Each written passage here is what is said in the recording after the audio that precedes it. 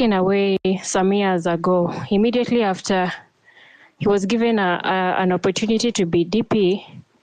I feel there was the CS who replaced him to be the DP, and he's the one who was giving directions with the taken away president, that is Ruto, immediately. And this is the one who was wearing a watch of 900,000. And right now has been given another chance to be in the sports. And as we can see, there's a lot of projects going on in the Ministry of Sports just because they're going to loot money in that department once again. So I just wonder why this trend keep on ongoing, and as it is written here is a distraction, then it is, because it's just a strategy that the government uses to just trick the citizens that they are with us, but literally they're up to their own benefits and their own stomachs. That is my few submissions. If I have something to add, I'll come back. Asante sana, Charia. Yeah, thank you so much for your submissions. Yeah, it's a trend, like in our country, they tend to bring up a distraction being like the fallout being at a very critical moment in the government. Like now, they've seen and noticed that people are very serious and focused in fixing this nation, and they ain't falling for any traps. And so they find all ways, all means to distract us, but we're not gonna fall for that. We stay focused. Osel, your hand was up, so go ahead.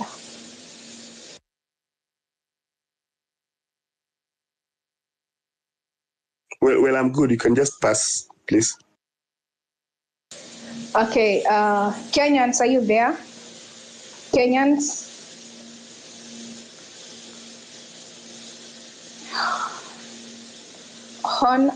Gisiri, go ahead. Hi guys, I hope you can be able to hear me. I think as the first speakers have said, government ya KK iko issues, by the way. They just want to give you something to chew while they are avoiding the questions, very valid questions that the young people are raising and asking. I remember when the Gen Zs were in the streets, pulling the arms of this government. Ruto came out blessing to Gachagua anamwambia through his, goons kina Ishungwa.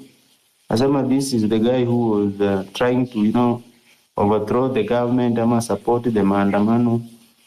But Ruto, on the other hand, pia yeye anatumiwa because, of course, he has identified the gap. Ameona in Kenya there is no opposition. He's trying to fit in those shoes so that he can, gain those favors zenye zinakujanga na mtetezi. Anybody mwenye anaonekana kutetea mwananchi, like where the fuck was he wakati alikuwa anapewa mabillions na mabibi zake waende wakafanyie vitu zao za ujinga? Where was the Mlima people? Wakati zimekuwa stripped, budget imerushwa chini, finance bill imetupwa, is when he's coming to tell us there is a Mlima. How much has he spent kwa kusaidia watu huko kwa Mlima? Even the millions that he used to purport kwamba anasaidia watu wenye ni walevi wenye wamekuwa na kunywa pombe, they were looted because we do not have records ya kuonyesha how many beneficiaries and how much was used. So I think Kenyans are smart people. They see through the faces of these liars. Na the end will justify the means. Let's keep focused. Na pia, let's not buy into their, their tricks. Saini Gachagua, kesho, they will bring something else. Kesho kutwa, they keep on throwing us bones to chase while they are, looting and eating. There are some very valid questions that are being asked by, every right-minded citizen, including their own senators. Na senators wenye wanapigania kinonyonka. Very valid question. There is Adani deals that hata watch hizo clips za Adani.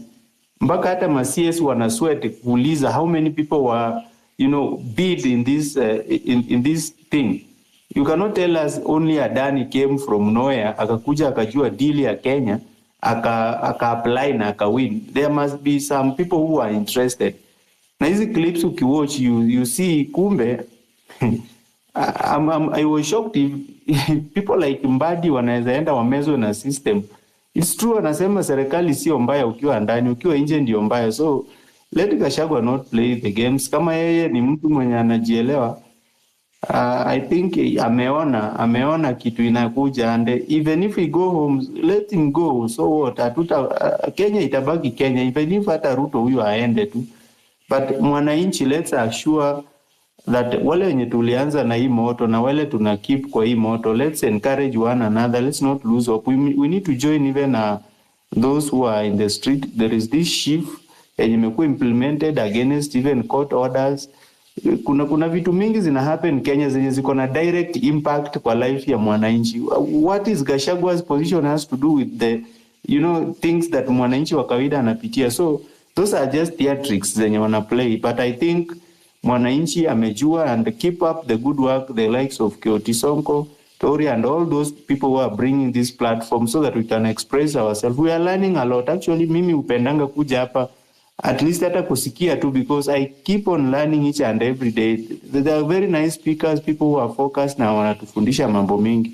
So personally, when I actually nikisha contribute, I think it's also good mimi huo unani drop to from the speaker panel so that I can keep on listening and learning, because I usually hata rewind this thing, play the records. There is a lot of information yenye inakuwa dispensed in these forums, and I like it, and may you continue kabisa, muendelee hivyo hivyo. Thank you. That's what my contribution. Wow, thank you so much, and we really appreciate. If you know, like, Gachagua is one person who has been in politics since very, very long time ago when he was a DO, and he knows these tactics which the politicians play. And I don't understand how you can come ahead and tell us you didn't know about the Adani deal you knew after the whistle was blown. That's bullshit. That's crap. We're not going to fall for it.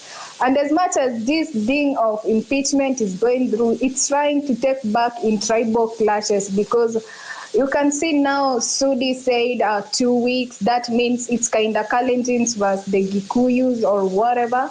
We should not fall for this. If we have one enemy, tribal is our biggest enemy. Tribalism is going to hold us back. We are moving one step forward, they pull us 10 steps back for their own benefits. We should not fall for it. Let's stay focused and strategize, be persistent on what we are doing and the Kenya we want. We all want a better Kenya. So, I'll give it to Data Science. Hi. Hi, Toria. I hope you guys are doing okay. Hi, Kioti, bro. I'm inspired by the movement, whatever you're trying to do out there. It's inspirational. And then I just want to tell you guys, these guys are trying to distract us. Like, it's like we're playing a game of chess, and then we are attacking from the middle. Now they're trying to tell us we need to watch the game from the edges. But ideally, the game is being played at the center. So I'm just Data Science, I guess you are losing you. All right. Let me drop, then come back again. But you're good now. You can go on. Somebody was calling me, so I'm just saying that let's not focus on the edges of the board. Let's just continue attacking from the middle, because these guys are trying to take us to the other side, and we don't want to focus on the edges. We want to continue attacking from the middle, because we are trying to oppose the globalist agenda, which is being pushed to us by our president, Mr. Ruto, who we are supposed to continue pushing for the Ruto must go hashtag, and we need to not lose concentration on what we want as a people of Kenya. Gachagua, the Gachagua games and the rest, we are aware of the game. We've seen this before. And then we don't want to buy, we don't want to take the bait. We just want us to be consistent. Sorry. Then let's focus on the end goal. What do we want? Let's not buy into their politics and stuff. As we know what we want. We've been violated in the past. We've seen so many comrades being killed. It's not like something that they're not like speculations or something, things that we have seen happening. So let's not lose focus. We don't want to work the way the political classes work in the past. We just want to work for accountability, integrity, and then just Kenyans who want the best for their country. We don't want to do all this politics as much as we need politics for a society to thrive. That's my submission. I'll just land it there for now. Thank you.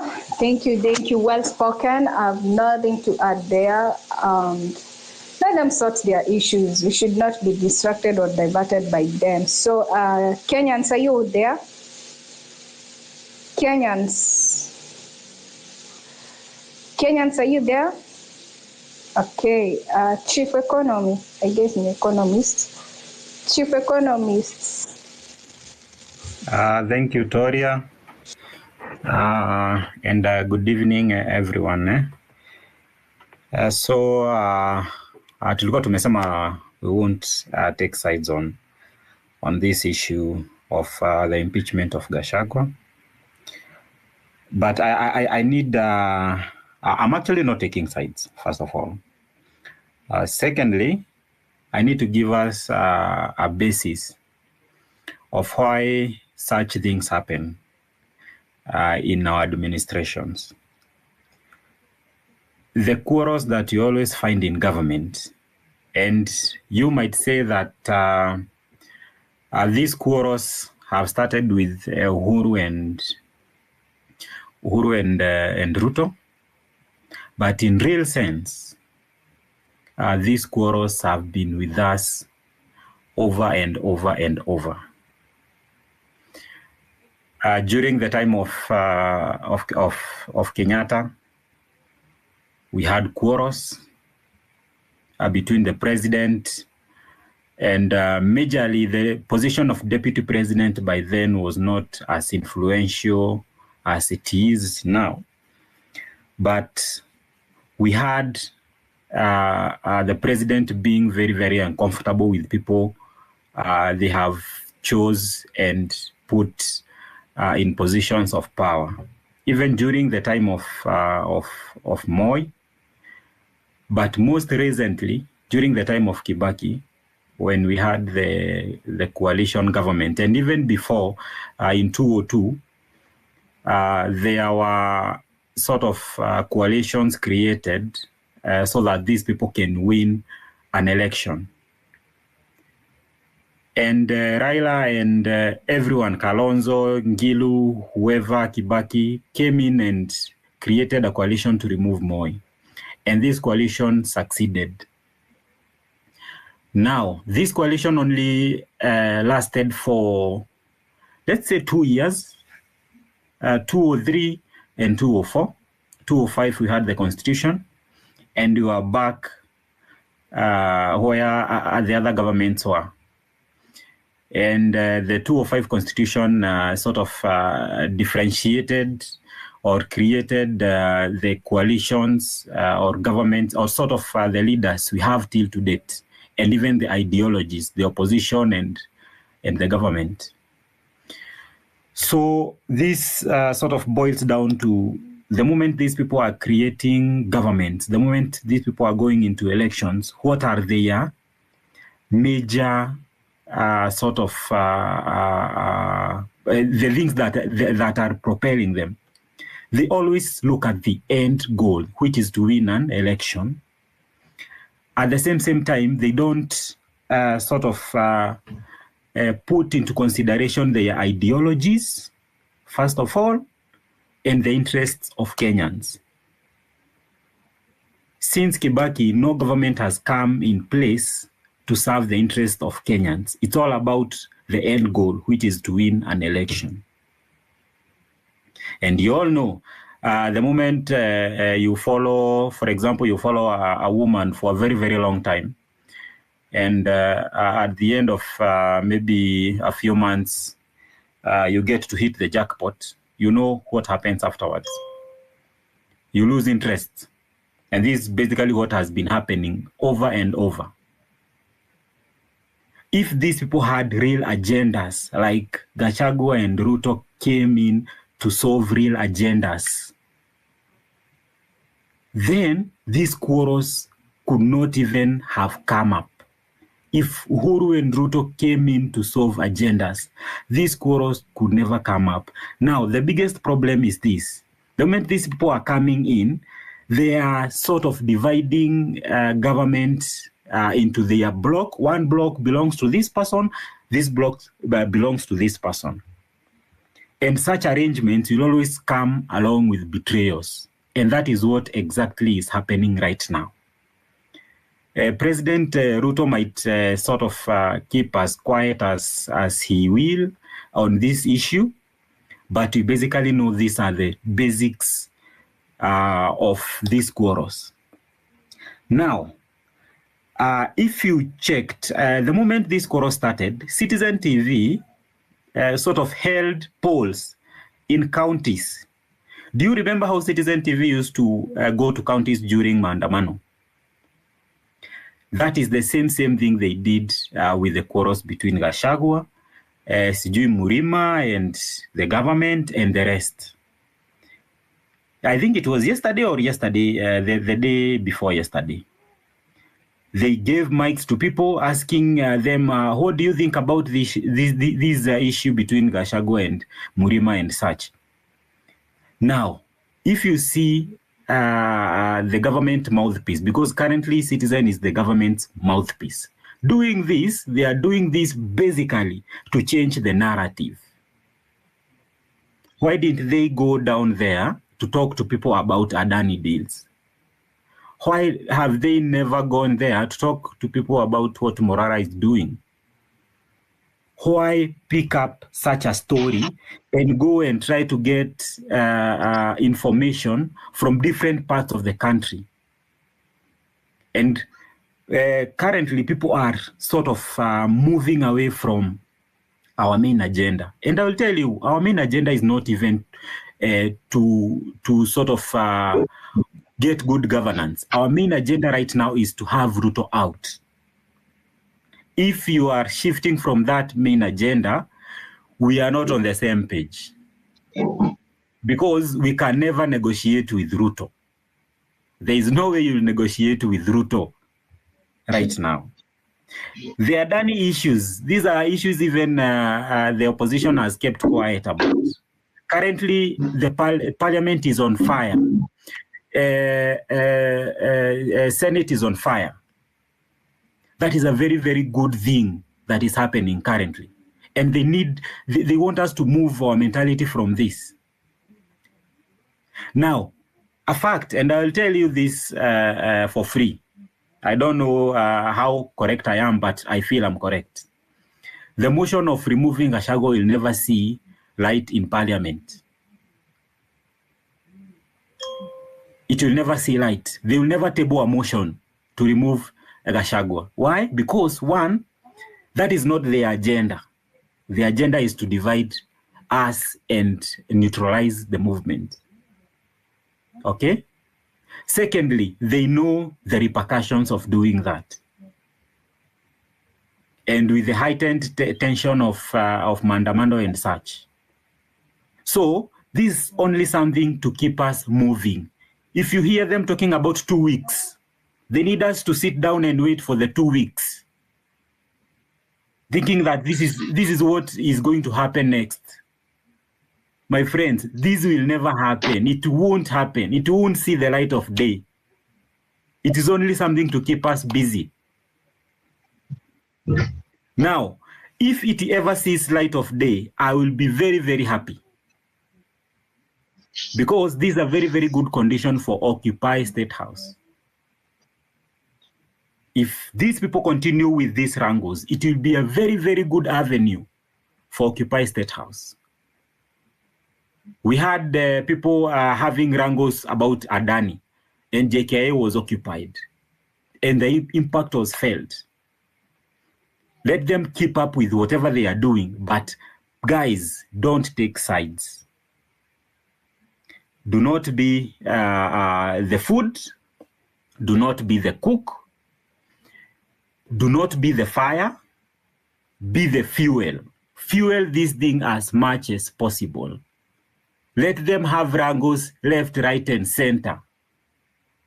But keep your eyes on the prize. It's coming, and it's coming very, very soon.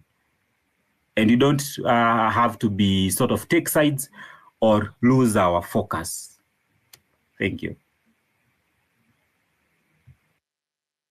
Wow. Thank you so much. Don't be sort of take sides or lose our focus. That's our agenda. We are not going to lose focus. Guys, welcome to Sauti ya Mwananchi. It's 30 minutes past 8. The topic of the day is Gachagua impeachment is a distraction. Stay focused. Hosted by KOT Sonko and co-hosted by me, Toria Biwot. So I'm going to give Puroso. Puroso, hi. Puroso, are you there? Yes, I'm here. Is my name an issue? Okay, go ahead. Okay. Yes, it is true that, first of all, KOT, how are you? Please give me 100. I'm fine. Okay. I'm fine. I can hear you, bro. Yes, bro. Gachagua impeachment is actually a distraction. And it is true that we have to stay focused. You know, it is, remember we started this kind of movement on the platform that we are tribeless. But unless we keep on reminding ourselves about this, then we are likely to forget and be drawn into this tribal kind of politics, and then we lose it. Politicians have always harvested a lot from putting us into these cells that they call tribes. They always come for these cells whenever they want to score some goals, and we have always found ourselves on the receiving end every time they use this kind of tribal card. So Gachagua, personally, I never voted for this demonic government that is really terrorizing Kenyans, left side, left, right, and center, from morning to evening, from Monday to Friday. To Monday. You know, I never voted for these people. I knew the reason why myself and many others never voted for these people is because we already knew their history. We already knew Gachagua as a DO who had terrorized people during Moi's time. From his tender years, he kept on terrorizing people up to the time Moi went. He was working for Moi. We know Moi was a tyrant. We knew Zakayo, what he did in 2007. We knew what his performance and what his role, the role he played during Youth for Kano 92. We knew it, and that's why we rejected the duo. So today we cannot be distracted by the issue of Gachagua. If I find myself one day that I'm supporting Gachagua, that now, you know, even if I was from that cell that they call the tribe, there is no day I will support such a kind of a person because I know his history.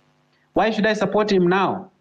Why should I sympathize with him, even if it were true?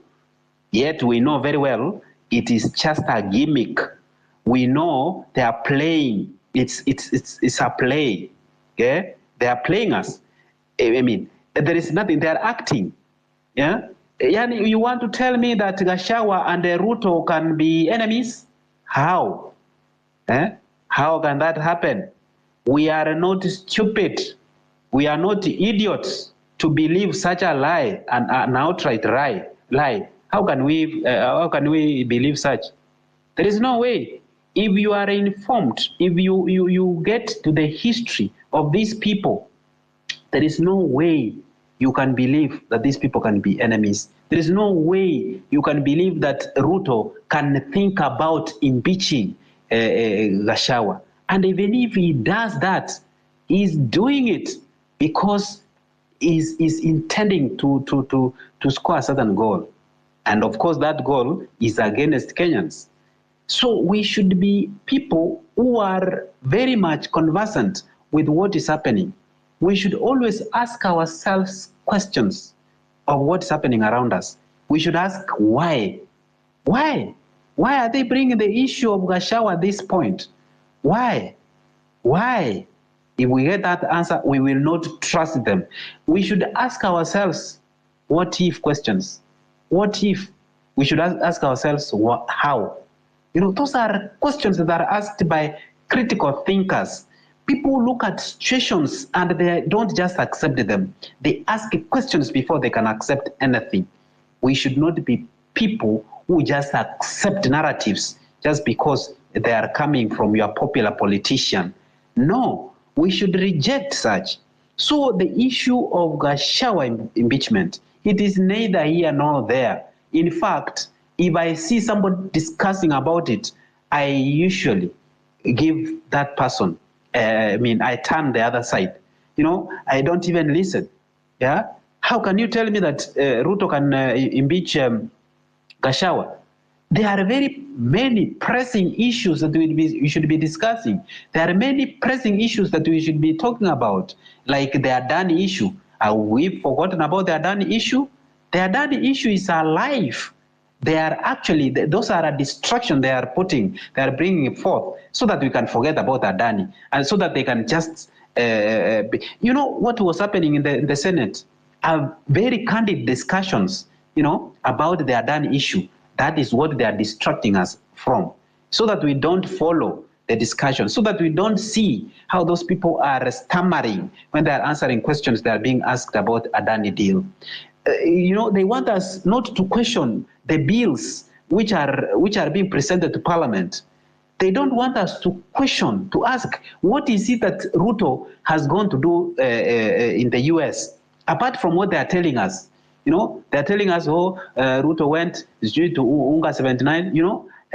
It is not about that. Behind that visit, what other things is he doing there? What other treaties and agreements is he signing? Who did he go with? How important are these people to his government? Why do you think they went with these people, in this government? Yeah. So there are things that they went to do there. Those are the things they don't want us to question about. When he comes back, we should ask him to tell us what is it that he went to do there, apart from what he's telling us. Those are, that is how Kenyans we should be thinking of, looking at these issues. We cannot allow, at this point, our country to continue being run down. Okay? Remember, we challenged Zakayo on 25th of June and onwards.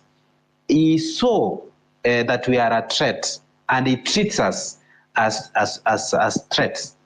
And therefore, when you threaten a coward, do you know that coward can be very dangerous? Don't threaten a coward and then you just leave. Okay? That coward will kill you, because now he will know that you are a serious threat. So he'll ambush you when you least expect it, and he will kill you. That's what we did in June 25th. So we should not remove our eyes from the focus point. The focus point is Ruto. not Gachagua. The focus point is the corruption that is happening in this government, this government that is demonic. I call this government demonic because there is nothing good they have ever done to Kenyans ever since they took office. They have always been scheming for evil things. They have always been planning and executing evil schemes against Kenyans. Some of those Kenyans voted for them, believing that they were angels who had come from heaven, and so they are people. They are people who are to deliver them from bondage. But what are they doing? They are always scheming against these people. They are always scared about them. So we should ask ourselves, why are these people doing this? I mean, why are they planning evil against Kenyans? Yet these are the same Kenyans who voted for them. Obviously, they are working for somebody. And this somebody is actually headquarters in Pale Mahali Ameenda today in New York. He has gone there to bring more instructions to come and destroy this country. There is nothing good. He has been going against the court rulings. Recently, you saw Masengeli. You know, it has never happened. How can somebody be sentenced to prison and then all of a sudden the court says this person is apologetic? Suppose it is me or you, my listener here, who was sentenced for 6 months. Will you have gone back to the same court and be listened to? Really? Should we have two sets of laws in this country? One set for the rich and the powerful, and the other set for the weak and the poor? No, that is the route Ruto has taken us. You know, that is the route. That is not the country that our forefathers fought for. That's not the country. This is a very different country that Ruto is creating. If yes, I'm landing now. If really our forefathers would wake up today and see what Ruto is doing, they will immediately collapse and die so that they don't see. Otherwise, Okay, thank you so much, Puroso. We cannot and we can never allow Gachagua to be a distraction. We can never allow, not even him, but any politician to distract us from what we are focused on. They watched as we were killed on the parliament gates, brains scattered, a Adani deal they know, nobody stood up, and the Russia children disappeared. People have just moved on as if nothing happened. And now they want to play the sympathy game, and they want to play the impeachment, distraction, and being gotten rid of in WhatsApp group as if it's a big deal. That's fucking bullshit. We are not going to board that vehicle. We are focused on advocating for good governance, accountability. We need people with integrity to rule us. We need new peoples. We need leaders. We don't want dealers. We are tired. Banapunda amechoka. So now you've been struggling. Now, hi. Hi. Hello, members. Hope I'm audible. Hello, members. Am I audible? Yeah, audible. Yeah. Okay. Thank you. You can talk. Okay. The reason tunakuwa distracted. The reason tunakuwa distracted, it's because of society. Society hawajajua rights zao. So the more tunaendelea kuinject, more tuko na like kama saa hii Gachagua akisema ni anakuja hivi area, unapata kila mtu amejaa, like anawaongelesha, anawaambia mimi ni mtu wenu. Bado hatujajua reason ya mtu wetu.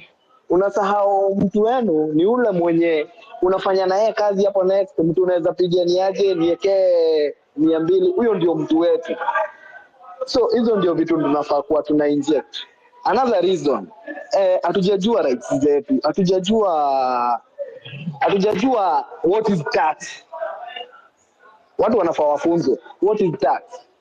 Most of the people wajajua kila mtu analipa tax. Hawajui ukienda kwa duka everything unafanya in Kenya umelipia tax. That's our big problem, because unapata kama tuseme walimu wamestrike. Sisi tuko na watoto, tunaambia watoto msiende shule, walimu wamestrike. Lakini sisi ndio tumelipa hao walimu. Where si wenyewe tunafaa tunaungana. Walimu wamestrike na sisi tunatokea. Niaje mbona walimu wana strike na tumelipa tax?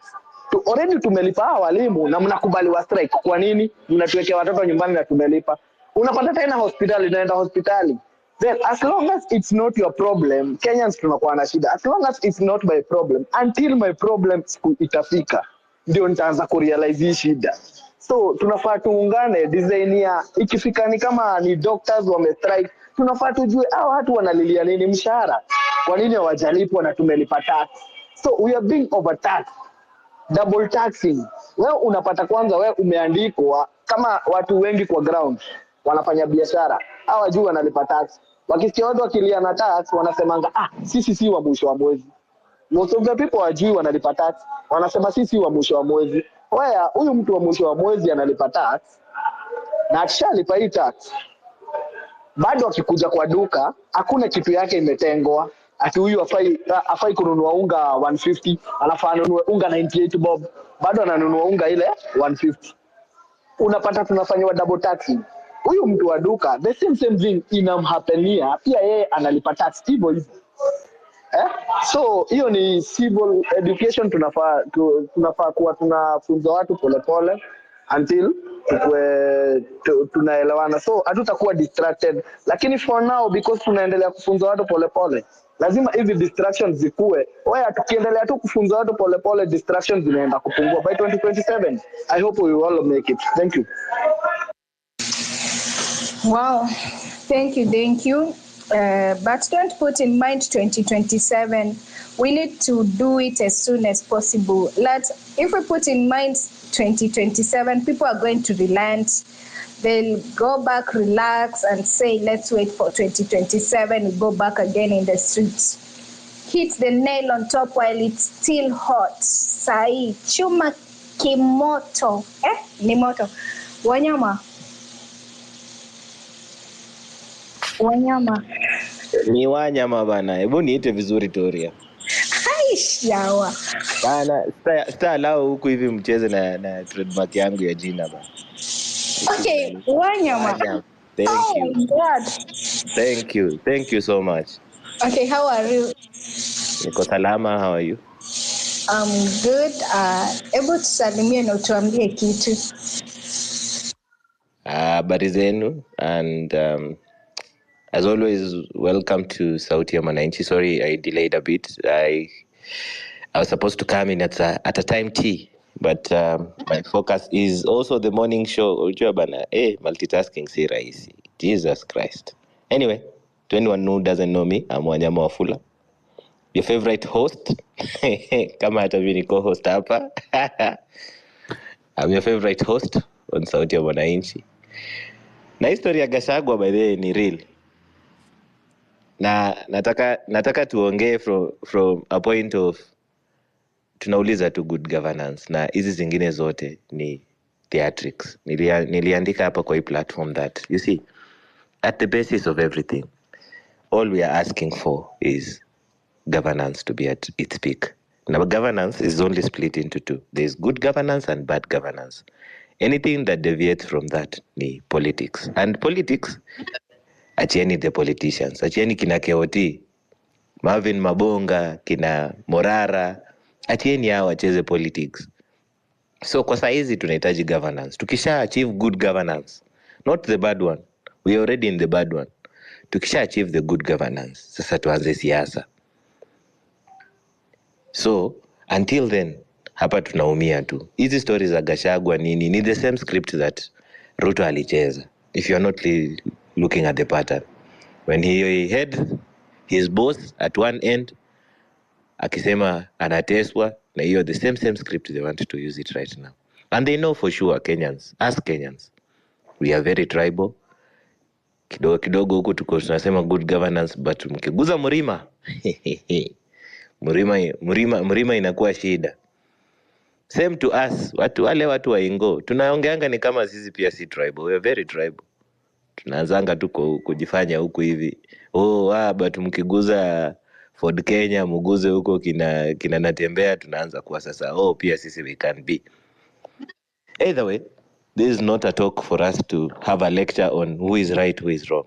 All I'm asking is, can we have a conversation on what is ailing us every day, away from this distraction of Gachagua saying, nateswa, vile Gachagua mwenyewe aliambia anaitwa nani, Moses Kuria, pole sana, Mungu akifunga mlango moja anaweza fungua ingine. Pia si tumwambie tu hivyo, pole sana, Mungu akifunga moja atakusaidia na ingine, and forward we march. Because in the country that we are in, watu wamehustle kukuja hizi spaces manze za sauti za mwananchi. Unajua msa amehustle, amenunua bundles za 20 bob. Tusikeshe kumwambia about Gachagua na shida zake. 4 billion yenye ilishikwa sijui na nani. Msa amehustle. Tuna getting msa na join hii space ananiambia manze, naingianga tu space kupata hope, kujua hii Kenya iko na future. Naumia lakini nikiingia tu huko iko na future. Wase wanatuma data ya 10 bob. Mimi kwanza naangalianga wase wenye wanatumanga data za 10 bob, sijui 30 bob. Mse anasema bana, continue with the Lord's work. Do not focus on the amount that is being sent. Amekutumia na roho ile, good governance has to be there in Kenya. Now that's the belief that we can't kill. A mother in Bungoma who is watching the kids go hungry is no different from a mother in Mount Kenya saying, manze, sijui chakula itatoka wapi. A mother with a child suffering from addiction because of depression and all those kind of things is no different from Kilifi to all the way to Nyanza. Unajua? Kama unajua the growl of an empty stomach, not because of ulisahau kukula but hakuna chakula. Kama unajua the hand tremor of being hungry na intakana uende shamba kulima, not because it's your farm but because unaenda kufanya kibarua manze. That's the realities we are speaking about. Kama unajua you cannot fall in love at this point just because you cannot support the relationship in the long run. You can't get babies as much as you'll want to progress your generation. You can't even support the education. You can't go to school. You can't further your studies because what's the function of education? Because unajua, what's the function of going to school if you can't get work? Watu wanauza ng'ombe, wanauza shamba kupeleka mtoto shule. They even get to a whole trailer wakienda shule. I mean, graduation ya mtoto. It's so sad what happens after the graduation. Now, all we are asking is, can we be treated better in our hospitals? Tusipochunga tunarudi enzi za malaria kuua watu kwa hospitali. Ni mshaigonjeka cerebral malaria. Watu wenye wamepitia poverty stricken areas will know what that is. Cerebral palsy. Those are real issues. Kama hujaidungwa quinine just to cure your malaria. You've eaten sweet potatoes to an extent it's become. Watu wanaongeanga ati sweet potato is a delicacy. There are areas where that is the staple meal. Beans, unripened beans.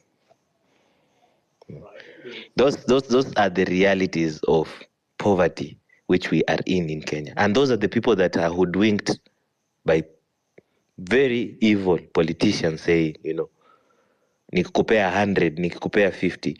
Those are the realities. Not because that 150 is a lot, but because amekaa bila kuona hiyo 150. And even scale it up. Those of us who think that we have made an advancement in life, tukafika pale umefika.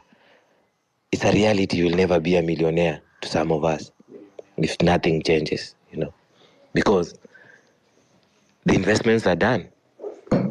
There is no futuristic investments in us.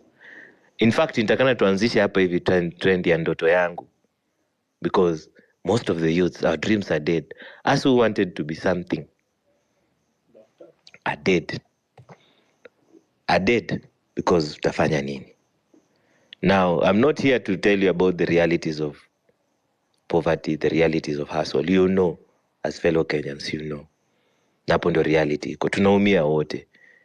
What we are asking is, do we know much on how to handle the collective good in asking for governance? And that's why the talks are there. Ultimately, if we keep speaking, I believe tutafika pahali penye we all agree on a common trend. Hizi vitu zenye watu wanasema tunapigana, tunaachana, tunafanya, these are teething issues. The common goal, tukipendana, tukikosana, is we all want what? Good governance. And that is what is represented by the hashtag Ruto must go. No one hates Ruto. No one wants that. We hate his style of leadership. We hate what he has created the country to be.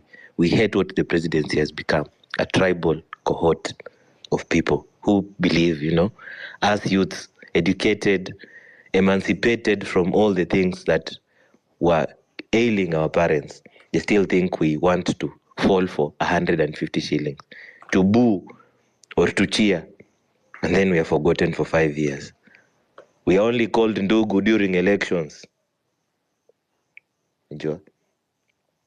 I could rant on and on and on about this. But guys, never forget what everyone is playing in this. If today we stop doing this, if tomorrow, please stick with that. It's good governance we are asking. In your activism role, in your citizen role, in your political role. Focus. Focus as we do this. Yangu ni hayo tu, tukutane asubuhi pia. Kwa saa hizi nitasikiza. Thanks, Dorian Keuti. Okay, shukran sana. You've all heard what has been said. I'm not going to repeat anything, and I'm not going to add anything. So we are all advocating for good governance. Let's focus on that. And yeah, let's avoid minor distractions. So Dennis, hi. Hello and good evening, Toria. Evening. Thank you. Thank you, KOT, Toria, and the rest of the listeners and other speakers. Thank you for being here and continuing with this very important conversation that touches on matter civic education and what we can do as active citizens to ensure that Kenyans are taught and reminded about their rights, about how to ask for what is rightfully theirs, and even teaching them on how to do and to play their oversight roles from wherever they are, from the ward level up to the executive and the national government. And we thank everyone so far who is doing this. On today's topic of Gachagua impeachment, we're being asked if it's a distraction, and we are being reminded to stay focused. I couldn't agree more, because we are actually where we are today because of the role that he played in all this. We know the role he played in forming this government. He's the one who has actually reminded us of how important he was when they were forming this government. He's actually the one who gave us the word shareholding in this regime. Such a selfish person. I'm not saying that I'm supporting anyone on this, but I'm just reminding Kenyans that let those crocodile tears not lie to you. Politicians are very dramatic people. We are yet to see more drama. Gachagua's impeachment is just, it's just it's just a tip of that iceberg. And we must have this conversation, because we must tell Kenyans who these people really are. We must expose their nakedness. We must tell Kenyans what they have done wrong, where they have mistreated us, and where they have, how they have murdered our colleagues who have gone out to demand for what is rightfully theirs. We must remind Kenyans of the missing Kenyans as well, those who have been abducted. So this conversation is very good, and I really appreciate what you're doing. Let me speak from a point of a person, I'm a Murima, because when we talk about Gashagua's impeachment, we must talk about the Murima, because that's what the nation has been talking about. Oh, usiguse Mrima, usiguse Mrima. Let me speak as a person from Murima, but lives in Rift Valley. And I want to ask my fellow Kenyans, how does that affect me? How does Gachagwa's impeachment affect me? So that politicians now gang up to put us into ethnic groups and start pointing fingers. This is the time they have realized that the ground has shifted because of the events of June 25th. These politicians are very smart, by the way. They are smarter than all of us. Because they know the ground has shifted, now they are trying to find ways of coming back to us and reminding us our second names and our clanism, so that now they can tell us at the last minute, this is how we want you people to vote. I want to remind Kenyans that events of 2007 are about to repeat themselves. I come from the Rift Valley and I wear that shoe. I know where it pinches and I can read the patterns. Politicians have started beating the drums of war. Politicians have started playing to the tune of negative ethnicity. And all this is very well calculated to drive us from our main focus of changing this country through putting effective change, either through the ballot or any other means that the Constitution allows us.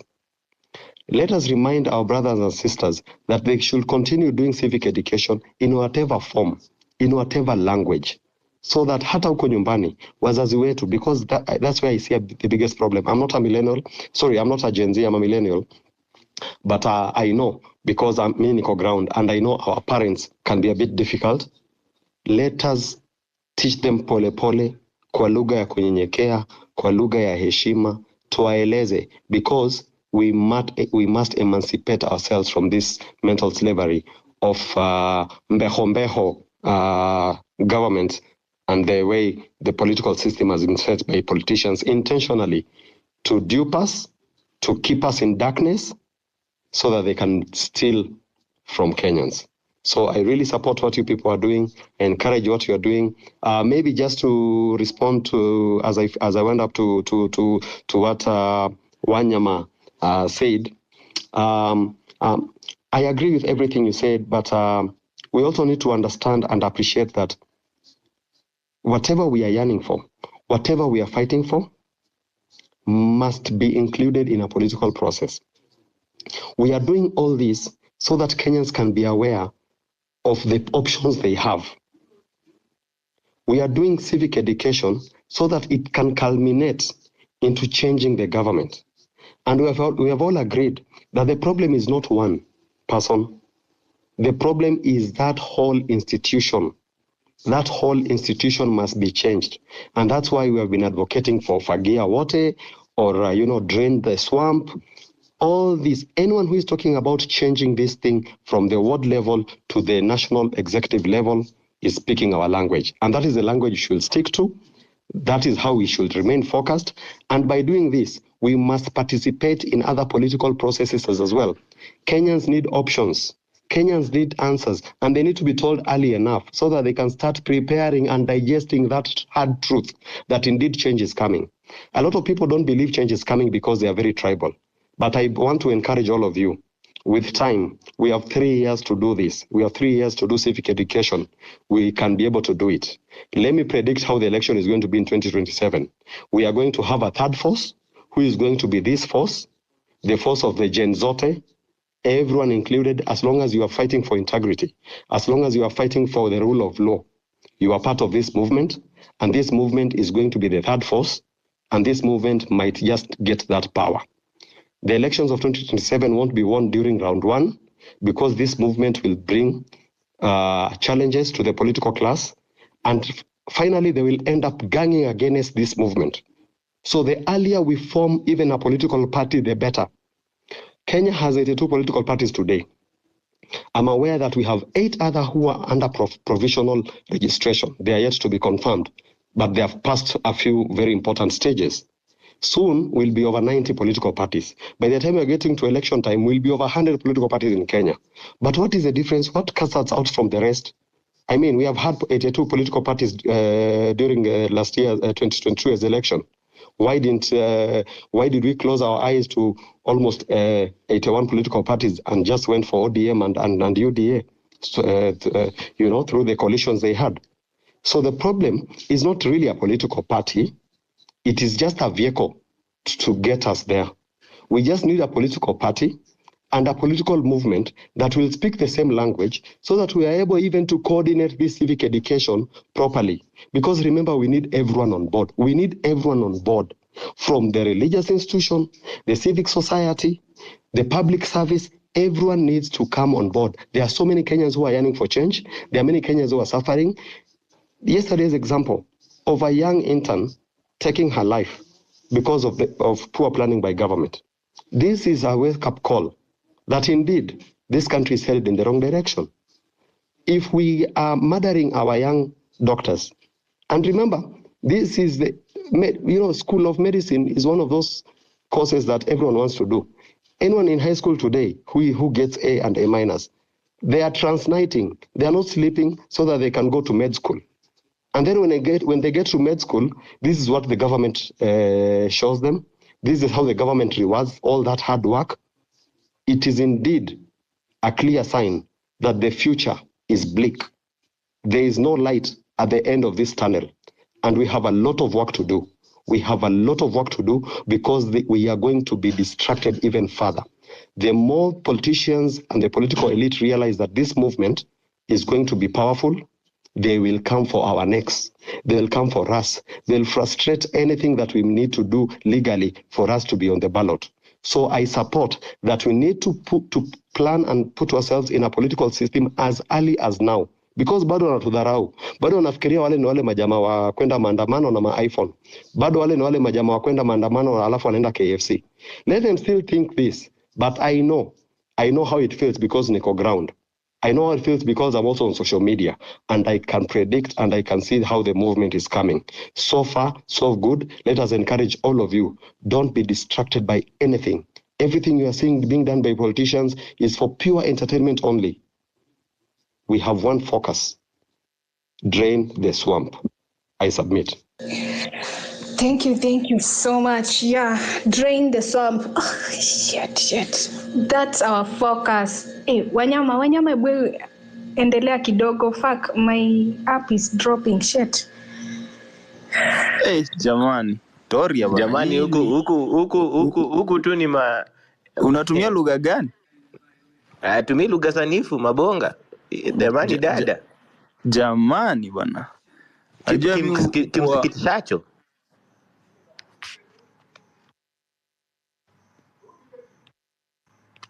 Mabonga, ongea.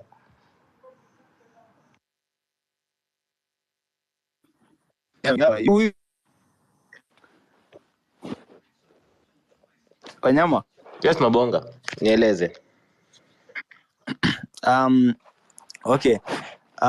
Nafikiri tukaweza kuendelea na mada yetu ya siku hii ya leo, kwamba ule mswada wa kumtoa naibu wa rais Rigathi Gachagua, hiyo ni njama ya kutupotosha sisi kama wananchi, na tukaweze kusahau yale ambayo yanatendeka hivi sasa katika nchi yetu, nchi kuu ya Kenya. And so we are saying that that impeachment motion is just a distraction. Okay, sorry guys, someone was calling me. I hope Wanyama, you can hear me. I can hear you. Okay, and so I was saying, yeah, and so that impeachment motion is just one of the ways to confuse us. And so you'll find out that on our timeline, some people are talking about the impeachment motion, some are talking about Adani, some are even talking about Ruto meeting with the Ford Foundation. And so you find out that some of these issues are just a distraction. And of course, we shouldn't be distracted by such issues. Personally, I haven't even engaged on such matters because I want to remain focused. And so I'd ask each and every one of us to always remain focused, because, the elephant in the room is Ruto and Gachagua, and the entire regime must go, because we cannot sit back and watch people who call themselves leaders taking this country in a very wrong trajectory. And that's why some of us have decided not just to host these spaces, to go to the ground and speak to the people, to tell them exactly what is happening. Yeah. And so this is also a challenge to you guys who have joined on this space, that let us not just speak on these spaces. Let us not just tweet about what is happening. Let us not just go to other social media platforms to rant and speak about what is happening. Let us go out there, yeah, with the little you have. Of course, go out there and talk to people, explain to them. Like the other day, I was huko Mirimani, somewhere at a place called Kerugoya in Kirinyaga County, and we met some people there. I was with Morara and the people whom we were accompanied with, and now we are speaking to those guys, Jamaa Boda Boda hapo, and we told them everything you buy in this country, it's subjected to tax. Yeah, even those guys who have the blue badge here, you pay 16% VAT. You pay $8 plus 1.6. That 1.6 is a VAT. And some few months ago, hatukuwa tunakuwa deducted hiyo mambo ya VAT when we were purchasing the blue badges at Twitter. But saizi, look at those receipts. And so I met those guys and I asked them, how many of us here use Kenya Power, like when you're on a steamer home? And some of them wako na stima. Na nikamwambia anybody mwenye amenunua token juzi anionyeshe simu yake. And the guy akanipatia simu na akanionyesha alinunua token ya 50 bob as we speak, yeah? And I told that guy that when you umenunua hii token ya 50, you paid tax. Akaniambia aje. Nikamwambia read information yenye hapa. Angalia token amount ni how much, umelipa 50 but token amount ni how much. Kaniambia ni 30 and the remaining ni other charges. Nikamwambia hizo other charges zenye ni 20 bob, hiyo ni pesa imeenda huko nyuma ya tax. And so he was like, wow, kumbe it's serious. And now we started to resonate with those guys on the ground. I tried to explain to them how the government inachukua taxes zao, they are misusing them. Nikamwambia okay, nyinyi wengi hapa hamjatumia airport, probably hamjakuwa Jomo Kenyatta International Airport. And so issue kama ya Adani taking over the airport, you might think that it doesn't affect you. It's not probably an issue to you. But because you guys are buying token, ya 50 and 20 bob is going to taxes, hiyo 20 inasukumwa huko kwa airport. Yeah, inasukumwa kwa other parastatals. And so when these parastatals are being funds zapo zinapotea, it means that out of those funds, jua your 20 bob you will buy kwa token iko huko. Yeah. And so they were like, yeah, it's true. Tukaanza ku resonate now. We explained to them and we had so many ideas there. I collected a lot of information from the ground and I can confirm to you guys.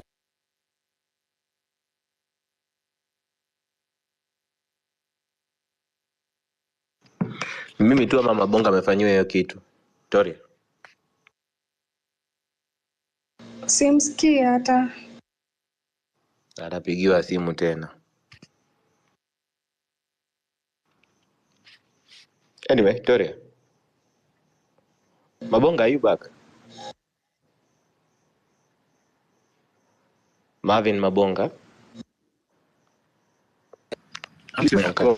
Toria, I think let's progress to... okay. Mabonga, continue. It's fine. Okay. Hata nilikuwa namalizia. There is someone who is calling me up every now and then. Sijui nitafanya aje. But generally, people out there, msidhani ati hapa space ndio tumekasirika na sisi peke yetu ndio tuko informed. Pia huko chini watu wako informed. Na the moment pia we visit them to talk to them, explain to them, they get more information what is happening. And of course, they will always rally behind the movement and our idea. So tusikuje tu hapa online, honestly. Let us go out there. Spread the word, spread the gospel, do whatever you can. If your work is just to rant, go to the ground and rant. ita watu 10 pamoja, anzeni kukaa hapo, pigeni story, tell them what is happening. Yeah, you don't have to have a big crowd. Mimi the moment tuko tunafika in a town, kina Marana anasema hakuna watu, mimi naambia leta microphone, give me the microphone. Naanza kuongea hapo for almost 10 minutes, watu washaja, because they now want to come and hear what we are telling them. And so usiende huko nje ogope ati hauna ground ama nini. The moment you talk to people, you tell them exactly what is happening, they will always listen to you. Those who will resonate with you, they will. Those who will not resonate with you, ensure you try and explain what exactly is happening, because hapo ndio wataelewa. Anyway, let me give it back to Toria to car out. But I can see Isaac Muhando, your hand is up, so you can go as I try to bring Toria to co-host. Isaac. Thank you so much, KOT, the co-host Wanyama and Toria, and I like the discussion that is actually going on. And two things. Number one, something that I want to tell you guys, and if I may use Kiswahili, hasidi mkuu wa taifa letu la Kenya ni mwanasiasa. Haijalishi ni mwanasiasa yupi, awe Gachagua, awe Ruto, awe nani. These guys, they are robbing the country for their own selfish gains. And we are the losers. So every time you see them instigating a crisis or a conflict, they just want to drag us into their own differences, right? Maybe someone was looting and is looting more than the other, and the other one feels aggrieved and runs to the streets and starts saying, oh, wanataka kuni impeach. You know, they are playing, these are political mind games that they are playing on us. So one thing that I can tell you guys, we are on our own. But when I say we are on our own, we are marching forward because they know our strength. And their biggest fear is our unity, the way we are coming together and how the young people are getting informed. And this is actually, they were not prepared for this. And this is their biggest fear, even when it comes to 2027. You can see how Raila and Gachagua were enemies. Look at the words they were spewing at each other during the campaigns. Look at how Gachagua used to say, he will territory mark the state house. At no point Raila will get in the state house, right? And you're like, and people are clapping and people are shouting, and and some of people who are shouting, they're now complaining right now. And it's a biggest lesson for us. We need to take this as a biggest lesson so that when we're moving forward, and I like what you guys are really doing on the ground, trying to inform people, let young people get IDs as early as this, let young people register as voters, because they know the vote of the younger person they're not really going to get. And I can assure you, no young person in their own sane mind are going to vote these people. So even us sitting here discussing Gachagua and their differences with the boss, I mean, we're just wasting our time. I'm sorry to say this. We shouldn't even be talking about this. We should be talking about the Adani. We should be talking about the corruption that is going on. We should be talking about, how Kenya Power is robbing us. We should be talking how people are going hungry. We should be talking how there's no medicine in hospitals and what we need to do. We should be talking about the dawn strike. We should be talking about, the teacher strikes and so forth. Because these are the things that are ailing our country, So when they bring this up, I won't be surprised if these guys they know what they're doing, right? Every time you see when young people are focused on a cause, they bring up something, right? You find, 12 bodies were retrieved in Kware, so that, they can shift our mind, shift our focus, because they know we are the voice. And the moment we get together, we scare them. You know, the moment you post on Twitter, you look at, oh, what is trending? You see, oh, something is trending in Kenya. Teacher strike is trending in Kenya. That's a scare.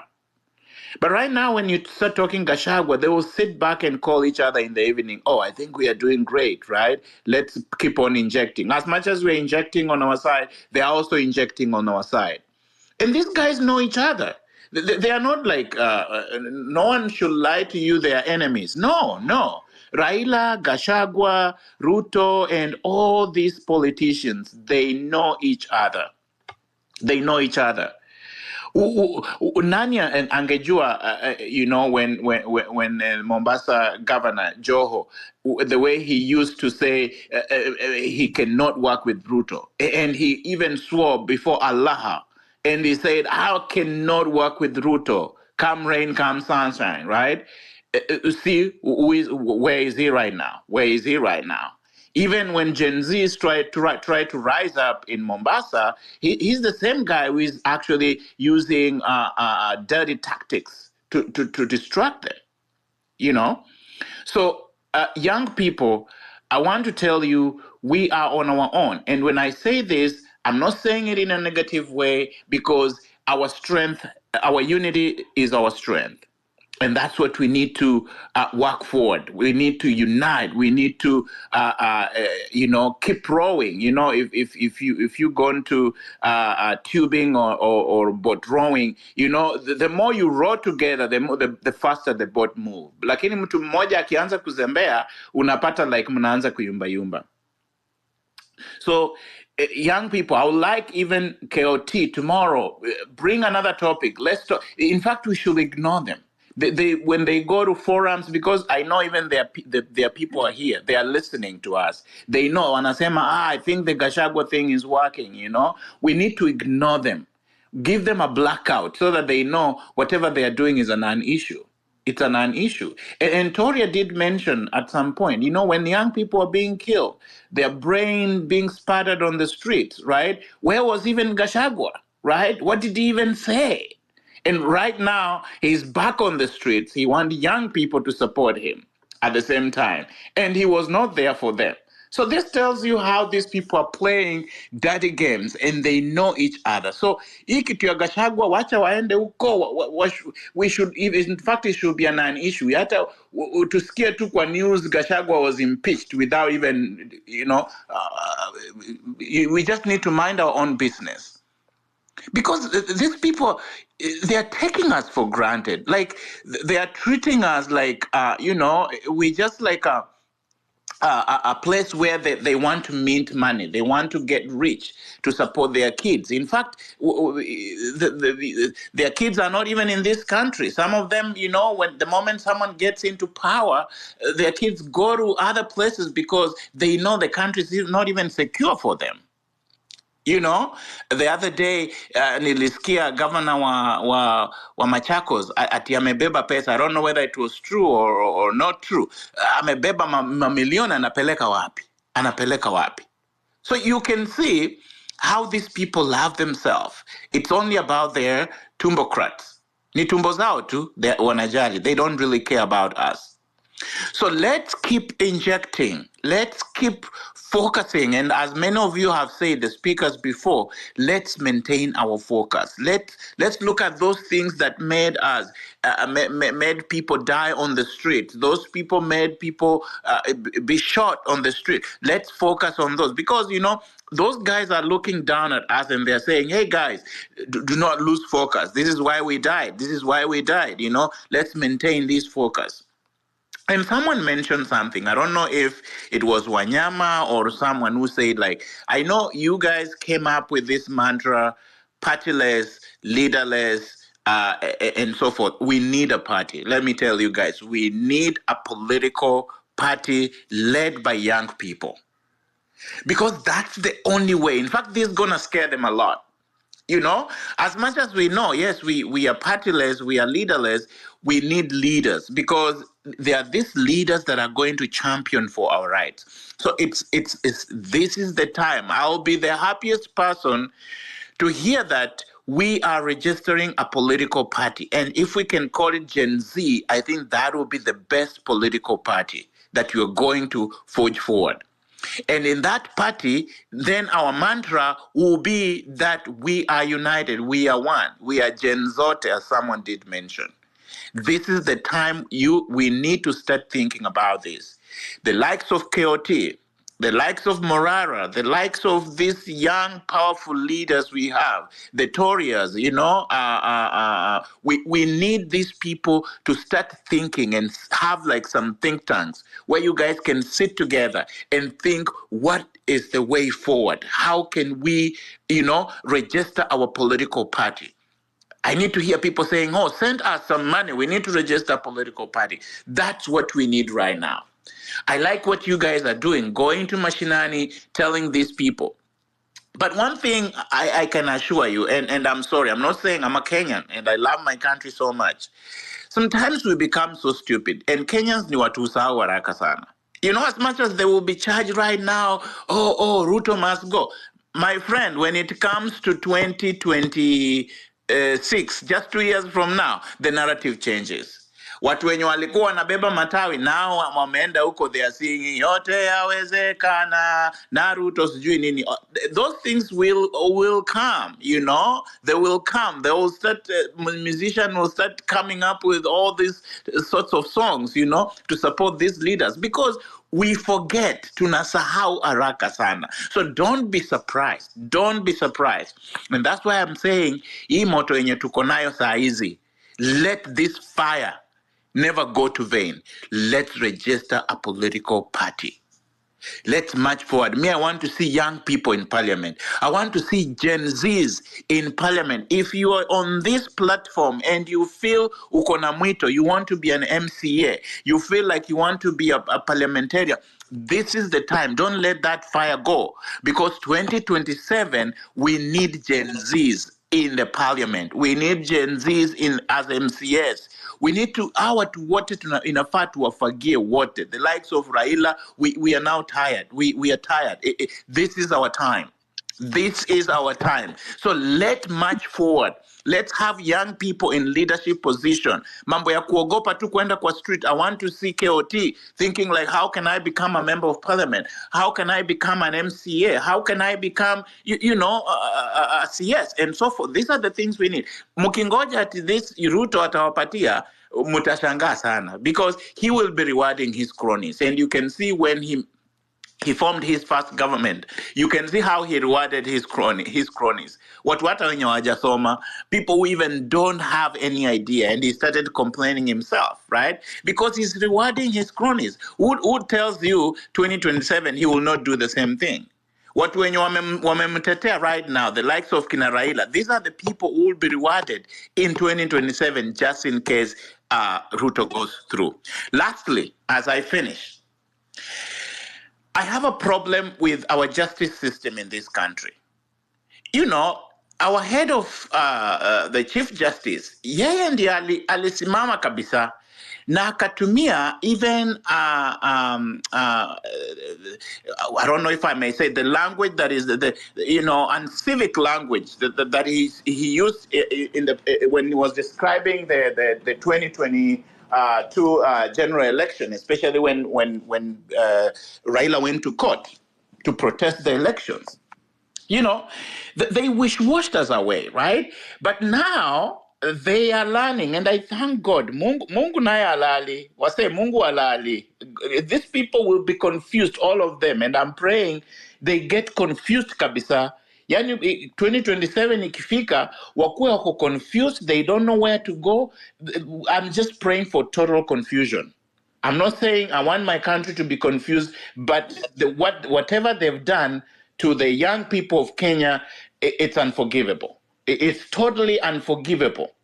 So the justice system, even in our country, needs to be reformed. You can see even people are not obeying court orders. How can if you do not obey court order, and you realize that now the people we've put in office in the justice system, they're just massaging these people. They know what they're doing, right? So It's like we've lost it. It's like we are losing it on all fronts. You know, the executive is confused. The parliament, they just want money to pass bylaws. The justice system that we have is also like, it's not even, it's just like headless, right? So, guys, I want young people, those people who've gone to school, those people, if you're aspiring to be a leader, 2027 tunafagia hawa wazee wote we tunafagia. Toria should think of becoming women's rep of Nairobi. Don't be afraid, because we need young people in this leadership position. Thank you so much for giving me this opportunity. I beg to stop there. Thank you so much. You've really stated it very well. And apologies first for my lame language previously. And my space was dropping on my side. So apologies for that. Amesha drop. Like the previous speaker said, like we need to stand up wenye wanataka kuvai.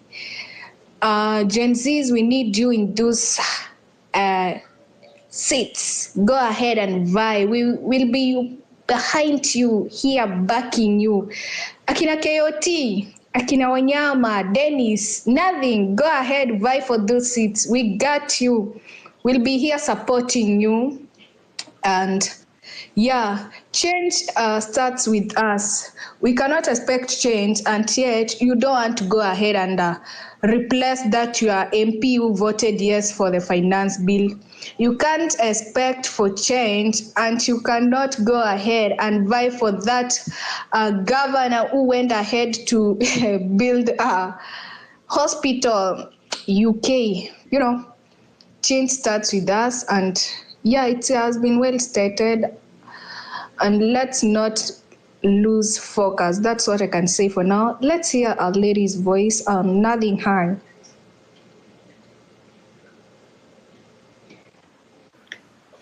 Hi, Taraya. Hi, KOT. Wanyama has dropped off. As usual, I start by saluting our comrades, the ones we lost. I still hurt, my heart aches for them. They were injured, and those who are still missing. Chime in on this conversation about Gachagua impeachment. But this thing is true. There's a fallout, but the only person who didn't see it coming is Gachagua himself. I think there were murmurs even during elections. He was supposed to be impeached way earlier than that. After election, he had run his course. But of course, there are no perfect people. He has made his errors, but it's none of our business. In fact, I want the impeachment to go through, because if that impeachment goes through, both of them go. This is a blessing in disguise. So we should not even be looking in their direction. We should focus on ourselves, because we need to get the movement together. We need to do civic education. I like what KOT is doing on the ground. In fact, I'm wondering, yesterday and today, KOT, your number has not been up. They're supporting you. Isaac was talking about young people vying. KOT is actually vying Mumias East on every platform that I get a chance to speak on. I encourage young people to speak up. Now, I feel like these people are bombing us with chaos. When they bomb you with a lot of chaos, important things slip away.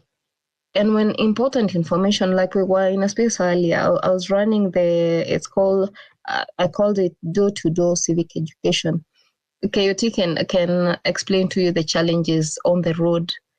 And they're doing a lot because they're shining light where democracy died, in those corners where democracy died. But picture if Entourage, Kenamorara, and so many other people are having impact. Imagine all of us in the spaces where we speak.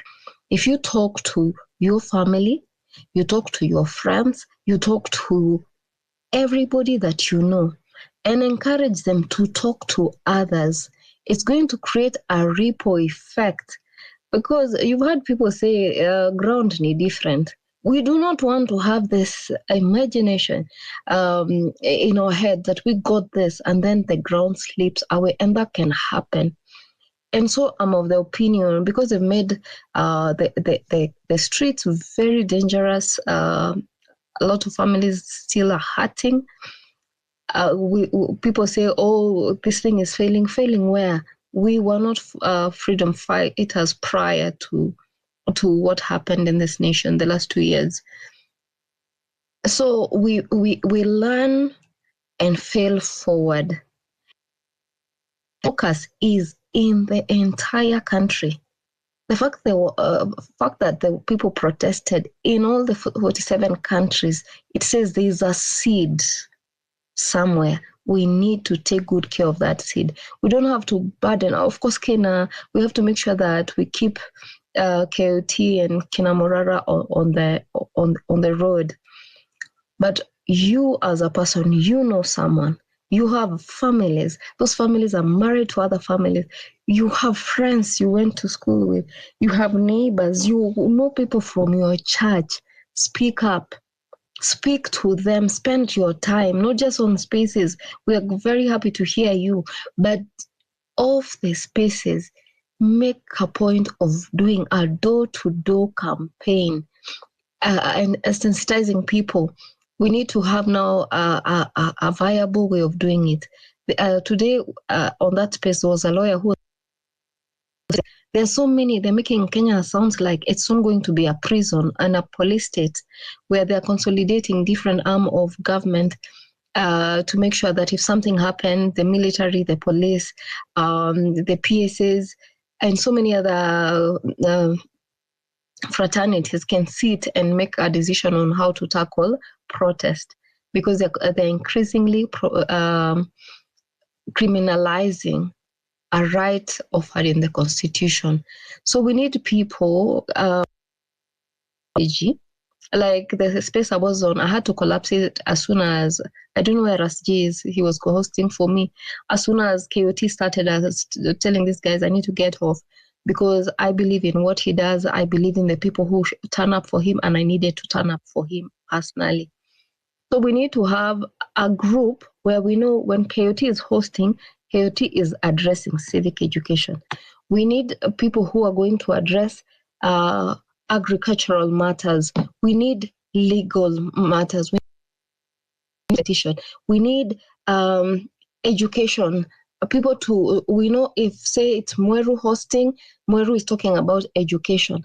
So that people, because you can have someone on agriculture and they have absolutely no interest, or education and they have no interest. And so they can, the passion to pursue this can die down. But when someone finds their purpose, they run with it, and there's no looking back on that. That way, we continue screaming on, oh, not when teachers are striking, the strike we watch from the periphery, it fizzles out. So that trying to consolidate, if it's lecturers, now that they're being tear gas, they need to teach the students the need for civic education, following up on their voters' cards, following up on their IDs. Those are the kind of structures we need, so that by the time we say we are hitting the street again, it will be a mammoth, because someone is highly convicted that, for me, I'm standing for healthcare. Someone else is standing up for education, farmers. That will be a group that cannot be broken. But when we juggle up too many things, and I'm not saying what we are doing is wrong, I'm simply saying we need to figure it out early, because these guys are looking at us and saying, what do young people know? And it's true, we are learning as we go. We need to scoop that ground and have it in our hands, because the minute you grasp it, they can't take it away. Remember, the people on the ground, those are our parents, our grandparents. We need to talk to them in a language that they understand. And so my opinion is, We need to buy a Bluetooth speaker. These messages that are so beautiful that we share here, translate them. There's an app, there's an AI app that can translate. Or we can have people go to studio, translate the bills. If it's agriculture, livestock, translate them. On market days, would rather raise money for that person. They go and sit with that Bluetooth speaker in a market. Of course, the first day it will be curiosity and weirdness, but as they hear in their own language the issues that are affecting them, they will pay attention. They'll be looking forward to that. You can't go one day and tell a farmer all these things. They'll just sigh in defeat. But when they realize, by the way, this is going to affect you, they get time to think about it. This is going to affect you this way. They think about, with time, they start getting, they start piecing it together. They're like, oh, when they're saying this, it means this. I'm going to defend my land. I'm going to defend my farming. I'm going to defend my food security. And by the time we have an opportunity to face an election, and remember, the government strategy at the moment, because they know the majority is young people, they want to make sure that there is no new registration. Yet the older folks have been conditioned by these people through the churches. So to unpack that mess, we need to have a strategy, and that strategy has to go to the ground.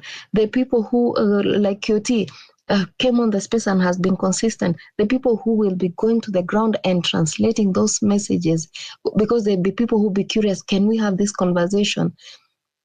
They will be the leaders we need. We can't pop leaders online. It will not happen.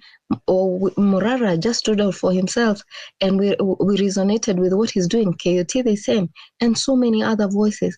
So guys, let's decide if it's on KOT space where we're going to raise money, buy Bluetooth speakers, have them on long distance transport, have them in marketplaces, have them in salons. And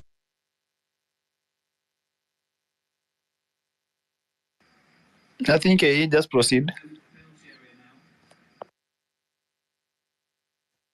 Okay, I'm saying people with beautiful voices can hit the studio, translating their mother tongue, and we get those speakers in salons, marketplaces, and our work will be heading the right direction.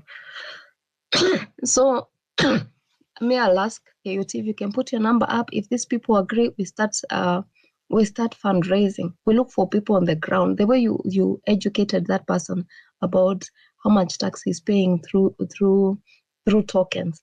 We'll continue getting this done. The minute we have the ground, this thing is done. It's over first round. So people should not be very focused on the street protests, because we have had so many casualties. We need to stand with the families who have been affected. We need to throw our love around them. Go into unis instead of being on the street. Let this movement go underground. Go to unis. Reason with those guys. Reason with their lecturers. We keep moving. We go to hospital. We talk to the entire nation. And imagine if one person does 10 people, and then it continues replicating. Before you know it, the whole country will know a new dawn has come. But the new dawn will not come when we are speaking to ourselves. So let's find people who can do voiceovers over these messages. First, we have to make sure that it's the right message going out. Look for people. Even if we're going to pay the people who will turn up for those market days, we will support them for as long as they can go to the market and upload the videos of what they did, so that they are not bought by people, and then the messages that are being churned out is against us. We saw that with the bill. So I'm of the opinion, KOT, put the number up. Let's contribute money for Bluetooth speakers. Let's identify people who can even be on those public transport. Like you have seen how much work Willie Oeba, I hope I'm not massacring his name. how much work he has done, and people are taking notice. Joshua started on public transport. So let's put our money where our mouth is. The ground is where the real deal is. To change those people's mind, we have to speak in their language. Remember, politicians gain votes through the people on the ground. It's the MCA who's powerful. But for now, that MCA cannot. He look at where his bread is buttered. So young people on the ground are the voices who are going to stand up, rise up, channel out the message, because people know there's a problem, but for some it's not quite clear. And that's why these people can turn out some, including if they are given money by politicians, let them take the money, but remember that we need them out. That is the only way we will win this war. So if you guys agree with me, Marvin, KOT, put your number up, people contribute, then we start looking at, because that is a strategy. But what if it falls apart? Where we find there's an error, fix it, pick ourselves up, go, fix and go. Because the only direction is to fail forward. I yield the mic. Thank you.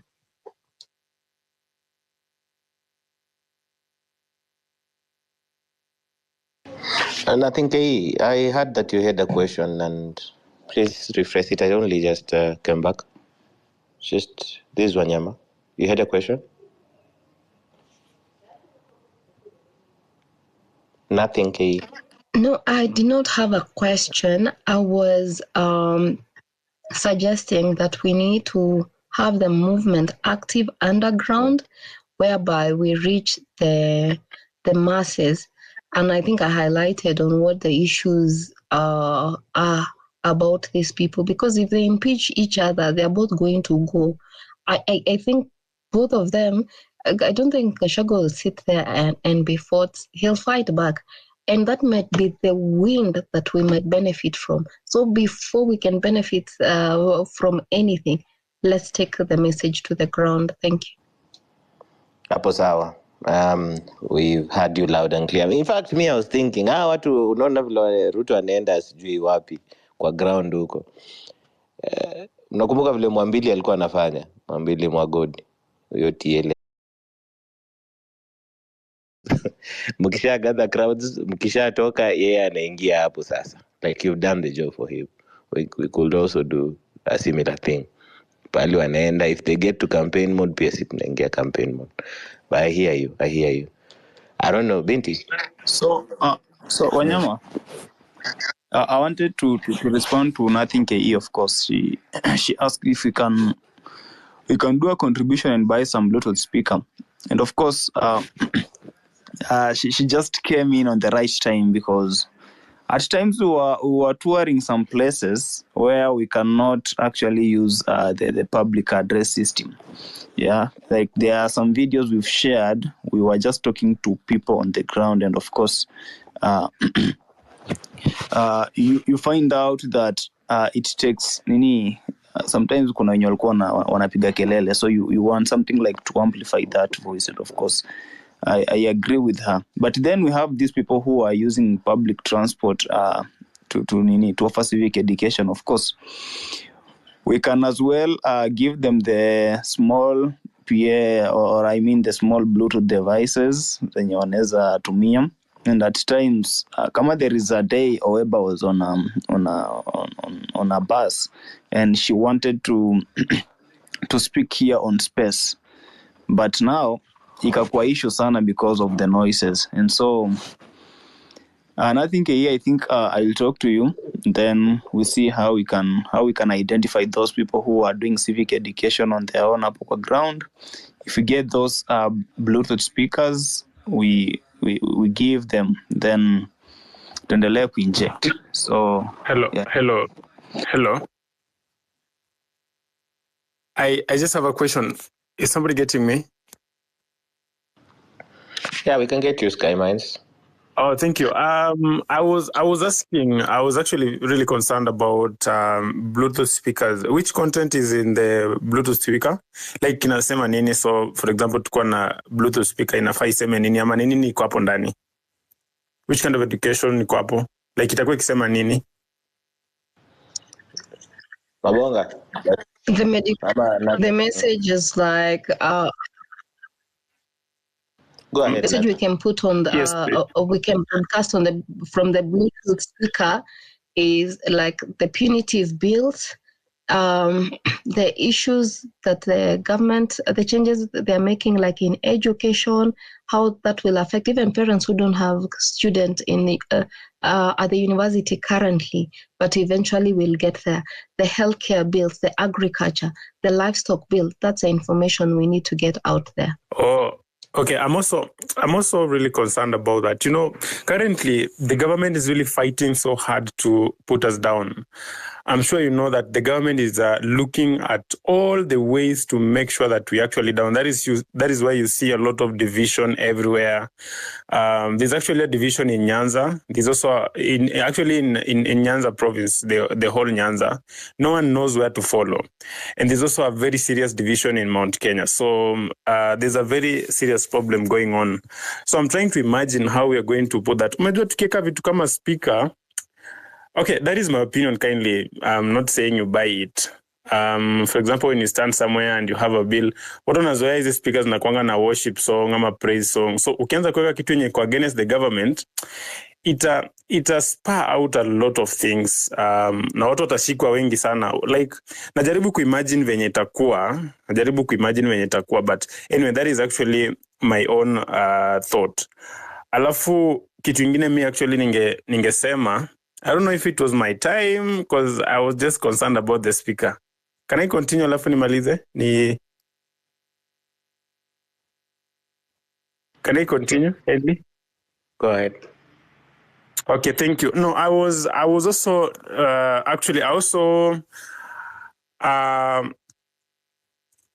sorry. I was also concerned about this kind of confusion actually in Mount Kenya. Says Mount Kenya, by the way, our hata ni nani. So this impeachment is going to really, really benefit the politician. Most of the politicians are going to benefit. Na mimi ningeomba sana kama hii education. I don't know if we can have a plan on how we are going to educate this thing. Maybe we start from Mount Kenya. Mount Kenya need a lot of education. If there is a very serious investment in civic education, we really need to invest in Mount Kenya. I'm telling you because you know very well that Mount Kenya stands at a very serious gap when it comes to voting. Because they always decide. So wakiamua wanafanya kitu wanafanya hivyo. Wakidanganywa wote watafanya hivyo. I stay in Mount Kenya, but I don't come from Mount Kenya, and I know what I'm saying. So Mount Kenya really need a lot of civic education. I don't know how we can do that. If we can save Mount Kenya, then I'm sure the rest of Kenya will get that direction. Mount Kenya really need a lot of civic education. And you guys, I'm sure you know very well that currently the government is determined to actually silence everybody. That is why I'm sure you've seen there is a way currently the police are treating people is not like the way they were actually treated during the Gen Z protest, you know. Currently they have actually grown very inhuman, very, very inhuman. Ukiona tu maandamano mahali popote, polisi wanakuja hapo, mnapigwa tu literally na hata hakuna kitu mmefanya. Alafu they actually know that we are covering it, but hawaoni kama kuna kitu. You guys, I don't know if you saw what happened in Nairobi. Lecturers, my friend, it was very bad. If lecturers can be shown, lecturers hata hawajafanya anything, hawajabomoa nyumba, hawajachoma anything. You guys, I'm going to tell you, I'm actually telling you, if any maandamano inaweza toka saa hii kwa Gen Z, watu wanaweza pigwa vibaya sana. So currently, I'm sure this guy is really determined to put us down. Anything inajaribu kuamuka kidogo itazimwa. Anything kitu inaitwa maandamano, watu watakuwa na pigwa vibaya. So the government is literally designing a way of putting down anything against them. So my own view, as I finish kindly, my own view on the movement, mimi nilikuwa naona kama tunaweza fanya hii civic education, hiyo ni maoni tu yangu. Because obviously tukienda kwa ground sisi wote, kwa mfano watu wengi, government ikianza kuona watu wengi sana sasa wameanza kuamuka kwa against the government, wanaongea tu vitu mbaya na kwa streets wanaongea, they will start arresting people, and that is when tutaanza kuona sawa kama kina Morara wanaweza hata shikwa by the way. So wanatafuta tu kitu yenye itafanya Morara ashikwe. Sasa hizi wameshindwa, watashika aje? Lakini wanatafuta anyway. So tukikuwa wengi sana kwa streets tukiongea the same thing, naona kama tunaweza zima. Mimi kitu yangu nilikuwa nasema ni tuache Morara atembee kwa streets, atembee akicollect watu, akiongelesha yeye, akiongelesha tu watu, and then sisi watu wengi kabisa stick online. So this guy atembee tu, kama kuna venye tunaweza msponsor kidogo, tunaweza msponsor, kama kuna venye tunaweza kumsupport, kama tunaweza mjoin, but most of these movements tuzifanye online tu for this time. Tuendelee tu we spite online kabisa, make sure that even people from abroad kabisa, the conversation online ikwe Twitter, ikwe wapi, ikwe everywhere, should just be civic education, ikwe online sana. Then when the time comes in, for example, let us just make people against the government, but to make sure tuna maximize sana ikwe online. Kwa sababu tukiingia kwa streets as early as now, Ruto is still on the seat. Sijui kama tunaweza muimpeach, sijui itakuwa aje. Sisemi ati tuwezi impeach, but this guy has actually seated there. It is going to be very hard for us to remove him unless ni hiyo kitu ya kura. So ni kama tunajipanga kwenda kutoa ujamaa na kura by 2027, then mimi my own option ndo to avoid hii early arrest na kuzimwa mapema kabisa, to maximize sana online civic education. Bro, hebu kiasi. Mbona tukwe tunaogopa kwenda kuongea hapo kwa ground, alafu tutuongea hapa kwa space? Watu wangapi wako hizi spaces bana? Mimi personally si agree na wewe. Mimi si agree na wewe kabisa. Sawa. Yo ni mimi si agree na wewe. Unless kuna watu wengine pia wanakubali. Tuache kwa ground tuongee tu hapa spaces. Ilikuwa tu nika option. Mimi sina like I'm just trying to imagine venye itakuwa kwa ground kama kila mtu wako so much nuisance against the government na wanatuangalia. Watashika kila mtu kwa ground. Venye tumekuwa ground wako na shika. Hiyo niaje? Tulia kwanza, Nyali and King. Tulia, tunataka. Umejua watu wanaweza shika kila mtu. Wewe acha kututishia bro. Wewe hapana, si watishia. Umekuja hapa kututishia na tunakushukuru sana kwa maoni yako. Acha tusonge. Acha ni nyamaza. Okay, sawa. Unatutishia na sisi hatutaki kutishika. Honestly hatutaki kutishika. Ukianza kuja hapa kutuambia ati tutaenda kwa ground tushikwe, wewe unaanza kututishia. We have been on the ground each and every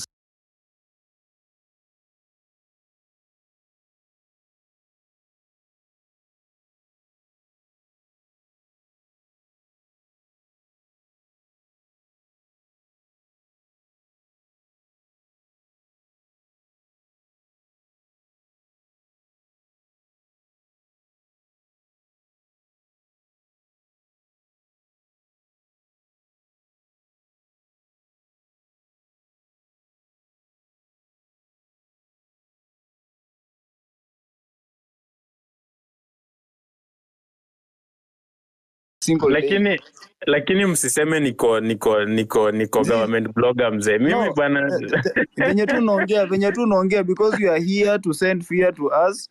We are too broke bana. We are broke even by fear. Wacha niangalie timeline yako kwanza. Skymind, hiyo inaitwanga fear mongering. Fear mongering. That's the correct word for it. Alafu ngoja hapa tutakufukuza. Tunakuambia tu ukweli. Huko hatukufukuzi. Tunakuambia tu ukweli. Ya pili, I want to debunk your idea yako ya kusema ati watu wa Mount Kenya ndio wanahitaji civic education. Hapana. Civic education is everywhere. And I will shout at the topmost of my voice.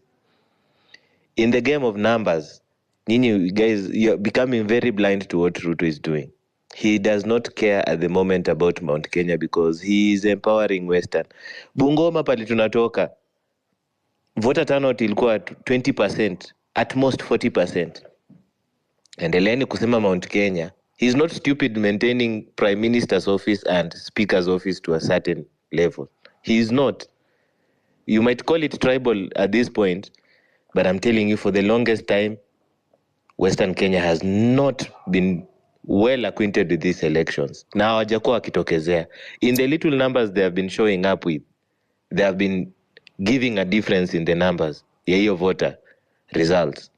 Watch what is going to happen. Endeleeni tu kusema Murima.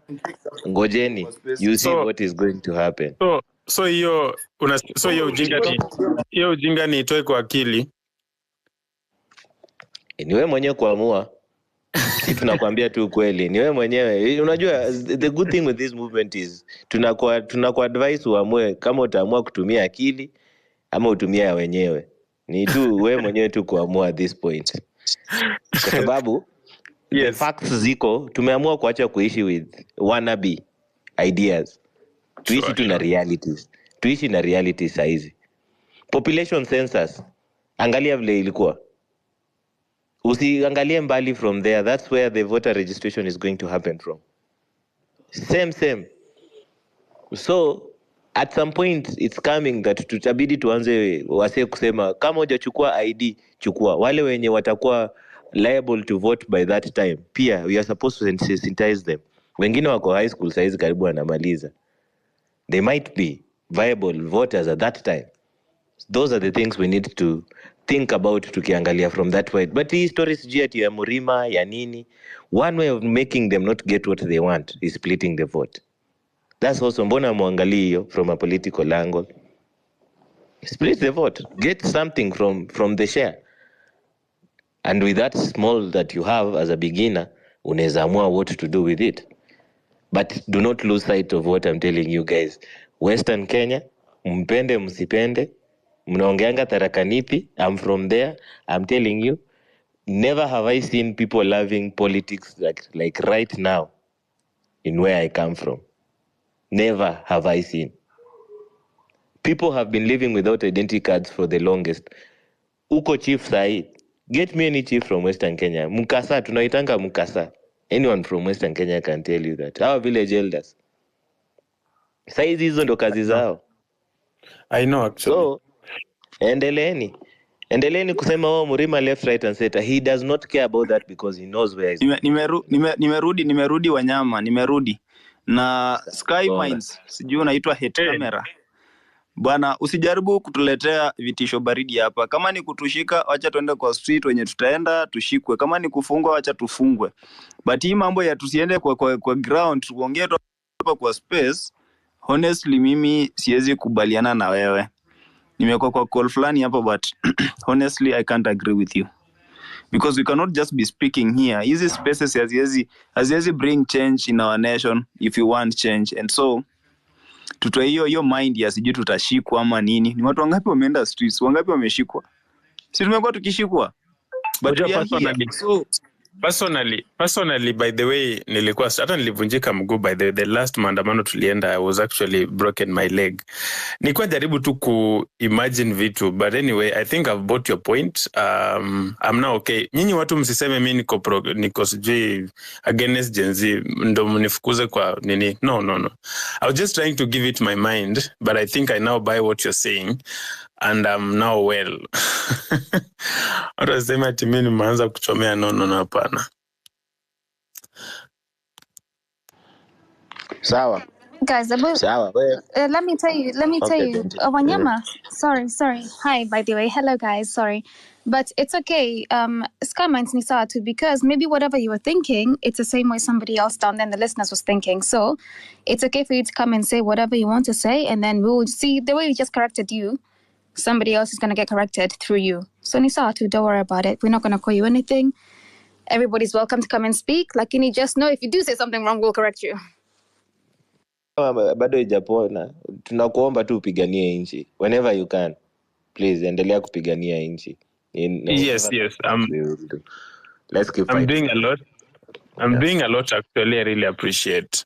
Sawa. Keep coming to the spaces and voicing your concern as you've done it. Na tunasonga mbele. Right? Who was next? Binti? So Mimi, you haven't even introduced me. Nisawa Okay, too. Anyway, guys. let's go. Our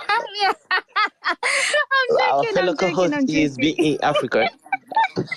Binti, just take it away. I'm joking. Let's go. I don't even know who was next, but should we go to the voice of Tonga? I love Tonga. Hey, it's Tongaran. I love we go to Nothing KE. Yes. I don't know the order that was there before. I just came in. What's Tongaran? Hi.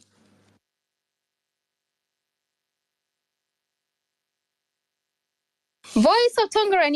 I call you as my first speaker. You don't answer me. Like, what's going on? No. Come on now. Hi guys. Hi Binti. Hey, umejam. Leo sijui nani amekukosea. So, Niruto. I was actually trying to turn on my mic, then inanipeleka kwa account ya mse, but I'm back. So nimepata conversation ikiwa between Sky Mines and Wanyama, and they were talking about maandamano. Sorry, I was a bit late today. Kuna vitu nilikuwa nashughulikia hapo kwa ground. Now, unajua kuna kitu nimesikia mtu akisema. Hata tukwe tuna hold space hapa daily, it is changing nothing. The real thing is supposed to be happening in the ground. Hapa, it's just for us to plan on how to execute. On the right way, we are going to perform. Na vitu zingine zi happen kwa grao. Jubila grao, hawa sewa wajui shit. Tumekuwa na Kioti Sonko kwa grao for the past like 3 days in Mount Kenya. Na nakwambia, if we continue that way with civic education, we are changing a lot. Ni watu wengi hawana a lot of information. Imagine Kioti Sonko was explaining to somebody ya kwamba akilipa token ya 50, 20 shillings ni tax. And that guy is not aware that analipa tax. Unamuuliza, wewe unalipanga tax? Hajui kama analipa tax. Na hiyo ndio kitu yenye Wakenya inafaa wajue. Kwa sababu Mkenya kama huyo, hata akisikia sahi 1 billion imeibiwa, akisikia 20 billion imeibiwa, akisikia 300 million imeibiwa, hajui uchungu yake kwa sababu anasema si pesa yake. Na watu wengi sana wako huko interior. They need to learn a lot. So it's for us tukuje, volunteer, let us advantage. Kwa sababu yeye sahi ako na agents wake, wamepewa pesa waendelee kusifu jina yake pale chini. 2027 ikifika, kama hatutakuwa ready, atatunyorosha kwa game yetu. And that is what we are trying to avoid. Kwanza hata hatutaki ifike 2027. We are very tired with this country. Hii country imekuwa tu kitu ingine yenye hata you don't feel proud of Kenya. Mtu hata akikuuliza unatoka wapi, you don't want to tell them where you come from. We want a better country. We are the leaders of tomorrow. Usiseme hauna usiseme hauna chochote. You just stand up, begin the journey. Safari ya 1000 miles begins with one step. That step is important. Before you make the second step, utakuwa ushapata direction. Sisi wote tunang'ang'ana. Sisi wote tuna struggle. Don't give up. Our government bloggers achana na wao. Tunajua they are paid. Some are even paid poorly, up to 200 shillings per day. Na amekuja amekutusi hapo, unaweza dhani analipwa millions of money. Kwao shida hakuna. Kumbe kwao shida iko, anajaribu kukimbia hiyo poverty na kulipwa 200 per day. That is bad. It is really bad. Poverty is our enemy. Na hiyo poverty ndio yenye wanasiasa hutumia. They put us into this situation ya kwamba you are not able to acquire something, you are only able to feed yourself once a day, you are able to do these casual jobs, hawezi pata jobs zenye zinalipa poa, ndio tuendelee kuishi kwa hiyo poverty. Kwa sababu tukitoka hapo, hawatakuwa watu kwetu. They will have no meaning to us. Na hiyo ndio kitu hawataki. You just watch. I want to give you an example. How many companies have come to Kenya, international companies, zenye zilikuwa zinataka kusaidia wa Kenya? Especially online jobs. What happened to them? Talent jobs. What happened to them? What hata nisiende mbali. Let me just touch an example of our own SportPesa. What happened to SportPesa, which was nurturing talents? yenye imetuletea hadi timu ya England. Vijana wetu hapa wametoka ghetto wakapata nafasi ya kucheza na wachezaji wa England, wakapata opportunities. They are growing, wana renovate stadiums, wanajenga stadiums, wanapewa wachezaji wetu kits. Si wachezaji wa national team au wachezaji wenye wako na talanta wenye hawaonekani. What happened? The government killed it. Government inaua kabisa, ina make sure they don't exist. Hawataki. Si ati tumeshindwa kusaidika kama Kenya tukue like the countries we always given examples every day like Singapore. But our borders are not open. Investors can't stay in Kenya even for a second. The economy is too harsh. Taxes every right, left, center, every corner need taxes. Sasa business itagrow aje? Kama mimi mwenyewe siwezi survive kwa hii Kenya. What about somebody who is coming to invest into Kenya? Atakaa kweli? So guys, there is a lot of work to do. That need us. Inatuhitaji sisi wote, si mtu mmoja. Si tuachie sijui KOT, si tuachie Morara, si tuachie sijui nani anafanya. We need to do it. Right, left and center, tusiwape nafasi wapomwe. Kama tumeamua ni hapa, ni hapa. That is the only way we are going to go. Hata sahi nasema tukitoa rais, tumetoa president, lakini bado parliament imebaki hii mkebe ya watu wenye tuko nao sahi kwa serikali. People who are very useless, hakuna kitu wanatusaidia. Ako na mshahara ya ushuru ya Wakenya. Ako na security yenye ni Wakenya wanalipa. Anatumia expenditure kutoka kwa mfuko ya ushuru ya Wakenya. Na anasema anadhulumiwa. Anadhulumiwa na nani? Si awache hiyo kazi. Kwanza kitu ya kwanza akuja tuambie ni pesa ngapi ameiba na ni nini wanakorofishana na ni deal gani hiyo yenye amekataa kupatiwa yenye anaanza kusema hapa ati sijui anadhulumiwa, sijui anateswa. Hiyo mambo hatutakubali. We are not going to give any politician sympathy votes again. Kwa sababu inatuumiza sisi, inarudisha uchumi yetu nyuma, tunavotia watu wanakuja tu kazi yao ni kuiba. We were in a place called Karura with KOT Sonko. Hata anaweza testify na aseme. It is very sad. That place has a dispensary. Mtu akitaka kuzaa, mama akitaka kuzaa anaenda 30 plus kilometers ndio azae. Wengine wanazaliwa kwa barabara wanakufa. It is very sad. MP alionekana hapo time ya campaign. MCA alionekana time ya campaign. Governor alionekana time ya campaign. President alifika huko time ya campaign. But saa hii hakuna mtu ashawahi fika huko. Hospitali hiyo dispensary inafunguliwa 2 days in a week. KOT Sonko ni witness and the rest we were there. Many of them wako hapa but they were there. See, things are not right. Tusionge tu hapa kwa space, tuingie ground. Let us push. Na mtu yote mwenye anafeel anataka kujoin the movement, feel free to DM. Come, whatever thing you want to support. You might not be on the ground, but unaweza to support in one way or another. Kwa sababu it's not easy. Watu wengi tumewacha shughuli tunafanya, tunaenda kupeana hii civic education. It is tough. Kuna you have the expenses to food to eat after umetoka huko grao. You need to look for a place to sleep. Una fuel ya gari. So, it's a lot. It's a tough journey, lakini we must conquer. Kwa sababu Ruto lies all the time. And all the time Ruto lies. And that is his nature. Nothing is going to change if we don't put in effort and action. Asanteni sana kwa kunisikiliza. Voice of Tongaren up. So Voice of Tongaren, I just jumped in kwa nini, just the nini venye umesubmit. And so guys, honestly, on the ground, especially huko mlimani, huko mahali unasema sijui on the mountain, people are really suffering.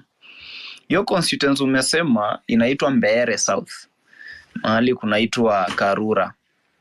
Yeah, huko mahali bana, it's interior.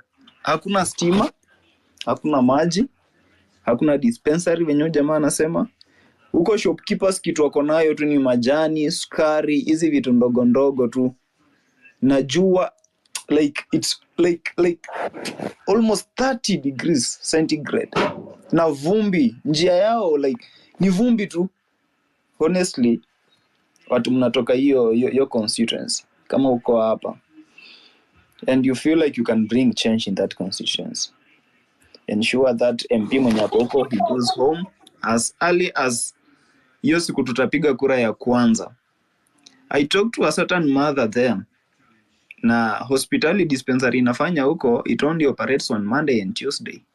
And marking in that dispensary, there is no maternity ward. Hakuna hata choo. Madam alikuwa anatuambia hii dispensary yetu hapa haina choo hapo ndani. There's no latrines. Anyway, acha tu tuendelee. Nyalian King, jambo.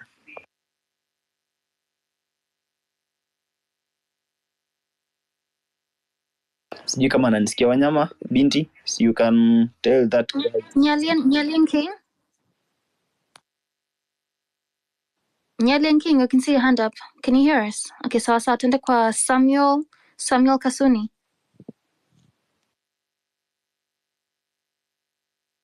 Samuel Kasuni. Yes, I can hear you. Hi, good evening. Talk to us. Good evening, and thank you for the space. And thank you for KOT Song for accompanying Morara to his civic tours. I think now we trust more that we are getting more involved in the ground civic education. Mine is to say that for us who are not able to go on the ground, let's come on Morara's Twitter account so that there are so many government bloggers there who are watching everything he posts so that they can paint a very different picture. And one of the biggest fear of the government right now is having a party that will be able to be against the big two parties. We know that ODM is owned by Raila. UDA is owned by Ruto. Wiper is owned by Kalonzo. So those are three biggest enemies right now for Morara and the rest. So the other thing is Morara needs to package himself to be a movement, not the name itself. So we need to see, like when we are talking with KOT Song, we should know that we are talking with a movement representing a certain agenda. So he needs to increase the number. I've seen several people asking him to also reach out to people like Paul Kimani to be able to accompany him, so that all those people who are seriously involved in the movement, even though we don't know their motive right now, they can be seen with him and people build more and more trust in those people. So mine is just a general request for us, maybe who are in Kenya or in diaspora. Let's be the first people to be able to defend the movement and watch. Lastly, all the big bloggers, we call them the big wigs, I also saw them that they have a narrative, they are against any political party, because those are activists. Those are people who work for the highest bidder. So having a certain direction and making certain initiative more ideologically aligned with more people is a threat to them. So let's be very careful with those big bloggers. Even when they are with us, we should be very careful because they can join us and destroy us from inside.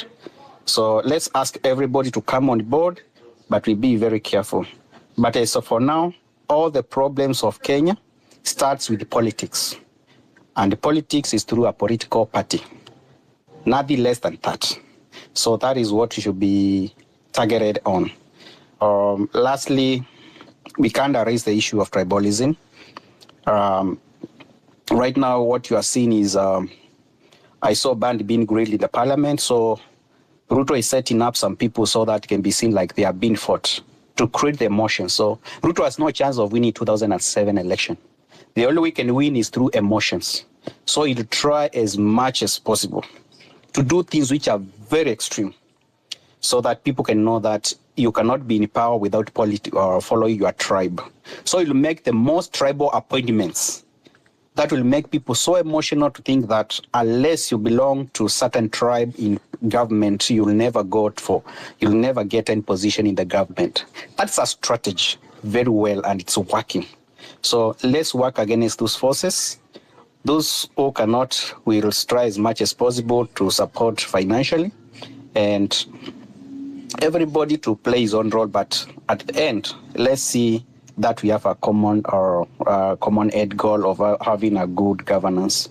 Once we have good parties like what you see in UK or US, where a party like Democratic or Republicans is owned by nobody, it's just there. People can just be crowdfunded. Then I think we'll be able to move forward. He also needs to, the other thing lastly maybe is that issue of trying to reach out to these other guys, like I don't know whether they are with us, people like Eric Omondi. I'm not sure. I've not been close to them, but let him reach to them so that when we have only one voice of Gen Z every time, so that we don't have one person speaking in a different perspective. Let him reach to this lady. We really fought her when she tried to expose some DMs, but all those people, we need them on board. And that should be the spirit of the movement. Thank you so much. Thank you very much, Samuel. One thing I want to say is you're very right. This thing needs all of us to be speaking in one voice. We need to be united at once. And you're right, the diaspora, we need to be the biggest supporters because you see, we're not suffering the same struggles as those guys on ground as such physically, virtually to us. So we need to be the biggest supporters. So that actually brings me to my next question, because I wanted to actually direct it to Voice of Tongaren. Guys, let me ask you, do you think that these spaces are pointless? Do you think that we're just wasting our time here? Yes, I agree. 100% agree that we need to be on the ground. That's not a question at all. But do you think that these spaces are useless? Because if they are, then why do we just stop doing them? Yeah, Binti, I maybe you misunderstood my point. I didn't actually mean that the spaces that we are hosting are actually useless, because you see, these spaces are giving us an opportunity to interact with the world. Let me not say about Kenya alone, because we have people who are on this space from outside Kenya. So it's giving us an opportunity to air our voices, to speak about it. It is not actually useless, juu tunapanga kila kitu hapa. Then the rest ni action kwa ground. But you see, at times inafika to a point whereby if we can discuss something here, plan, and then if we get the execution point, and then nothing happens, so naona hakuna kitu tutakuwa tumefanya. So I was actually talking on a point where I wanted to encourage anybody who is on this space. Yakwamba, when we have something, a movement that is going on the ground, they appear. Isikuwe tu wanaapia kwa space na kwa grawa wakuji. Kwa sababu if we are going to continue that way, kutakuwa na any action. We can be here throughout. Talk, plan, say where you feel something is not going right, wapi kuko wrong. But kama tuingi ground pia, haita make that big difference. But the space is very important. Jubila hii space sahi, hakuna mtu angekuwa najua kuna mtu anaitwa Voice of Tongaren. Hakuna mtu angekuwa najua kuna Binti Africa. Hakuna mtu angekuwa najua what are your thoughts. What are you actually thinking? What are your plans? How can we do it? Haingekuwa. Pia hii space, we are getting a lot of support. You see, that day we had an accident. Tukiwa na kina KOT kwa gari ya Morara. You see, kuna watu walitutafuta wakatucall, waka make sure tuko sawa. They even supported us with any alternative yenye walikuwa nayo walitusaidia. Others walitubaya hadi breakfast asubuhi. So these spaces are important kwa sababu we are linking. We are getting those connections zenye hatungepata tukiwa kwa ground. So ni ile tu, we want to make sure we are leaving no stone unturned. Be it online on social media, be it on the ground, wacha kila kitu ichemke kila pahali. Isichemke tu kwa media peke yake. Something else? No, so understood. I just wanted to get some clarification, and for any minds that are unsettled in the listeners panel, I wanted you to be their voice, in quotes. So thank you very much, Voice of Tongaren. And to add up on something before you wind up, and Najua, it's not easy. You see, being a host on this space, si rahisi. I know you guys are sacrificing a lot. Simu zenu saizi imechemka, ingine hata ni moto inaisha, ingine hata ni bundles inaisha kama huko kwa wifi. Like tukiwa na KOT huko kwa Grawa aliweka space na bundles zilikuwa zinampeleka teketeke. Ndio nikajua ikuangi kazi rahisi. Nikasema mimi hata nikiona ako kwa space na niko na kitu ya M-Pesa narusha teketeke. Narusha teketeke. Si rahisi. Ni tough. Na wale watu wenye mnaona mko na support yoyote mnaweza tupatia, jitokezeni. Tunawahitaji right now more than ever. kuja wewe, unajua unaweza avail yourself, uko na gari, you are not hujashikana kazini, kuja gari yako tutumie kwa msafara iongezeke, tukue wengi. Gen Z, hii ndio time yenu ya kupump sasa kabisa. Hiyo ingine wale watu wenye wayuko available kwa ground, wacha tuweke mafuta. Sisi tuende, tuingie grao mbaya. Tusiogope hiyo damu ya wale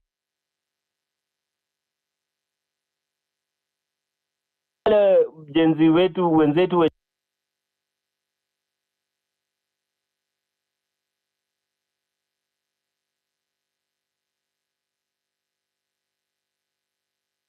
ndio maana amefanya, hao ndio watu tuna reject. Sauti ya mwananchi. Kenya ni home na home ni Kenya. Na mimi by the way nikipata support vizuri,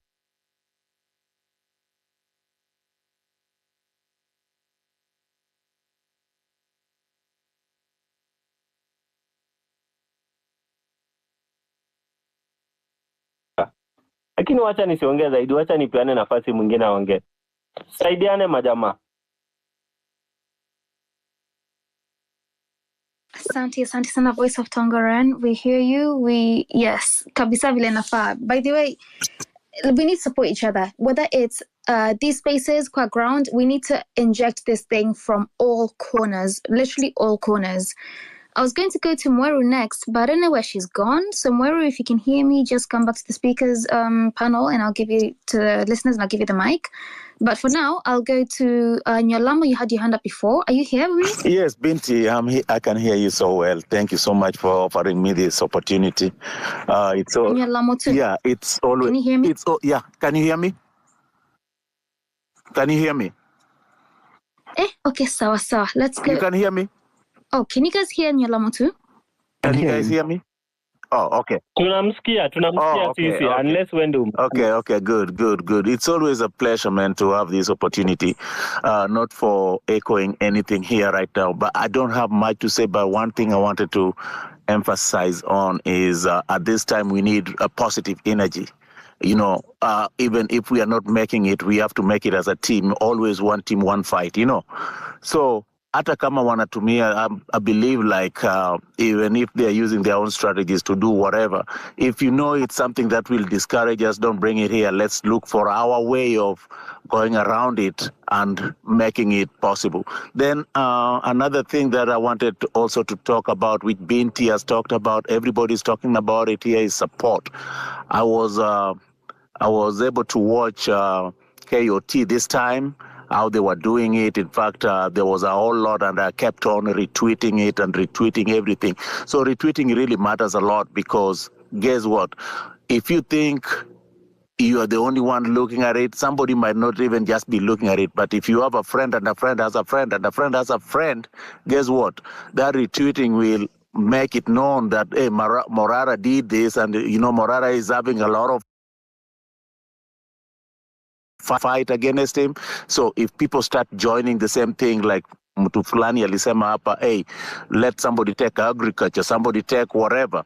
So the Kenyans will start, ignorant Kenyans will start knowing that, hey, kumbe, this thing is serious. These are not just people who are to be on the street. These are people that really wants us to advance. And nothing ever comes as simple. So let's just do a lot, give these guys money, whatever we can give them, energy, if we can give them, whatever we can offer them, because they have volunteered to be over there. If I can't, let somebody do it for me and let me help them in another way. That's all I had today. Thank you very much, Nyolamo. I couldn't hear at first, but I'm back. I'm sorry. But I want to say, first of all, you're very right. However we can help, let's help. You even heard Voice of Tongaran saying that this thing, running this space, is not easy. So if you can support Mabonga on that line, 07104-52543, please do, because he's spending his own money, his own time on this. So please support him, our brother, where you can. Again, this is Sauti ya Mwananchi, hosted by your very own KOT Sonko, aka Mavi Mabonga, co-hosted by myself, and we other have a co-host, Wanyama, Ayo, Kawino, and Rabia. So please support this space through that number for Mavunga. Okay, so let's go to Masculinity Men Together Hub. Hi. Yeah. Hi. Good evening, guys. Thanks for this opportunity. Good evening. Can you hear me? Yes, we can. Go ahead.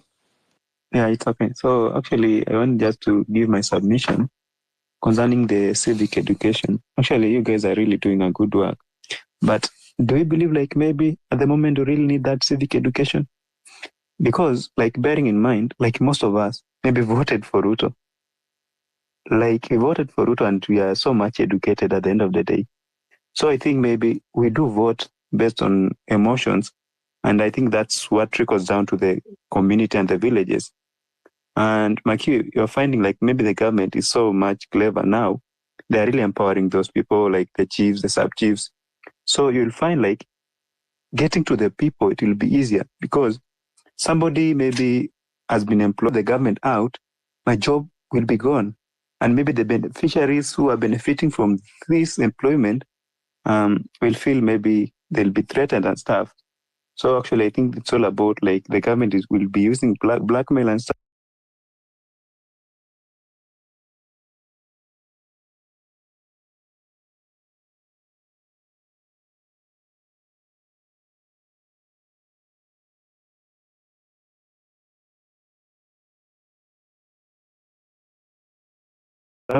Maybe to get whatever they want. Like they've created a system that maybe that will favor the government more. So I was just trying to think like, as far as we are talking about civic education, we should also impress on maybe the education system should be strong enough so that at least for the future, because where we are today or the voice that we have today is just courtesy of good education that maybe we received at some point, and we have now abandoned our ignorance because we have already learned that the voice and the decision depends on us and it really affects us in the future, or whatever we do really affects us in our day-to-day life.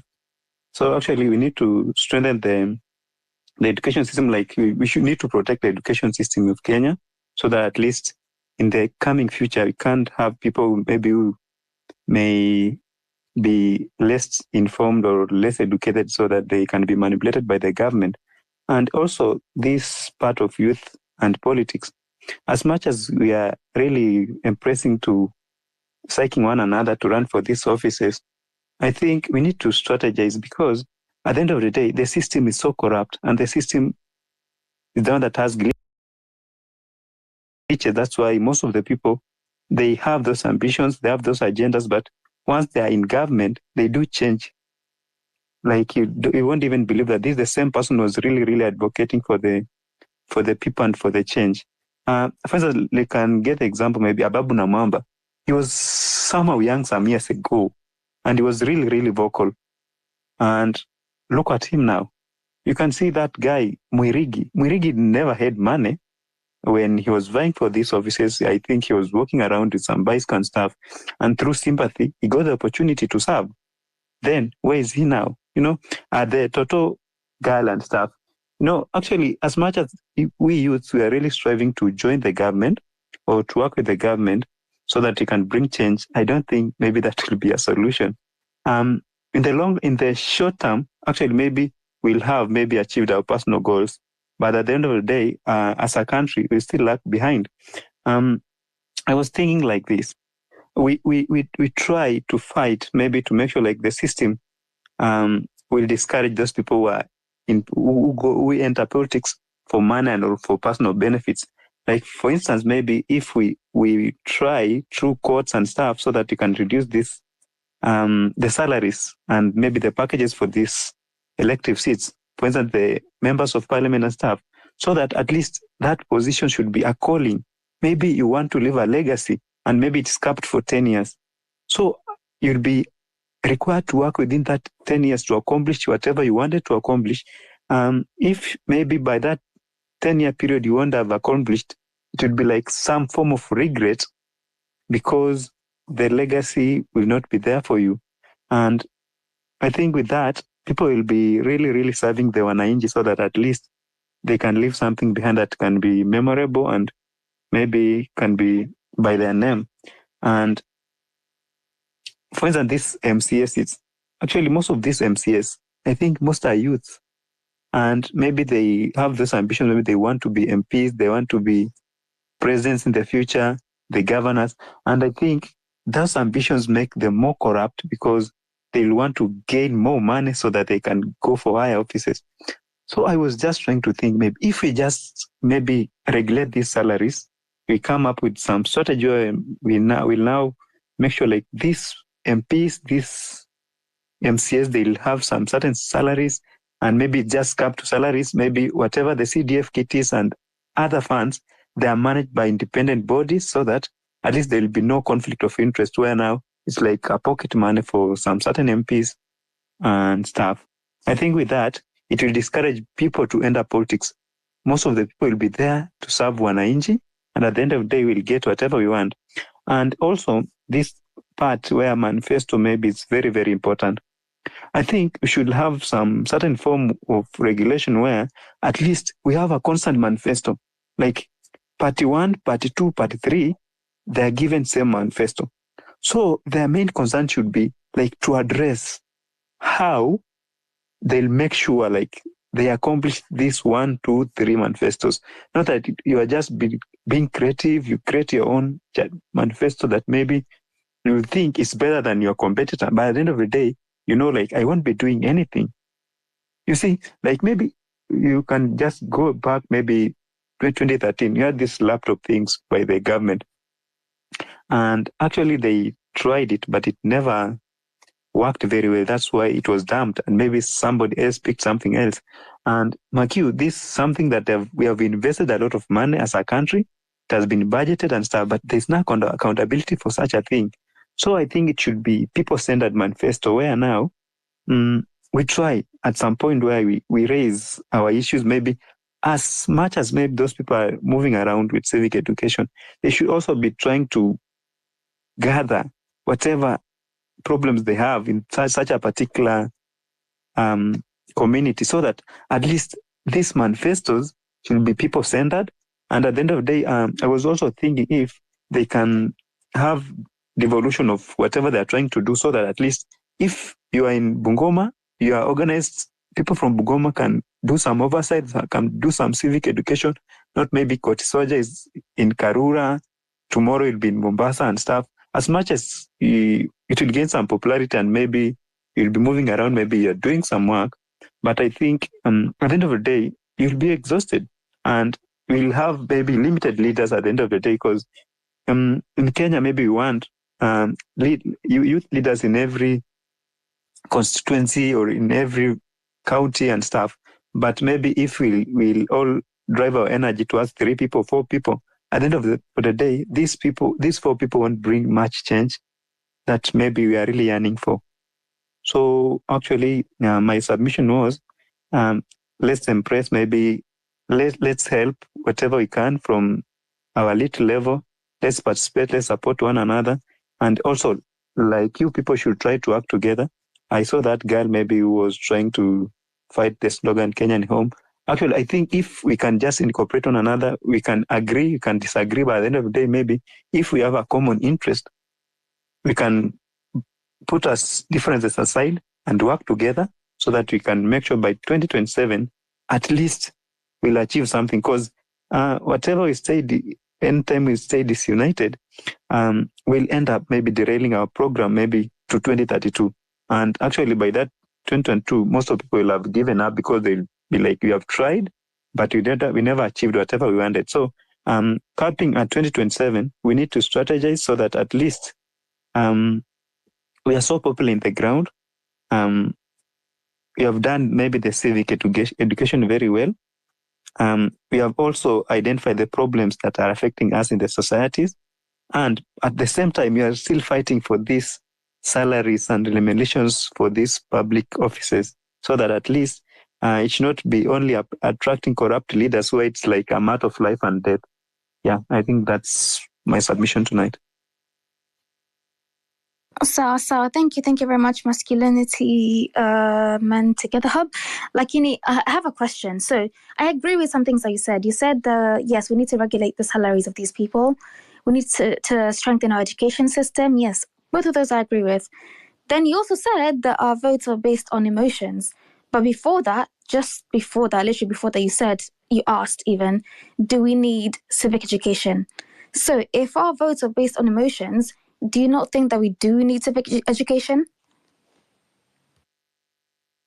Yeah, actually, like previously it was so much based on emotions because even if you try to ask somebody what was the manifesto that maybe UDA presented, and most of the people don't know, like it was just some Tourette syndrome, like Mimi Nisha make decision because I tried to argue with somebody sometimes back before the election and was trying to reason out from there. It's okay. You are trying to support this side.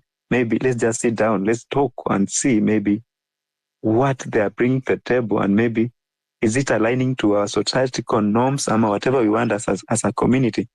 But knowing that she will lose the conversation, she just said like, hawa watu wote ni wezi, kila mtu support mwizi wake. You know, I think that was a high level of ignorance as a community, but we are now a step ahead because we are now realizing the impact of education and also the importance of making the right decision because they really affect us on day-to-day life.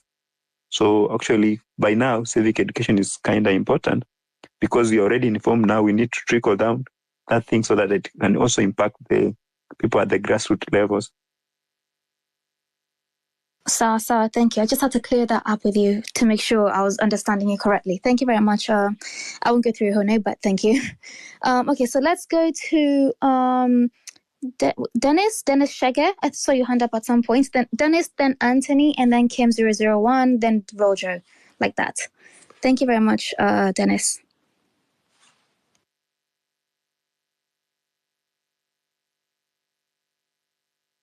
Dennis, can you hear me? Can anybody hear Dennis?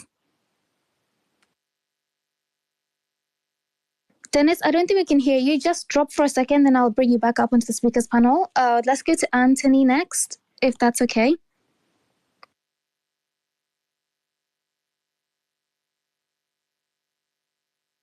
Hey, where's Anthony? Okay, Kim001, you're here.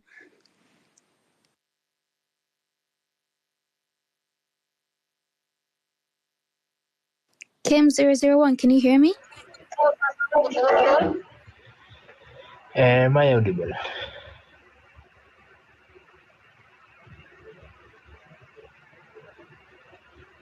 Yeah, 100%. Go ahead. Yeah, I'm one of those people who requested the mic because of that Skyline guy. I really hate people who come to spaces to fearmonger, but I am really happy that Wanyama and KOT Sonko really went ahead to deal with that bullshit he's trying to bring around here. And it's in that on that note that I really need to caution us because you really don't have to be a government operative as he was trying to tell us. But if you're really trying to do what they always do, that is trying to sow the seeds of division and the seeds of fear. I'll tell you, the difference between you and the government blogger is that he's getting paid, you're not. Or you're really using our space to audition for such a position so that you can also go justify why you also need to be included in that small payslip. So anytime we come across such people, they should be dealt with immediately and with the firmness that they really deserve. I think I'll be making a submission later, much later, but I'll still be listening. I have to first do something a bit on this side of mine. No problem. Thank you very much, Kim001. Welcome back to the mic whenever you get back. I'm actually going to skip the queue before I get back to Anthony because I can see there's a lady on the panel. So Moiru, hi.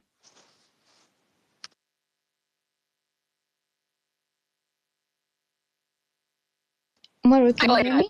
I kind of wanted to piggyback on something Wanyama said, that we need to focus on the numbers and familiarize ourselves with the statistics and data from the last census, because I said this before, that when it comes to numbers, we were very limited compared to, I don't even want to compare it to the US, to where if you're running for office, you can deduce down to the zip code to know who is registered to vote, who they voted for, and from that you can build a campaign and know what the target is. We don't have access to that much information and numbers. I mean, if we look at the last census, we keep talking about tribalism here. These guys are not even worried about tribalism.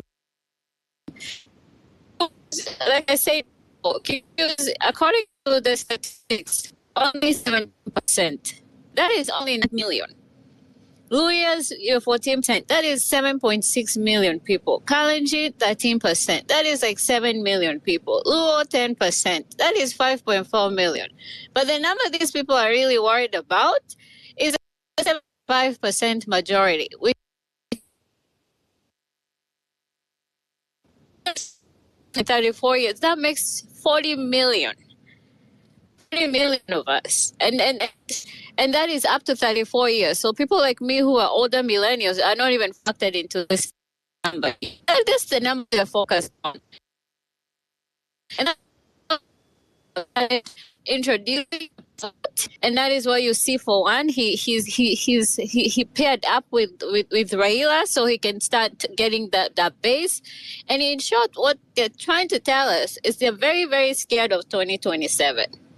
Very, very scared. That is why they're doing. They're starting so early to start fighting for this. Because this is, I keep saying, this is the first time I believe in Kenyan history that these people are.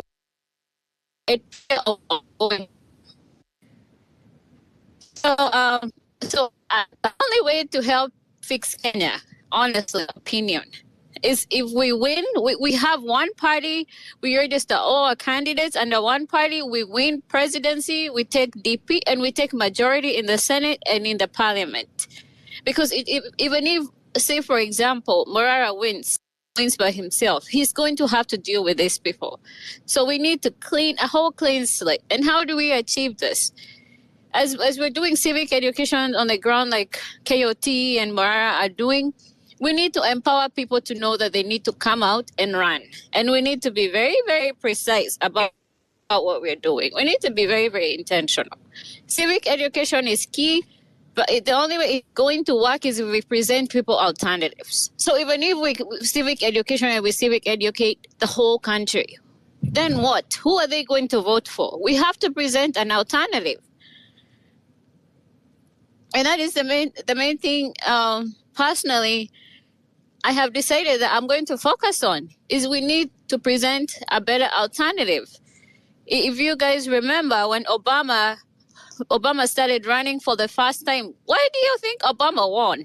Obama did not win because miracles. No, he won because he was a fresh alternative for people. He triggered people. He gave people hope, and a whole group of people whose votes had been disfranchised before had a reason to go and register and to vote because they had a new face to vote for, and they basically identified with this person. And if we do not take keen and realize that if we miss this opportunity where the youth are basically right now so empowered in Kenya, if we do not take advantage of this opportunity we have now, honestly, the next generation is the only salvation we will have. We have the majority. We are very educated. We just need to structure ourselves and group ourselves and become very, very precise about our planning. I keep saying I have been counting. I have been keeping track of the days. Right now, as we're talking, we have 1,046 days to the next election. What are we doing? I love what Morara is doing, what KOT and these guys are doing. But in the process of doing this, we need to become very, very intentional. We say occupy parliament, we occupy Senate, and we occupy the State House. That is our mission going forward. As of protesting, as much as I am for protesting in Maandamano, let's be realistic. The last Maandamanos we have planned have not materialized because the numbers have not, been as big as compared to the last big one we had. The numbers are dwindling when it comes to protesting. So we have to engage in a strategy that is realistic and very logical and practical. So let's as we have these spaces, as we talk, we need to start identifying leaders. When you go on the ground, as much as you're teaching people about taxes, which I love, tell them, I need you to produce a Gen Z MP, I need a Gen Z MCA, I need a Gen Z governor, I need a Gen Z. This is how we're going to change Kenya, because as much as even when we take office, we still need to prosecute these people. And these guys have been in there for 30 years. We are talking about bills and laws they passed just to have legal corruption. So we'll have a lot of cleaning up to do, a lot of dirty laundry to clean. The information we have right now is just 0.000%. But once people get into those offices, oh my God, it's going to be bad. Like, we will have a lot of cleaning up to do. And you need an entire team. And that is why I keep insisting. We need to register one party. We register all the candidates under one party. Our goal needs to take up majority. We need to take majority. House, Senate, we occupy everywhere, literally. And it's not impossible. It is very, very, very possible. Very possible. I saw it happen in the U.S. because I was new in the U.S. when Obama ran for the first time. And I happened to live in a city that was majority Black people. Black people who had never, ever voted. Because according to history, they have been taught that their vote did not count. Even if you vote, it doesn't count because most of the candidates were always white. So your vote doesn't count. And these people are not going to work for you. And the system is against you. And he gave them that empowerment where they came out and voted, and almost over 60 million of them voted. People voted. So let's sit here and talk and talk and talk and hit the ground. But ultimately, the only way we would fix this country is we have to take power. And I am very proud of people like KOT who have come up and said what they want. That is what we need. What do you want to do? What position do you want? Personally, if I was in Kenya, I would have gone for governor. I don't care. I would have gone for MP. So we need to shift the narrative to that perspective, that the only way we'll be able to change Kenya is if we completely take up power. And we change it and we prosecute these people. We amend the constitution to where corruption becomes a capital crime. And we don't care how much you steal. If you steal as much as $1, it's capital punishment. We have to develop that kind of zero tolerance. Anyway, I'll just be quiet for now and continue listening. If I may be allowed to respond, just a moment. I wanted to add something. You say that we need to fill these positions with Gen Z leaders. So let us not put it just Gen Z, but leaders of integrity, because we might get a Gen Z who will not be the kind of person that we want, who will turn out to be like the people we have right now in power. So we need to evaluate, get leaders of integrity, put them in power. Not everybody can be. No, I agree with you. And that's why we need to realize that time is of essence now, because we have time now. If you said you're going to run for MP of a certain county, we have time to vet people and see who we want as part of our party or part of our movement. So I do understand that having leaders have to be of integrity, but we also have to vet them from the get-go if we will affiliate with them. And then when I say Gen Z, I mean Gen Zote, everybody. But that is why it's key for us to have our own party so we can set up our own rules and decide who we want. I think you just hit two things that I really wanted to comment on. The other guy talked about Gen Z. I know in your mind you were saying, hey, a fresh blood, not Gen Z, because we have so many people that could be as old as like 70, 80, but have their right minds and have been true to the government. Now, coming back to vetting people, I think what we need, what emphasize on here, personally, I think it's the policies. We should start looking at what are we looking at when we are choosing a leader. That is what we should really look at right now. Let's not even do vetting, because as one person said, the two guys that went to the parliament last time were seen in our eyes as the best guys and very ready to do everything, and Babu Namwamba and everybody. So let's look at their background, 5 years, 10 years behind. What have they been doing? What have they done? Are they corrupt, attached, or is there anything that can taint them? Because if somebody even try to steal money from somebody, even from a mom, I don't think that person can be true to us. So that's what I wanted to say, that let's look at the policies, let's look at what tools we should have to look for our leaders, and this is part of the civic education. Let's not look at right now, because all these people are winning because they are playing politics of right now, politics of like, I give you this, give me back this right now. And people are foolish enough to get into this. People are not looking at their future.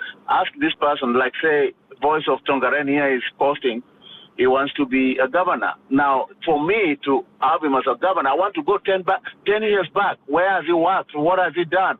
You know, he doesn't have to have done a big job or anything, but what is his background like? Now, what is his future? What does he anticipate the future will be like for us, for our great-grandkids? Not just him to get money and, you know, pocket it and go home. No. What does he intend to do? Is he just doing it for the name? Is he just doing it for something else? Or is it doing to create an impact which will affect the future? That's all I wanted to say.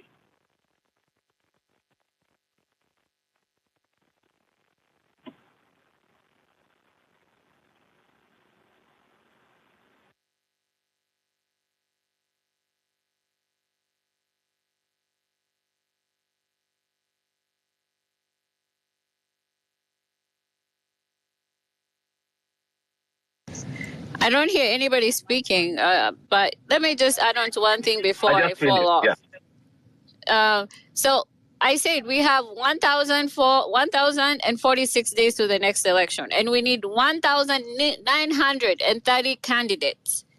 That's who we need. And we're a population of 40 million if we're going to just focus on Gen Z and millennials, which I don't find it unreasonable for us to be selfish in this essence and say we want millennials and Gen Zs. I don't find anything wrong with that. We have been the ones who have been deprived of opportunities. And if this is our chance for us to take up these opportunities, well, let's do it and do it proudly. So if it's going to be mostly Gen Zs and millennial, we need 1,930 of you candidates. If we get 10,000, then we'll start doing the vetting.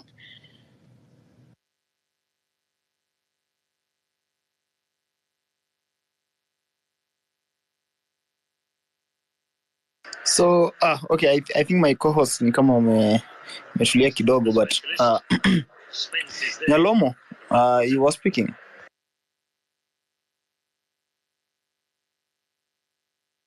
Yes, I think I finished. I was just responding to the lady. I said we should be very open to.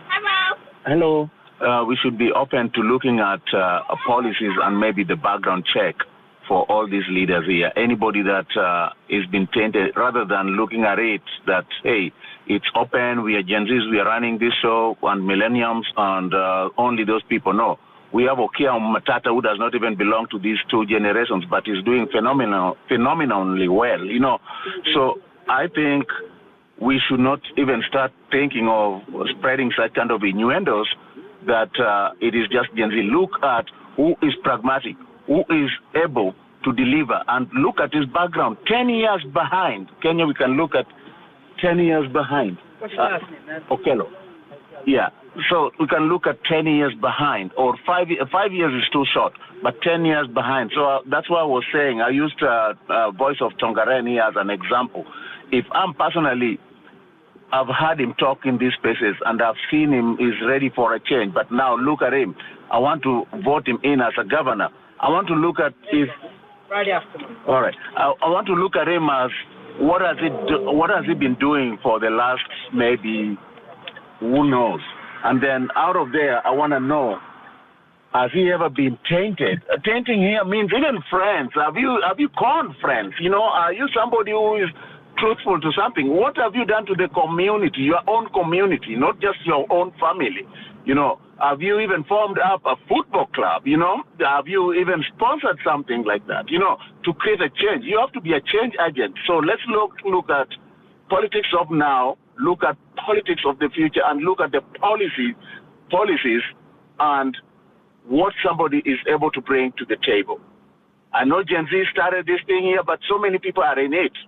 Gen Zs have done phenomenally well, but so many people are in it. So even to include Okiya Matata's age, so many people. And he is in the government, he could choose. He could have chosen to do whatever the rest of Nyangaus are doing there. But you see, he's chosen to work with people and be accountable to the public. That's all I was talking about. And I submit that. Okay. Thank you so much, Nyolam. And of course, personally, I also agree with you. Yeah. Having people with good track records is something that we really need to consider, because we can say we want to remove all the members of parliament and bring in the new blood, but then we bring in the same people of the same character. So looking at the track record of someone before we get them elected in positions, it really matters a lot. The real Joe, can see your hand is up. Thank you, KOT. Can you hear me? Loud and clear, bro. Say hi to Binti and Wanyama. Anyway, they are asleep. They need to wake up. We are discussing serious issues. They need to wake up. Let them not sleep. Anyway, the reason I put my hand up is because of the previous speaker, Nyolamo. I like what he's saying, and I really concur with what he's saying. Basically, he's just put up, is actually spoken my mind somehow. But I'm going to put it this way. The question we need to ask is, do you pass the leadership test? Do these people who we want, the so-called new blood, do they pass the leadership test? Because that is the litmus test that we've always failed to conduct. And we've always failed to properly scrutinize the people we want in leadership. I've said this before. Public service is something that we need to take. We've seen this and we've experienced this firsthand. Public service is something that we really need to take serious moving forward. Why? Because we are giving people an opportunity. We are giving people an opportunity. Being selfish with these kind of choices will help us a lot. Why am I saying selfish? And what do I mean by selfish? Being selfish in selecting the right people, setting up the tests and ensuring that these people we want to select pass these tests. Credibility, integrity, everything. Do they pass all that? That's why I think Nyolamo is talking about looking at the track record. We are trying to look if these people pass the leadership test. I'll tell you what. One of the very famous sayings I like by Theodore Martin Hesburgh, the American priest. He said, the very essence of leadership is that you have to have vision. And this is something that I see we've lacked for a very long time. We've lacked visionary leadership. Because vision, for me, is a leadership that comes in with an intention to leave a mark. You come in with a plan. What is your plan? What is your economic agenda? What is your social democratic agenda? What do you have? What vision do you have for this country? In the next 3 years, in the next 1 year, where do you want this country to be? That is the plan. And you set up very, very achievable goals. We've not had that in a very long time. Maybe the last I would trace is Kibaki era, where we set up a vision 2030. For the first time in our country, we set up a vision as a country. And we set up a vision for every sector, in education, all that. Unfortunately, We are 6 years away from Vision 2030. I would say with confidence that we have not achieved even half of what had been set out to be achieved in Vision 2030. Why? Because after that vision was set out, we've had a set of unvisionary leaders. They don't care about the future of Kenyans. They don't care, literally. And that is why the young people have risen right now. Because we have decided to say we are not going to maintain the status quo. It has been like this. Do we want it to be like this forever? No. The young people have decided to follow what Thomas Jefferson once said, that, in matters of style, you can swim with the current. But in matters of principles, you need to stand like a rock.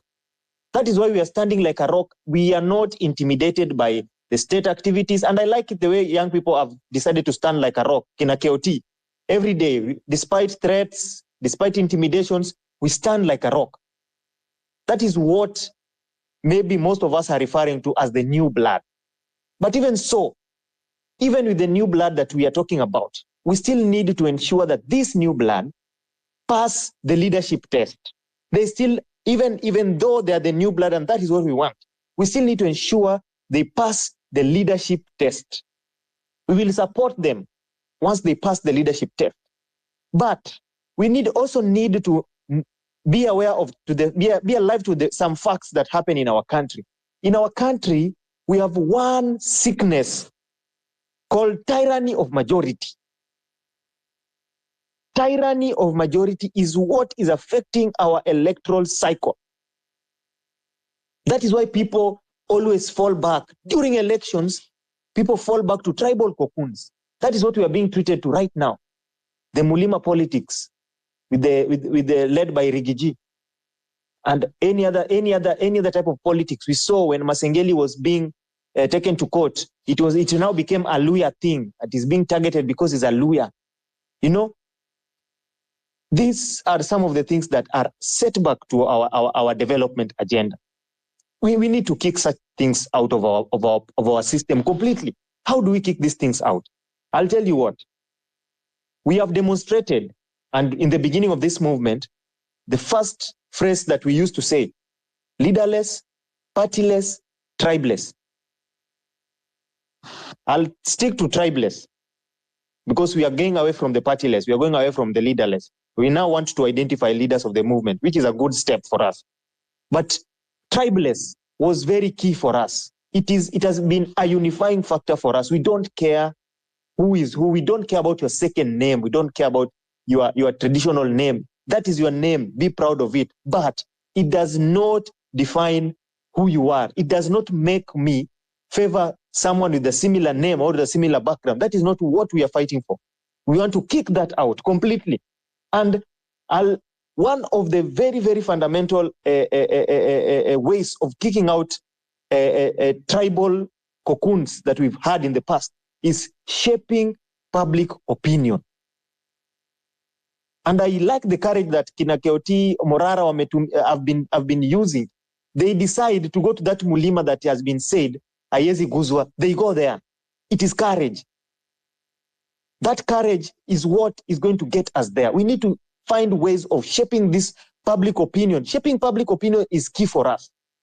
We need to stick to the message. We have been a movement that is only discussing issues. I mean, go to any space that young people are involved. You will always only hear people talk about issues. Adani, we are talking about corruption, we are talking about poor governance, we are talking about the legislative agenda that is currently in parliament, just bills, left, right, and center, livestock, I don't know what. We are talking about issues.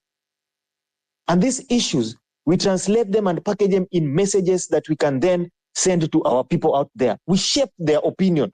We show them that this government, as it is, it does not serve your interest. It only serves interest of a few people. We shape that public opinion. That is what we need to ensure. We need to find strategies of doing this through civic education, as we always campaign. Through civic education, through any other way, we need to ensure that the message gets out there in well so that we can shape each and every Kenyan to think out of the tribe and think on the issues that are affecting them. If you go to Mount Kenya, you tell them about the agricultural bills that are being passed, that is going to cause a lot of unemployment. In fact, agriculture, I think 75% of Kenyans earn from agriculture. 75%. Agriculture is the largest contributor to our GDP. Agriculture is the largest employer. We are bringing bills to limit even planting of rice. You can imagine, yet we import rice. What kind of leadership is that? Okay, these are some of the... Yes, as I learn, these are some of the things that we are trying to fight against. So as I learn, I will leave you with a saying from Margaret Mead, so that Margaret once said that, never doubt a group of small people, a group of small, thoughtful, concerned citizens, if I put it correctly. Never doubt that a group of small, thoughtful, concerned citizens can change the world. Indeed, that is the only thing that has ever changed the world. A small group of concerned and thoughtful citizens, just like we are in this movement. That is what is going to change this country. Thank you very much, KOT. Okay, thank you so much, The Real Joe. Let me have Anthony. Good evening. Good evening, host KOT Sonko. Anthony, your mic is open, but I can't hear your voice. Yes, can you hear me now? Can you hear me? Naona mtu moja. Real Joe, you can hear Anthony? Yes, I can hear Anthony. Naweza kuendelea? Yes, there's a few people who can hear me. Let me just continue. Good evening, host KOT Sonko. Good evening, Binti.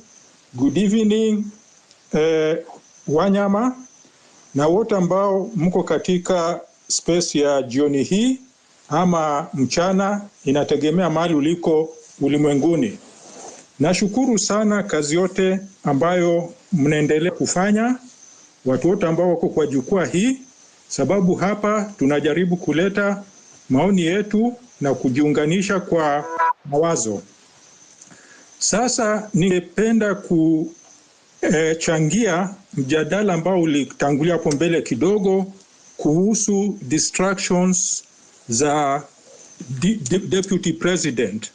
Kwa hakika hii ni mjadala ambao inaongelewa na watu wengi katika nchi kwa wakati huu, lakini ningependa tu kuwaomba ya kwamba tuiangalie, tuitazame kwa njia moja ambayo iko positive.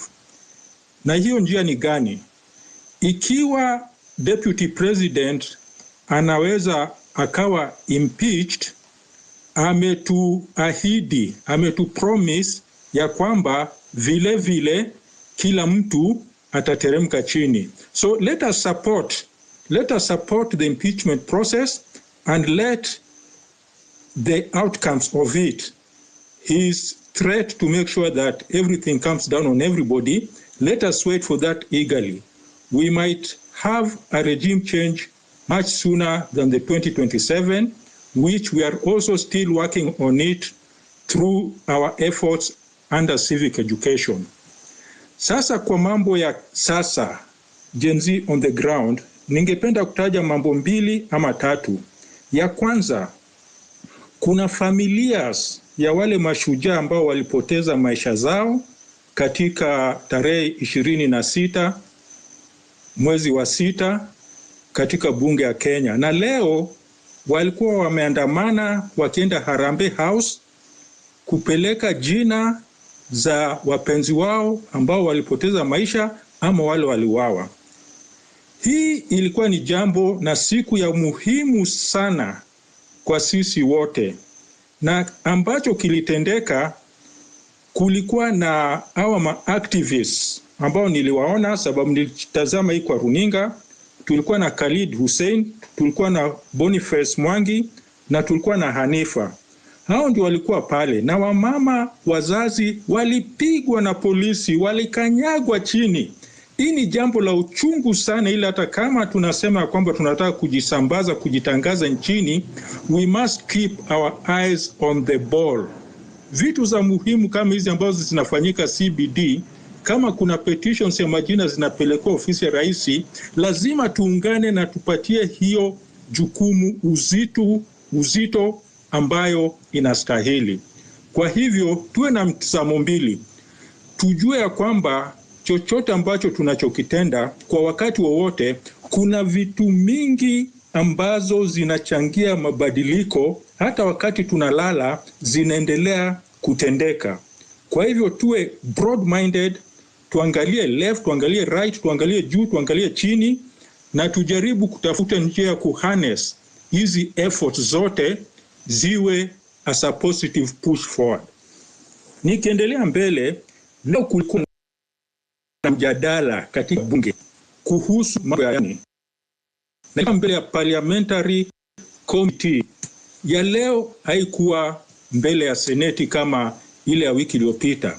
Na naweza nikawahakikishia ya kwamba mood imechange, sababu hiyo committee imetoa instructions Kenya Airports Authority isiendeleshe mazungumzo yoyote na Adani mpaka Auditor General alete report kuonyesha ya kwamba mwanzo ya hii mchakato yote ya Adani ilifuatilia kanuni za sheria, na Auditor General amepewa wiki 2.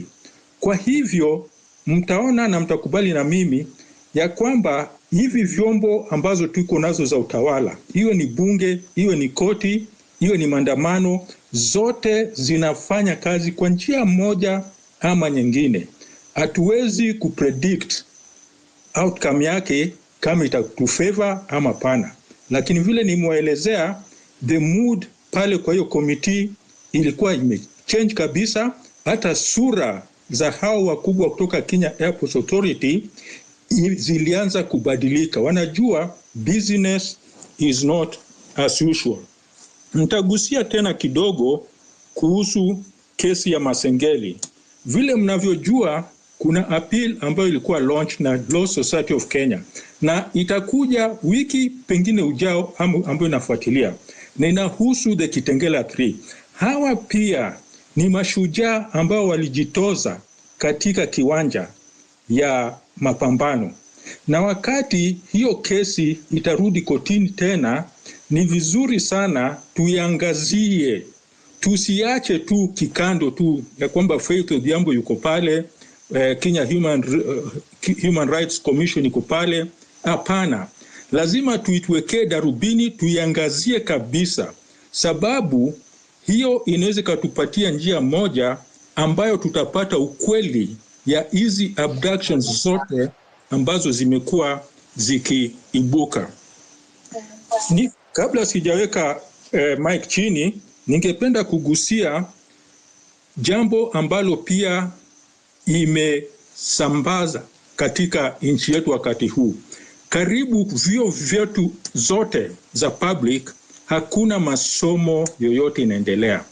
Hawa lecturers wanaendelea na strike yao. Juzi walitupiwa tear gas. Najua kuna watu wamelalamika ya kwamba wakati wa Gen Z hawakuungana na sisi, na hivyo pia wajikakamue.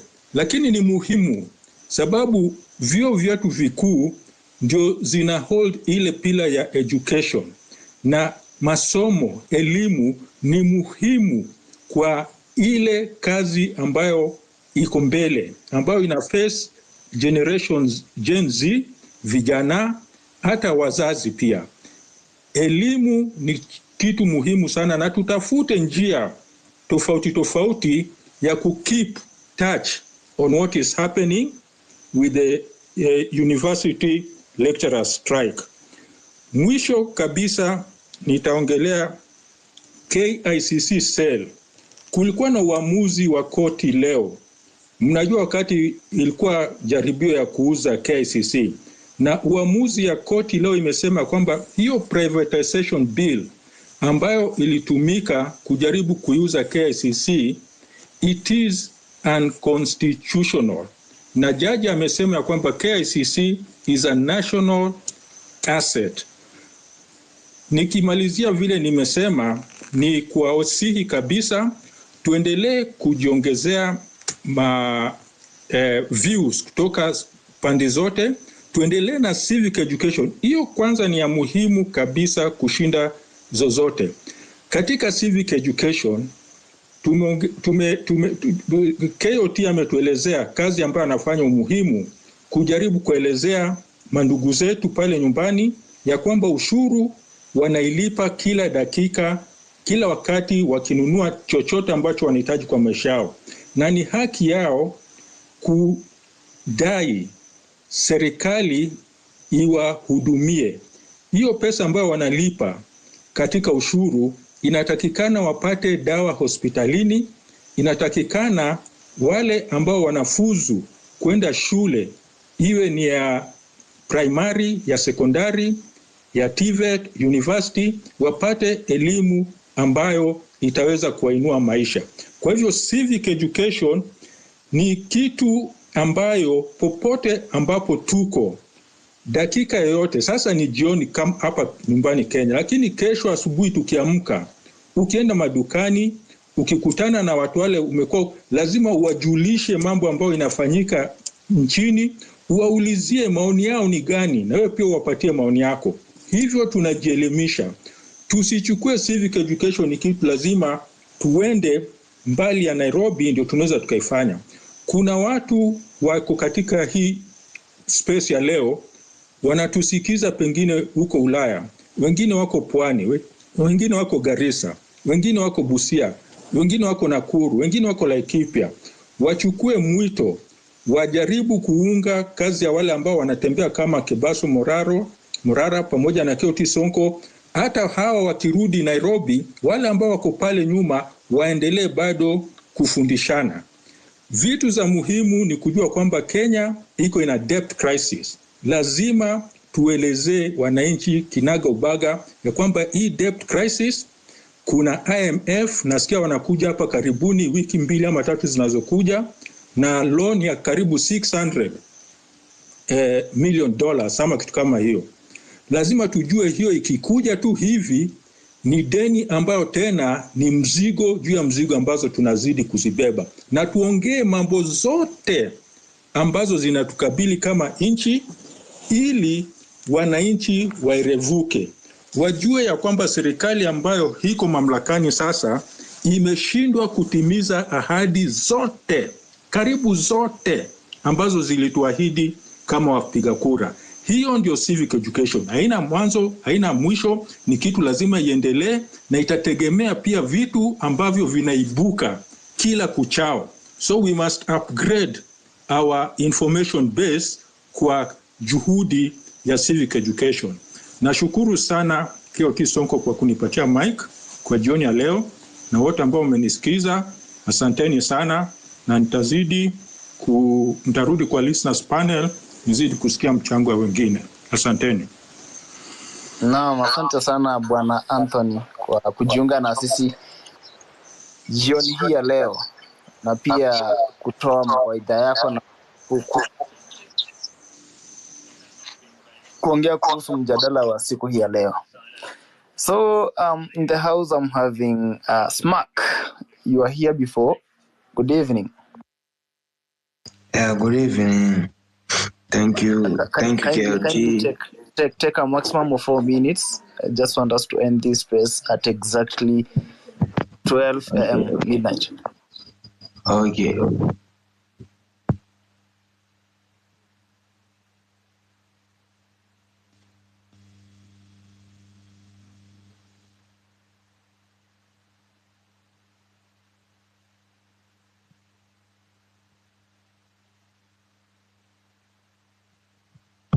To grow bigger.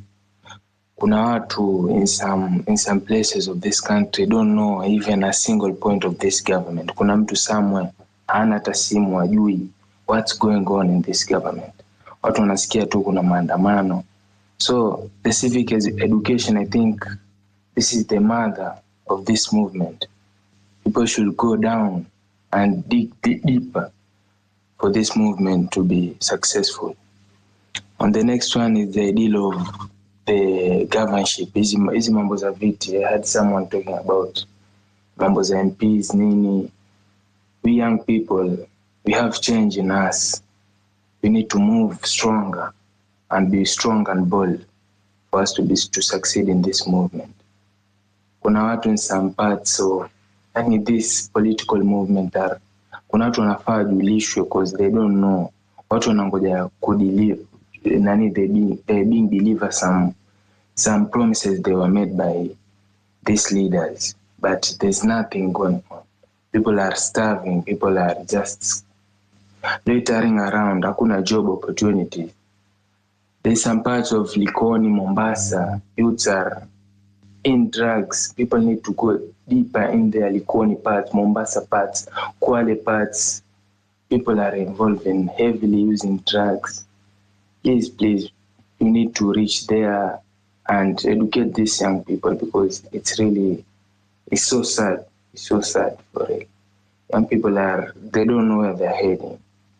So kama mtafika, please, I need you all to reach some Kwale parts. People are so, watu wanateseka sana. Mtu ukiangalia nyumbani, there's nothing. Ukiangalia unakoenda ujui, hamna kazi. Mtu unasoma ujui unaelekea wapi. So there's some things we need to, the civic education, I think that's the ideal. It's a good idea. And I like what you're doing, and I really appreciate because I can see change in us, and change is coming soon. It's coming home. Kenya ni home and must be respected. Sikuwa na mambo mengi ya kuongea, it's only that, but there's no freedom without solidarity. We need to unite as young people of Kenya for change. The change is in us. We have the vision and ambition. Let's go, our people.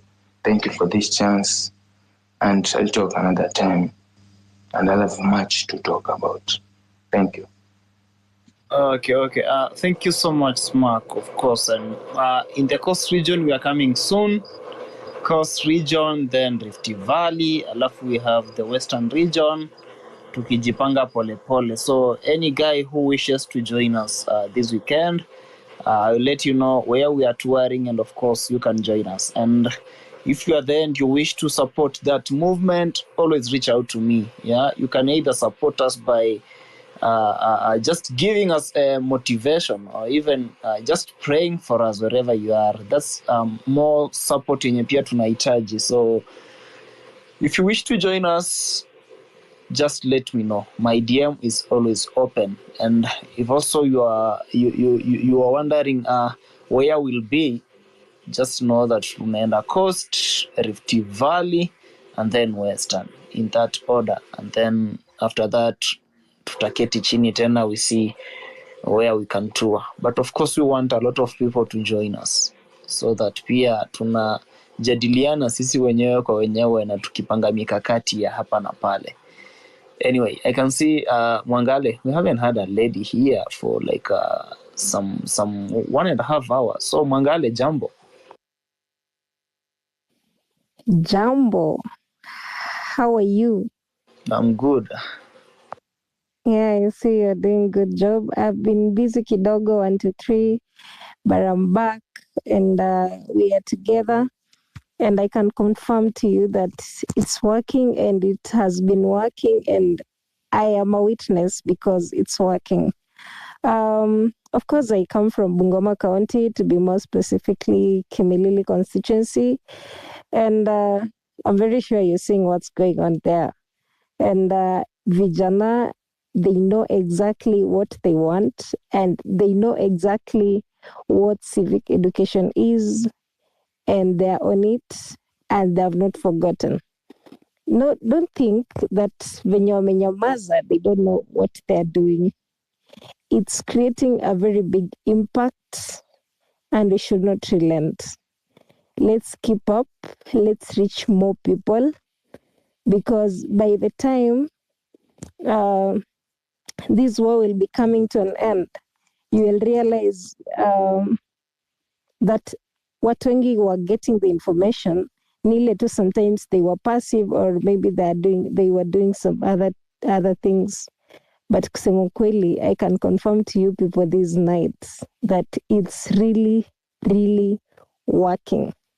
And of course, many people have spoken, have been listening, and I can see that we should stop being swayed. As young generation and as a young nation who are not involved in all that thing about the government and everything that they were doing. So right now when they're doing their own things, we should not even focus there. We should focus on how we are going to bring our youth on board. We should focus on how best we can do this civic education. We should focus on even how we are going to support ourselves to be better people in this country. Because by the time they were doing their things there, they didn't involve the youths. We actively, of course, they use us. They use us as their bloggers. They use us as their, campaigners and what. And as soon as they get their position, in fact, most of the politicians will tend to make you the most useless person you've never been. So this time round, I'm urging the Gen Z, the young people of this country, that it's better uanguke na mtu mwenye unajua very well angepita would help you than supporting somebody that you are very 100% sure they're not going to help you. So mimi I'm very motivated. I'm very much in it and on it, the civic education thing. And of course, bado nitawaambia we should not be swayed because we know exactly what we want. And hizi kelele mingi bana tuchore, you should not even be listening to them. Every other time you meet a friend, bana, try to talk to them. Tell them the importance of the civic education. Tell them the importance of having that ID. Tell them the importance of trying to look in for new things that can be at least much more better than what's usual. I'll speak like this because in my area, or rather where I come from, not even like that, but you'll find out that this politics that is in this country, ni politics ya reuse, like recycle the leaders and what.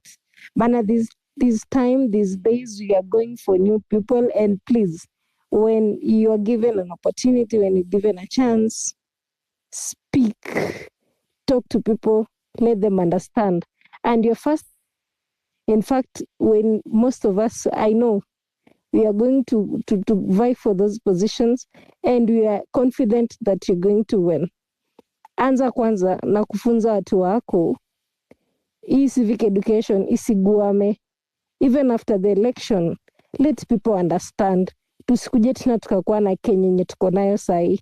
We should not once upon again tukuje back to this story yenye tuko ndani the sahi because of illiteracy and ignorance. And then another thing, every other time, every other place, when you meet 3, 4, 5 people or in any other function, don't wait those people to call you and bring you a chance and give you a chance to address banner. Always find a way to maneuver, to get that chance, to get that opportunity. Speak to people. Tell the people exactly what they must listen and what's there. They will understand. The fact that this Gen Z wave is swiping left, right, center in this country, but now use that as to win. So kindly, every other place, ukienda church, ukienda those 2 meetings, hata ukikuwa shule, like I'm very sure some people are very creative. Our brother Morara and Keotis walikuwa wanatuambia the other time, we have different capabilities in terms of how we can express our ideas. Some people are good at singing, some are good at maybe poetry and what have you. Maybe like for my case, I'm good at political. So you'll find that hatutakuwa on this, like we won't be doing the same thing. But at the end of the day, we are having the same aim, the same target. So don't relent and don't bother. As long as tuna fight the same war, hata kama mimi na we have our own issues, or mimi na Binti Africa, or maybe Wanyama, or either person. We have our own differences and our own issues. Bana able to sahau kwanza, we suspend those issues first. Then we fight this war. We fight this common enemy. Then we will come back to settle our accounts baadaye. But one thing I know, by the time we'll be finishing to the fight, tutakuwa tunapiga ma high five huko juu. So bana sahi we should suspend our own differences. Sijui ni nani ako na nywele ya pink na mwingine ya brown, ama sijui mwingine sijui ni kala gani. Bana, we should not focus on that. And we should not be diverted, bana. We young people knows what's going on. They have fooled us for quite some time. And it's now time that we wake up. It's now time that we rise. And we are many. And I said, because of our numbers, tunaweza tukama we are not going for that presidency. And we make sure that Senate imejaa Gen Z. Tuna make sure ni Parliament imejaa Gen Z. Any motion yanakuja that we see it's not fit for the people of this country, tunayangusha. And we have the power. Those two houses have the power to host the sitting anybody who is elected in this country. So ebu tusifocus sasa na huko juu. Ebu tuanze kujua strategy zile zenye ni ndogo ndogo, but now they can make a very big impact. But if you see any young person anywhere, wherever, don't mind. As long as you can see that they are capable, as long as they have the qualities of a good leader, don't mind hata anaitwa nani ama anatoka wapi. Support that person. Rally behind that person, because hawa jamaa, they are coming to rally behind their people so that wanaweza kuendeleza the bad things that they are doing. They deal like in Adani and other these wash activities that they are doing behind our backs. Wanajua zinaenda kurun for quite some years. So they are not going to let it evil until you new people coming to take over and they are not done with their businesses. They will always come back. So bana, we should not fear them. Because me realize, sasa ni kutuzia uoga. Mwangale, wind up. Na tukinunua uoga yao, they're going to frustrate us. Like for example, you saw what happened na kina alikuwa nani? I don't know, whatever, 3. Those people walishikwa na wakaachiliwa because they knew venye kulikuwa kunaenda, that's one night ikuenda kwa poa. So we should not be intimidated and we should not relent, because what I believe, mimi hata leo nikishikwa, I know you people are going to make noise na nitaachiliwa. So I'll always do the right thing, knowing that you have my back. I have you, like you got me and I got you. So bana, young people, come out, speak out your mind, speak what you feel, do the right thing, get your the ID, register as a voter, tuanguke nayo this time round. Thank you very much. Okay. Thank you so much, Mwangale. Now let me give this chance to SPMQ. 3 minutes, please. I want us to end this place at midnight. Kindly. Thank you very much. It says PMQ. Thanks for the mic. I've been having a problem with my mic and my network and all these things. I don't know if this problem of Starlink, this thing that is being drummed up by Ruto day and night. But okay, it's good. But we have to take care. Maybe it's the one that should be used to rig the elections. We don't know, but he's been drumming up for these things. But let's not first look at that. Let's look at the primary issues first. You know, guys, there are primary issues that we have to take care of. Before we fly high. I can see we are flying high. We are doing good, and it's okay. But let's take a look at primary issues as early as possible. Like, for example, the IBC. The IEBC must be formed as soon as possible. I mean, as soon as possible. We need to take primary issues like the issue of ID issuance. These are all primary issues that we are somehow overlooking. We are above board. Tuko juu sana lakini tunasahau these primary issues. We are forgetting about them. Okay, having said that, there are some other things that I heard from speakers. I've been listening carefully. Spoken in network, and I'll take a few minutes. Those 3 minutes. We have to be realistic. And to be real, we have to unite. We have to be united. And we must have a vision. We have to be logical. Being logical is like now the public participation and etc. Taking ID, sensitizing people in mashinani. Kama sasa the older generation, we have to sensitize them properly. And the Gen Zs and I'm not a Gen Z, and the young population must have this right of taking the IDs, wachukue IDs, so that if we want to take power, we can have it through all means. Like that one, example of that one of voting. And to take power, we must minus fear. To take power, we must minus fear. Fear of assassination, abductions, murders, etc. All these things are real, but we must minus that fear. There was a speaker, Mr. Sitam name, who was talking about governance.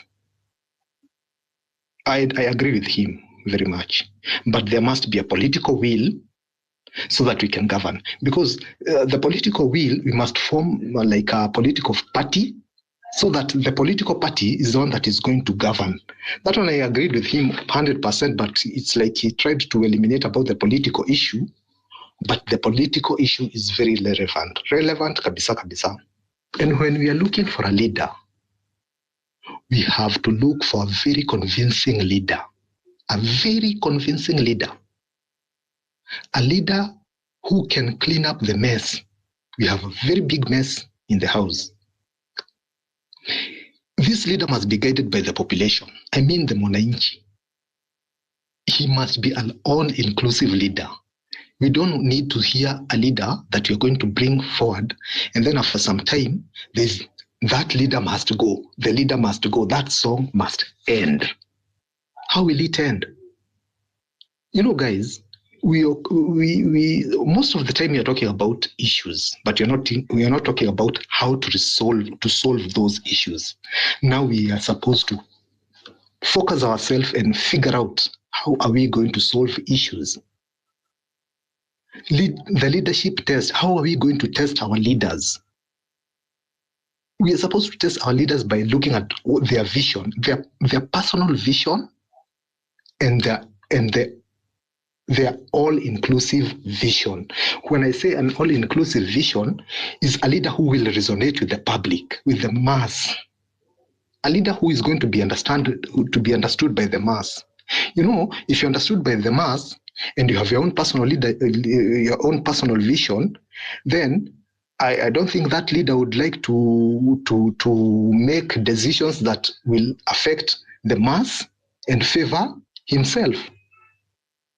Because if I make a decision that is going to favor me and it's going to distract or even unfavor the public, then I'm a bad leader.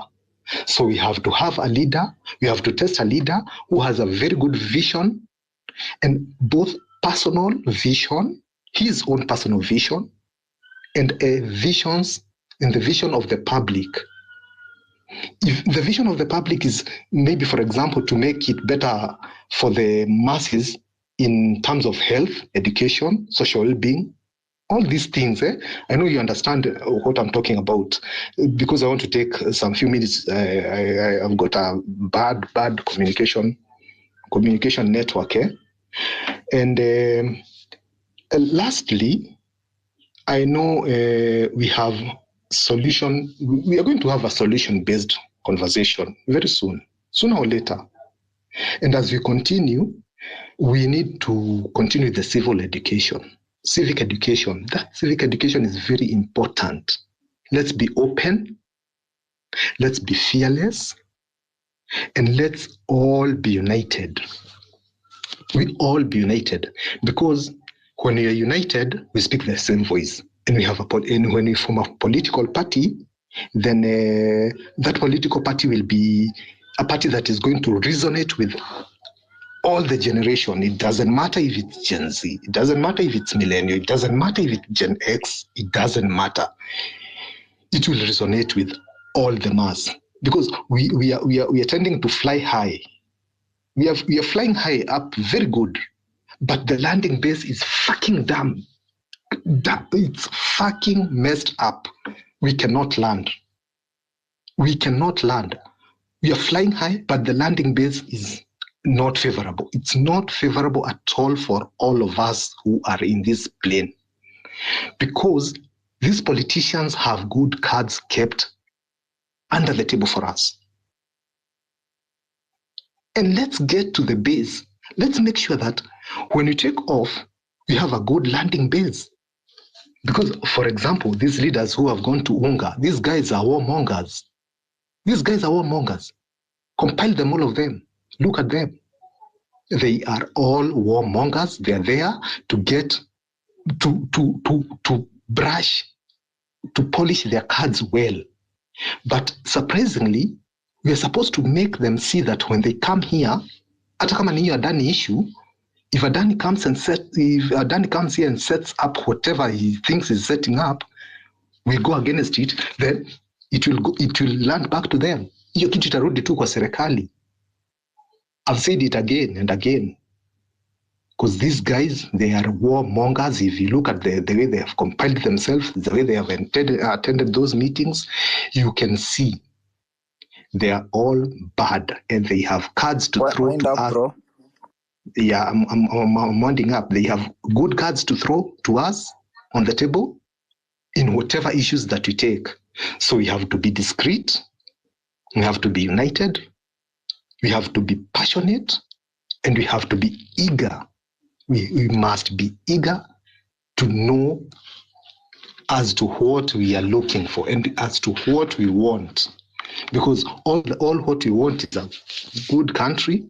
We don't want war, because Africa now is divided on all, the world is eyeing on Africa. And they know that if they get Kenya, if they get hold of Kenya, then they have everything in their hands.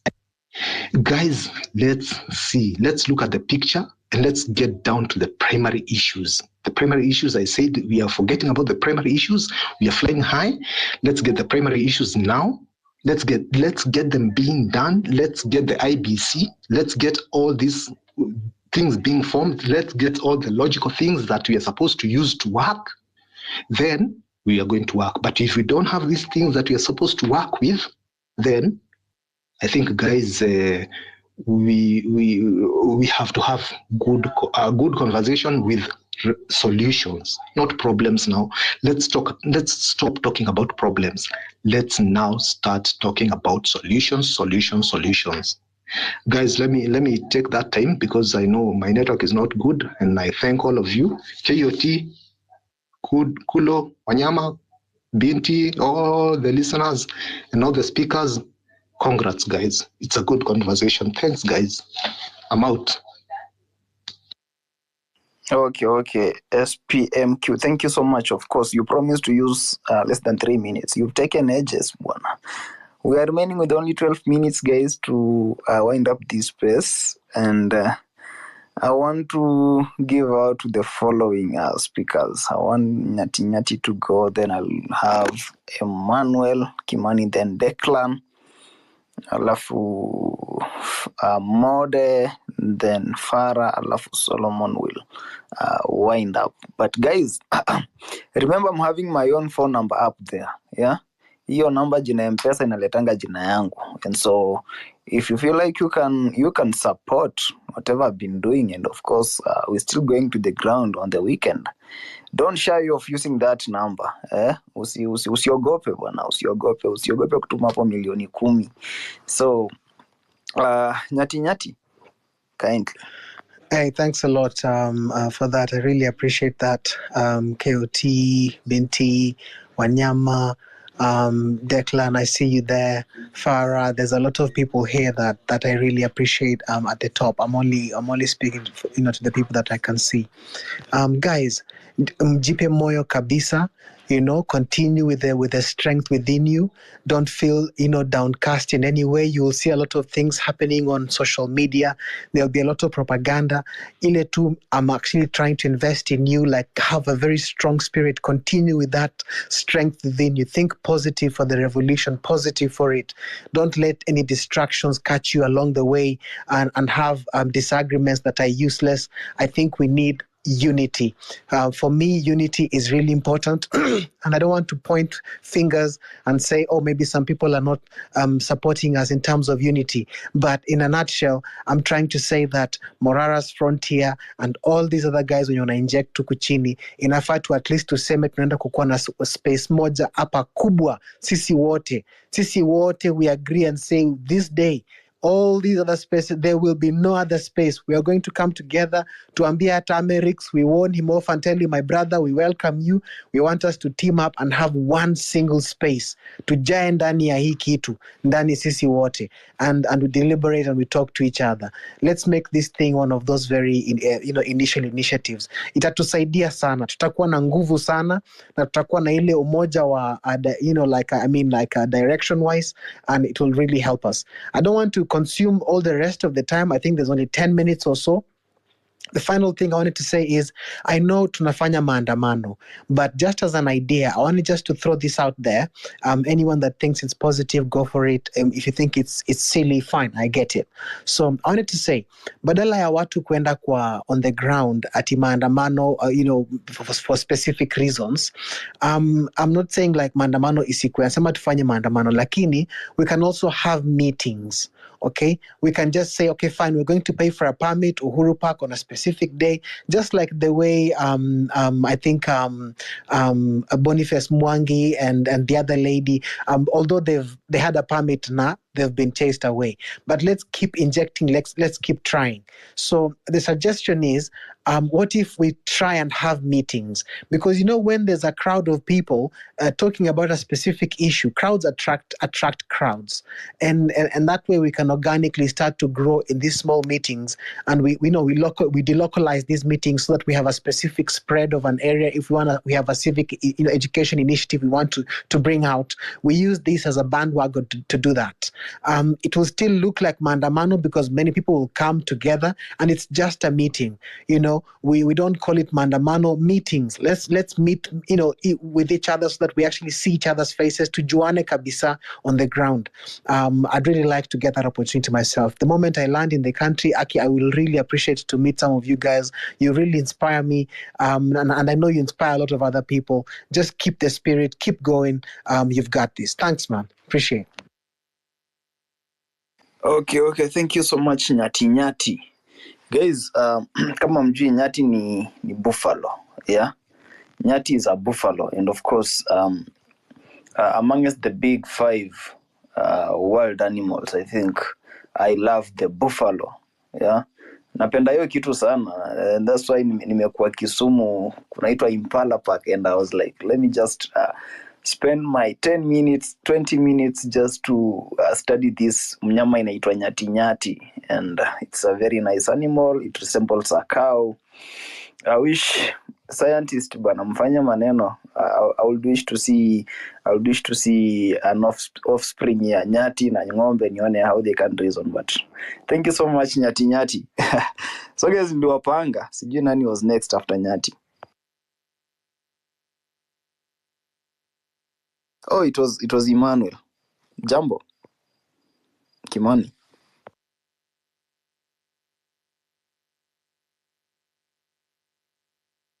Okay, looks like Kimani bado hayuko ready. Declan, jambo.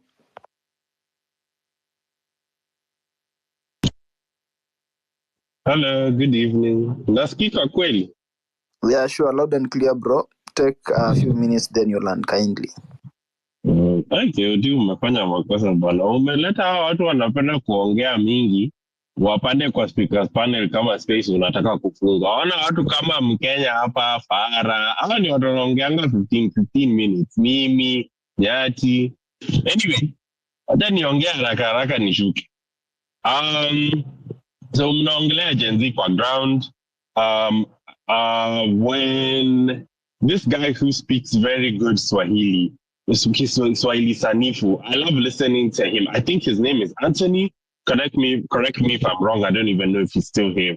But I was trying to listen very carefully to what he was saying, and I realized something while he was speaking. One, he spoke about people went today to try and find out something to do with the people who had died. So the families came out and they went to where they went. And that's such a big deal. And it seems that nobody knew, or I didn't know. A lot of people seem not to know because I didn't see it anywhere. And it's very unfortunate. And as he continued just telling me what things that were going on in the country, I realized that the point that I keep raising of unity, and that Nyati has raised, and that other people keep raising in passing, is a real issue. It's a real issue. We won't get anywhere kama tuko kwa ground if we are not together. We can all be going in the same direction, but if I want to give an analogy. I think this is a good analogy. So if you look at a screwdriver, it goes to a point. It's not flat and widespread. It goes to a point, isn't it? And that point is able to apply pressure so that the screw can enter the wall, because the highest amount of pressure is at that point where all the metal of the screwdriver is pointing to and meets. I don't know if I'm making sense. Even if we're going in the same direction, if that screwdriver at the edge was wide and flat, it would not be able to penetrate the wall. But because all the pressure is at that one point where the screwdriver meets, that means that the pressure is so great that the screwdriver is able to penetrate the wall. What am I trying to say? What I'm trying to say is everybody is injecting in a way they should be injecting, which is fantastic. Do what you can from where you are.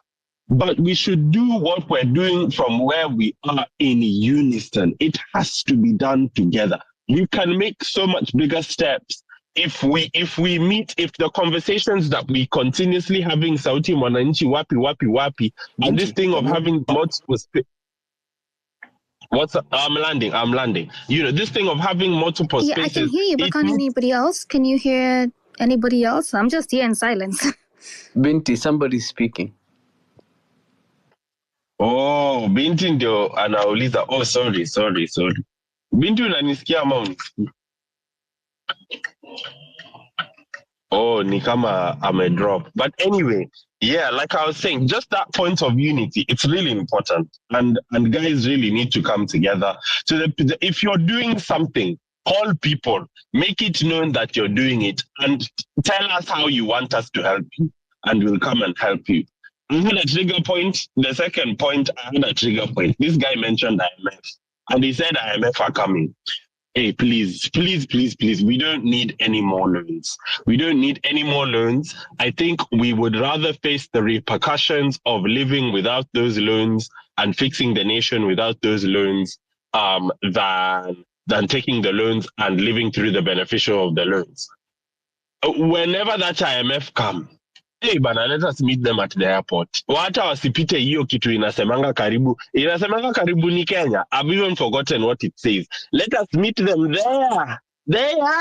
Pale poka karibu ni Kenya. Let them not even leave JKIA. That is what I can say. Hey, maandamano hiyo siku ikuwe ni kubwa. Tukuwa tunaongoja hapo. Just block the road and tell them back to sender. That thing you're carrying in your hand, since which day have you heard that the bank is coming to you to give you a loan?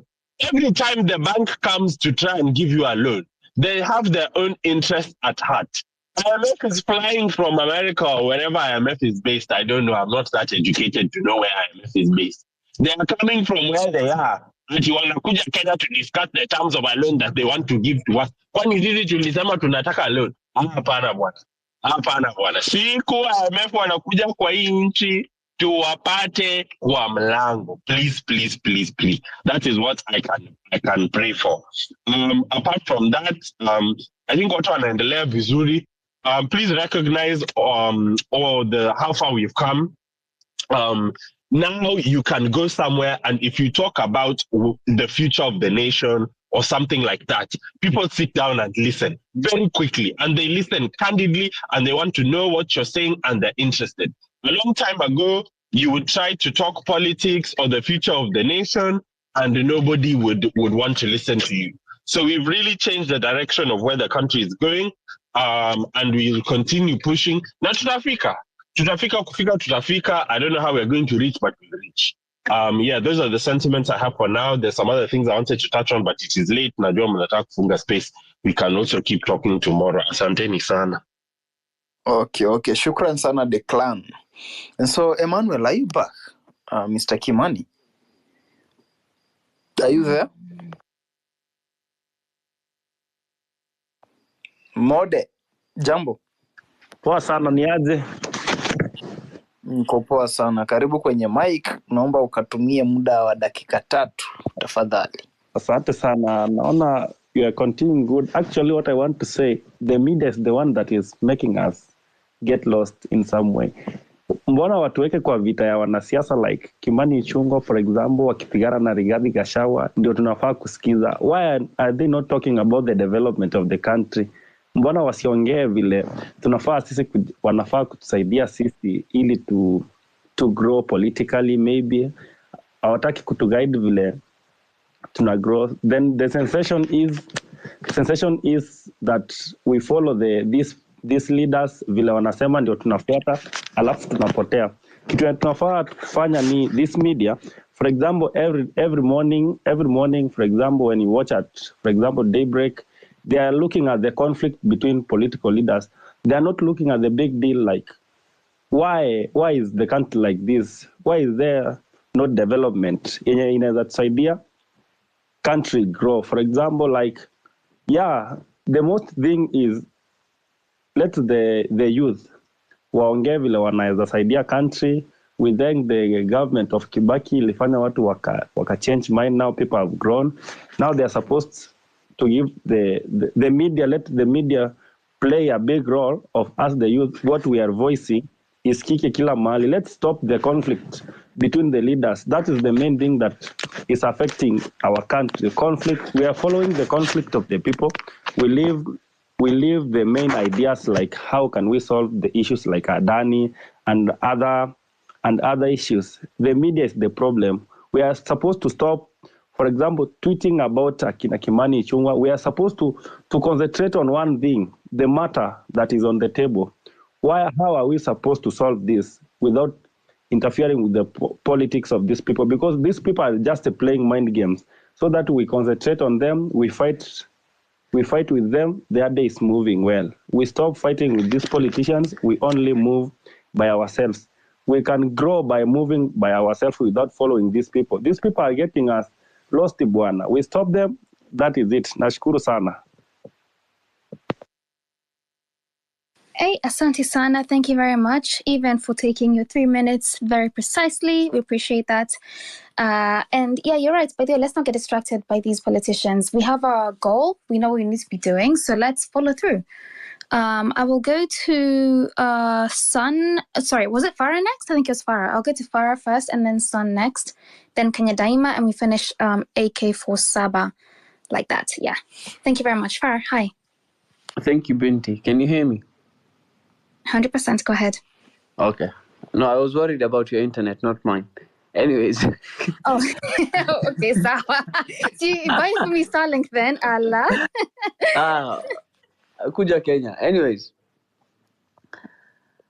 I was trying to... I want to say something very simply, and I'll take, I think, less than 3 minutes kwa sababu Declan amesema hapa tunapenda kuhubiri. I think we should look at using civil disobedience as a tool of protest as well. Because si kila mtu anaweza kuja kwa streets, but we can try and set up a date, maybe the second week of October, where kila mtu anapata mshahara yake, everybody stays at home for the whole week. Nothing happens. We have bare minimum services in hospitals where you have basic life-saving needs for maybe if you need 20 doctors, you have 5 or 10. So you're offering minimal services. You grind the economy to a standstill, but you have no casualties at all. You advise people to stock up for a week, na kila mtu akae nyumbani. Thank you, guys. Wow, that was short and sweet. Oh, yeah, it's short guy. Jesus Christ, short and sweet. We love that. Thank you very much, Farah. Yes, we need to find new tactics of doing this thing, but yeah, no, I appreciate that. Let's go to Sun. Was it Sun? Sun, hi. Hey, Binti. Sun, okay. Kofiti kabisa. Marvin. Yes. Kofiti sio. Sasa mimi nataka kusema fiti. Mimi nataka kusema hivi. Our media houses zimetuangusha. Wanatuweka mahali ambapo hatufai kuwa. Hizi vita hao jamaa wanapigana, hakuna vita ziko pale. They're just playing dealing tactics. Tuweka akili huko wakiendelea kufanya vitu zao. Sasa hebu jiulizeni, sijui shift inakuja kuwa affected. Na sasa wakati inaelekea kufika sasa ndio wamechachisha hata wanapigana. Unaona? Tutoa akili zetu pale wakuja tufanye wajinga hapa. I just have a question. M-Pesa ilianzia wapi? Ilianzia India. Imeanzia hapa Kenya. Is it working? It is working. So, mbona NHF isifanye kazi? Mnataka kutuletea hapo sijui kampuni sijui zinaitwa aje. Na zote hizo ni za politicians. So watu wako hapa wamenyamaza, mtu anafikiria kwamba hii tu itakuja ipita. No, unataka kuniambia if the ones that ambao tuko nazo haziko zinafanya kazi, ile pesa tunakatwa. Hiyo 2.75 itafanya kazi gani? Inaingia kwa mfuko za watu. Safaricom 104 billion zinaenda kwa makampuni tofauti. Only 10% inaenda kwa Safaricom. Hapo wanakuja kutuchezea hapa. Watu wasiangalie vita za watu. Wacha wapigane vita zao huko, hazituhusu. We fight for what is ours. Kila mtu tunajua tunapigana nini. Vita zao hizo ni zao, sisi hatujui. Sisi mambo ujinga ambao tufanyia hapa inatuhusu sisi. So watu wakoe macho, tuangalie. That's for me.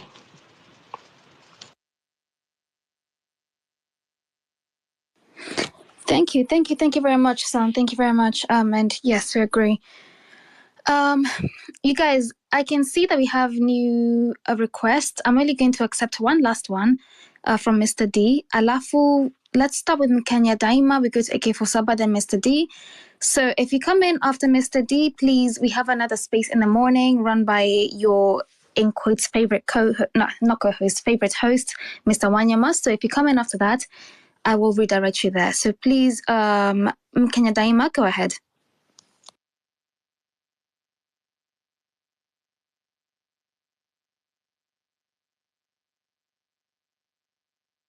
Mkenya Daima, can you hear me?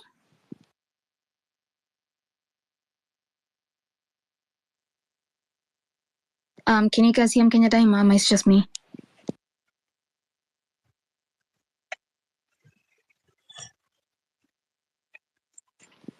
Okay, I don't know what's going on. Maybe it's just me. Mr. D, Mr. D, just give me a second. Just mute your mic for a second, please. Let's just go to AK47 for now. AK47, hi. Vipi, I'm good. Could you hear? Yeah, could you hear Kenya Daima? No, I couldn't. Kenya, we can't hear you, so just drop while AK47 is speaking, and I'll bring you back to the speakers panel. But for now, AK47, just go ahead, please. All right. Thank you for this time. Kitu mimi naweza penda kusema mzee, tuko na problem. Kitu cha kwanza kwa society yetu is that si wa Kenya. Kitu cha kwanza tunapenda kujidanganya sana. Tunapenda kujidanganya that we are doing well, that maybe the revolution is going on well, and everything is well. Nah, that's a lie. That's a very big lie. The point of the government was to slow the momentum. But if we slow the momentum, they continue doing their things through their corporations. Our biggest enemies is not even Ruto. Ruto is just like a messenger. He's like a messenger. Tunapiga the messenger. Our biggest enemies are the Western corporations who are here and have been here. Mi nakumbuka tukifight story ya Monsanto India, wako Mombasa hapo. Monsanto ndio the same people wenye wanaingilia mambo ya seeds and our food. Right now ndio wana try to solidify actually their agreements, how they can take over our agricultural system. So our biggest enemy is the Western world. As long as Kenya is sleeping with America, Europe, Britain, and just Europe and Israel, we are doomed. We will never be able to save anything. We are doomed. Tutajidanganya. People will come here, say, well, we change this policy, do this policy. There is no policy. Those guys are professional of policies. They are the one who come up with policies. You will change policy. America never follows any policy. They bomb anyone they want. So as long we are sleeping with America, Britain, and Europe, and Israel, we are doomed. Story ya kusave Kenya, hiyo itakuwa ni story nyingine. Those are our biggest enemies, and those are the people who are putting us in this trouble we're seeing, because they saved Kenya like okay, talking about Africa, I'm at the space Kenya we are at. Kenya is just another slave farm. That's why they put the borders. Kenya is just another slave farm. Tunasema we're patriotic, but you're patriotic about this kashamba called Kenya. They saved this place for a later date, of which is now, to come and mine and take all the resources that are here. They've been taking it anyway. But that's what they saved this space for. So, tukiendelea kusema tuna fight, we're looking for democracy, and we're still accommodating the Western world corporations here. There's nothing will be achieved. Nothing, because we're being fought kuanzia kwa chakula, maji, airwaves, everything you look at, it's a war against just the black person. So anyway, that's my contribution. Thank you. Thank you very much, AK47, and for taking your time and spending it wisely. Yes, we're being targeted from all areas, so let's also inject from all areas. I agree with you totally on that one. Kenya Daima, can you hear me now? Can you try and speak? Mananisikia? Oh, kabisa. Sawa, endelea basi. 2 minutes, please. Okay, there is a lady mwenye alikuja huku she gave a nini some time back kwa space ya Kiotisongo, anaitwa Pauline. I don't remember the last name, so I was asking kama kuna mtu ako na handle yake, please. There are things I might want to to inquire from her privately or also pia in a public space because nothing much. Otherwise, me, that's all I came to inquire about. Hii mambo ingine mingi, jameni, just a lot has been said and mi nilikuwa tu nimekuja kuulizia Pauline. That's all. Thank you.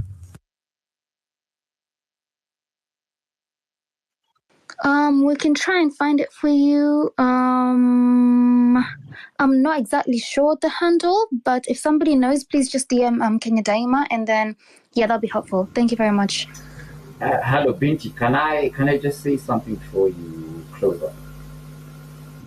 Yeah, sure. Just go ahead. Right. 1 second. Cause there was some time back, like it was last month.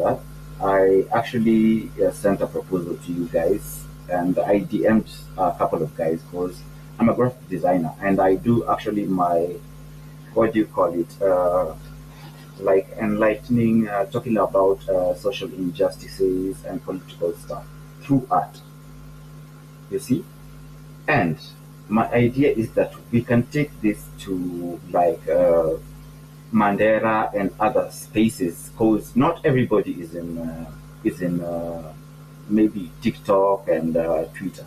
You see, so I would like us to come up with something that we can organize and do the civil education for ground to make impact. Sio kila siku tunapatana tu hapa kwa KUT, because sisi ni wenye tu tunaweza patana tu kwa internet, but kuna watu sahi hawako kwa internet. Unaona, kuna watu wako mashinani. Tunaweza peleka aje the civil education mashinani, and art is one of the tools tunaweza tumia. I tried and DM'd a couple of people. I didn't get any responses. Nikashanga kwani hii place ya KUT kwani imekuwa tu bombing. Tumekam kubam na kuongea na kuchochana tu story. Wasa wanasema use art nini nikidm watu, no response. But anyway, ukiingia tu kwa page yangu utaona what I've done. But anyway, that's my idea. We can take this thing. Tunaweza kuja hapa maybe after a week. Tunasema tumepatia coordinator wa KUT wa Kisumu, tulimpatia 10,000 posters. Busia 10,000 posters. Wa ni Kwale 10,000 posters. Hivyo. Maybe for free I will do the artworks zile kwa hapa for elections, nenda kurudi. Nimekuwa nikifanya this for a long time. So to organize kitu real kwa ground nyingine zinaonekana. We can do it. Thank you. So AK47, I don't know if you know, but this weekend, Mabonga and Morara, they'll be doing a Rift Valley civic education program in the Rift Valley. So if you want to get in touch with Mabonga, and then you can arrange if you want to do some posters for them or anything like that, then please, we accept any type of support that you can give to these guys that are actually on the ground. So yeah, reach out to him. There's a number up there, or you can DM him. Mabonga, just take note of AK47, or just reach out to him yourself. He will assist you in your endeavors, your touring. But yeah, thank you very much, AK47. We appreciate it. And that goes to everybody else. This weekend, we have the team that's going out in Rift Valley. So if you can support in any way, including financially, there's a number up there. It will bring up Mabonga. So please feel free to inject kwa ground peer, not just on the spaces. Thank you very much. So I'll go to Mr. D. Mr. D, can you hear me? Yeah, thank you. I can hear you. Please go ahead. 3 minutes. Yeah, first and foremost, I would like to congratulate everyone who is inside this space. And number two, by this time our country has become like shamba ya mboga, ile kashamba kadogo ka mboga kuwa kako pale kwa plot. This country, it seems to be like Mtu akitoka tu mahali ametoka, anakuja, anaingia shambani, anachuna mboga mbili, anarudi, anaingia kwa nyumba, anapika, and nobody asked the question. But now the problem is, wakati wamekaa chini wakaona, fulani anachuna mingi kutuliko, that is where the problem imeanzia. So what can we do to protect our nation? Because if we are not going to protect our nation right now, wale watoto tunazaa na watoto watakaokuja watakuwa na shida nyingi sana. Hii nchi yetu iko na resources nyingi sana. Compared to other African nations, especially in this Eastern African region, whereby mimi nimezunguka hizi nchi za Afrika Mashariki na Kati karibu zote, and I have seen what is going on there. For us, we have good people who have good mindset, and we also have people who are greedy, and we also have people who want to put others kama slaves. Wow. We are not going to be slaves of people anymore. That is what we have said for the first thing. Secondly, there is no any politician fighting for the mule mtu ako pale chini. Everyone now is fighting for the stomach.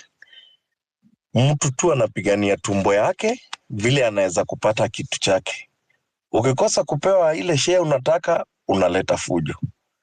How about wale ambao wako pale bottom, watakujaje huku juu? My idea was, I would like to congratulate Morala first. Sitai kujisifu, but there is a space which came with Andre Kibe. And wakati Andre Kibe alikuja na mawazo na tukawa tunaongea, watu walijadiliana na tukaanza kupata solution. But I came with an idea of which Morara is implementing right now. Ndio maana nikasema sitai kujisifu. Na my idea yenye nilikuja nikasema, it is good kama when youth unaenda kwa hiyo mradi unafanywa hapo kwenyu, unaenda kwa hiyo kibao yenye imeandikwa barabara inaenda sijui mita ngapi, contractor ni fulani na amepewa hiyo kazi kuanzia this time na duration yake ita take this time na imetumia pesa kiasi hii.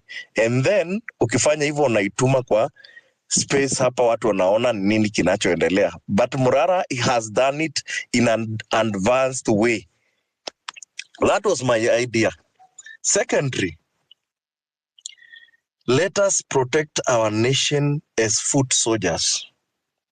Everyone now, ukiwa tu natembea na simu yako ukipata mahali hata kama ni barabara inatengenezwa, uone wanafanya kama ablakadabla. Ablakadabla is like the main road, maybe like the road A104 from maybe Malaba to Mombasa. Even if wewe sio engineer, unaweza enda ukaona vitu zingine zinafanywa za ajabu. Unakuta watu wanaziba mashimo kwenye barabara, na ni barabara inapitia trucks which are carrying more than 80 tons. Unakuta mtu anaziba hiyo barabara, anaeka kakokoto, lami na sprayiwa na hand pump kama ile ya kupiga dawa mimea, ile spray pump eti ndio inapiga lami juu, kuweka tu black ionekane kuna kazi inafanywa. Mwingine ako na nyundo, mwingine ako na kibui, eti wanagonga mawe, wanazindilia kwenye barabara. Na hiyo barabara unakuta imepeanwa tenda na ni contractor amepatiwa hiyo kazi. My friend, let us not speak too much. But tumeshagundua people who have contracts hata Kenya hii, unakuta wengine wanaandikisha kampuni za nje. Mtu anakuja Kenya, anaenda Dubai. Akienda Dubai, anaenda na register kampuni huko, ama China ana register kampuni huko, anaiandikisha kila kitu, anarudi anaituma Kenya. Ni Mkenya ametoka hapa ameenda huko ameandikisha. And then huyo mtu kwa sababu ya money laundering anatoka kule anakuja hapa anakuwa ni contractor wa barabara. Unasikia China uwi. Lakini ukiangalia mwenye anafanya kazi hapo, hata safety gears hana, hana nini, anafanya kazi kienyeji. Even one machine, either excavator, dozer or something like that, hana, but he's a contractor. Na unakuta huyo mtu ni contractor na ni recognized contractor afanye kazi. Na unasikia kampuni ni ya Dubai, but it's Kenyans. Haya. Nikiendelea, wacha nimalizie niongee la mwisho sasa. Jambo ya mwisho ni hii. We are not going to allow invaders in our country. Watu wanatoka kule kwao, wanakuja Kenya, mtu anakuja anachukua billions, anarudi anaenda nazo. We have the good track record. Mnakumbuka Kamlesh Patni? Kama kuna mtu anakumbuka Kamlesh Patni hapo, mniambie niwakumbushe alikuwa nani, mwenye wamjui. Who was Kamlesh Patni? Haya, tukatoka hapo tukaenda mtu anaitwa Eurobond. Mnakumbuka huyo? Sasa tumetoka Eurobond, tumeingia sijui akina nani, Andani brothers and sisters and cousins. After this mutasikia mwingine tena naye amekuja ameingia hapa. Why? Kwa nini? Let us protect our nation. Thank you and God bless you. Thank you very much, Mr. D, for your submission. And as you heard, guys, it's always been one person after the next person after the next person, and now it's Adani. So, first of all, I want to thank you for tuning in to this Sauti ya Mwananchi space hosted by your very own Marvin Mabonga, Kioti Songo, aka. And co-hosted by myself, Wanyama, we had Toria, we had our other Sauti ya Mwananchi people as well. We have Corino, Ayo, and Rabia. Tomorrow morning, we have another space, same again, Sauti ya Mwananchi, and we're going to be dissecting this Adani thing again. So, if you have an opinion, if you have a solution, if you have something to say about it, please tune in. We will have our host, Wanyama, with me there. So please come speak to us in the morning. And thank you very much, guys, our speakers and our listeners. And then Mabonga, I'm going to pass back to you. First of all, how can I fall asleep when you don't wake me up? I just fell asleep on the space like that. And you didn't notice? Sawa tu.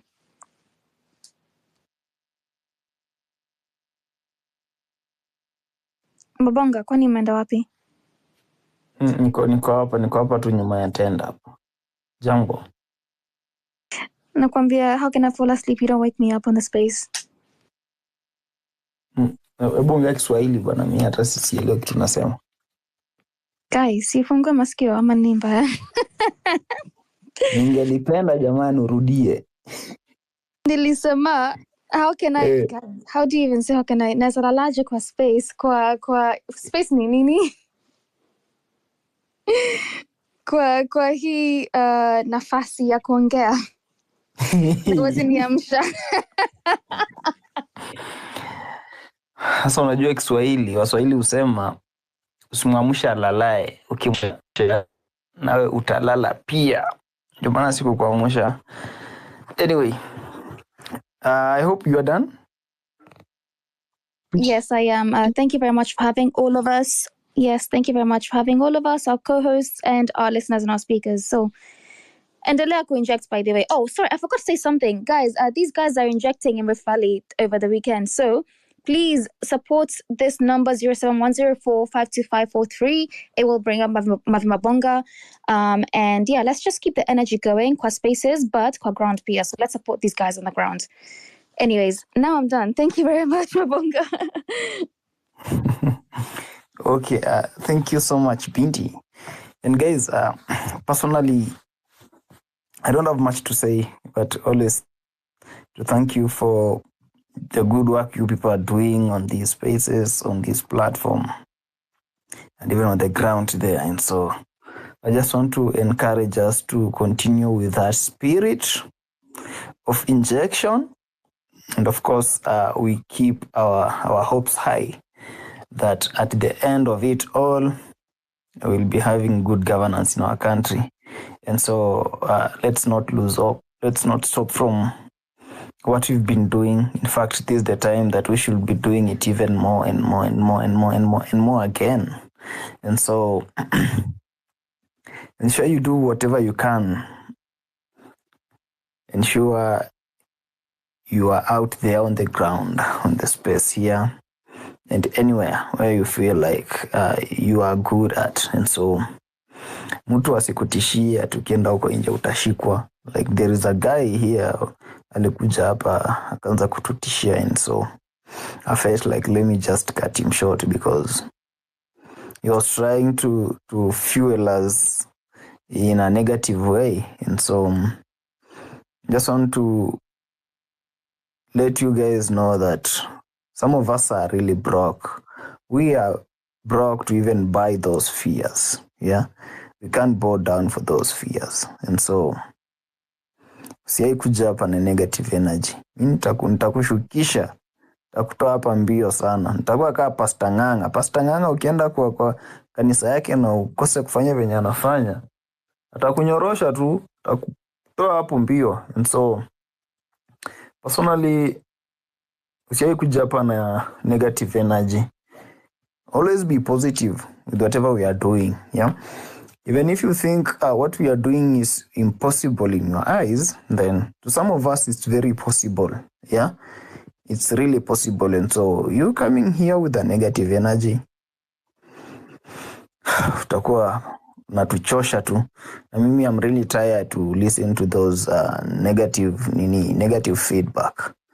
I don't like negative feedback. I only love positive feedback unless you're trying to challenge me. But sikuja hapa kusema when you go to the street utashikwa. Kwani kushikwa si unashikwa 24 hours unapelekwa kwa koti alafu unachiliwa? Ama inakuanga aje? Unless kama unataka kunishika unifiche, which is illegal. But if you come to the street unipate niko na makosa, you arrest me, ni sawa. But ukikuja uniarrest and sina makosa, then you are doing it contrary to the constitution. Yeah. And so let us respect the rule of law for those police officers who are on this platform. Najua mnajanga hapa, and me, I have never shied off from telling you the truth.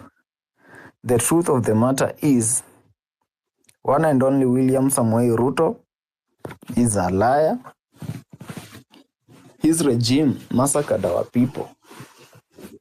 Of course, most of his close allies, they're corrupt people.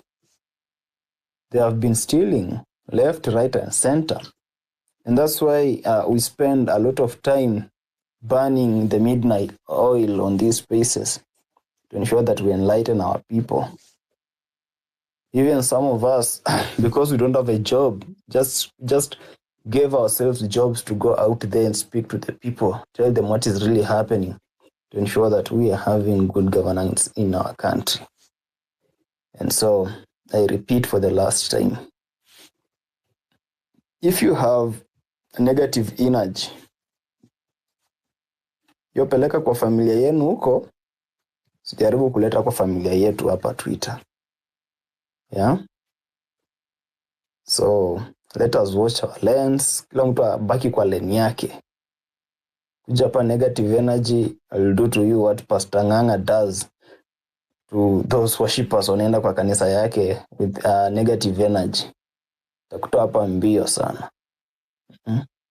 Bring your negative energy. I'll tell you what Francis Atoli usema. Shenzi sana. Don't try to bring that stupidity here. Whatever we are doing in accordance with the Constitution. If we go out there to protest, we are doing it because Article 37 of our Kenyan Constitution, it grants us power to go and demonstrate. If we are demanding that we want affordable education, then Article 43 of the Constitution, I don't know if it's 43 or 48, but one of those articles, it grants us affordable and free education for the primary schools. And so, please, sijaribu kuleta hapa negative energy. Mimi nachokanga na watu wanyoleta negative energy, na nipandisha hasira, na mimi hasira ikipanda, I always say what I want to say. And so, just to encourage us, let us keep doing whatever we have been doing. Nobody should stop us from doing what we want to do to ensure that we have good governance in our country. Otherwise, I don't have much to say. See you in the next 23 hours. Bye-bye. No, in the next few hours, 8 a.m. East African time. Oh, on Wanyama Space, in the next less than 8 hours on Wanyama Space. Bye-bye.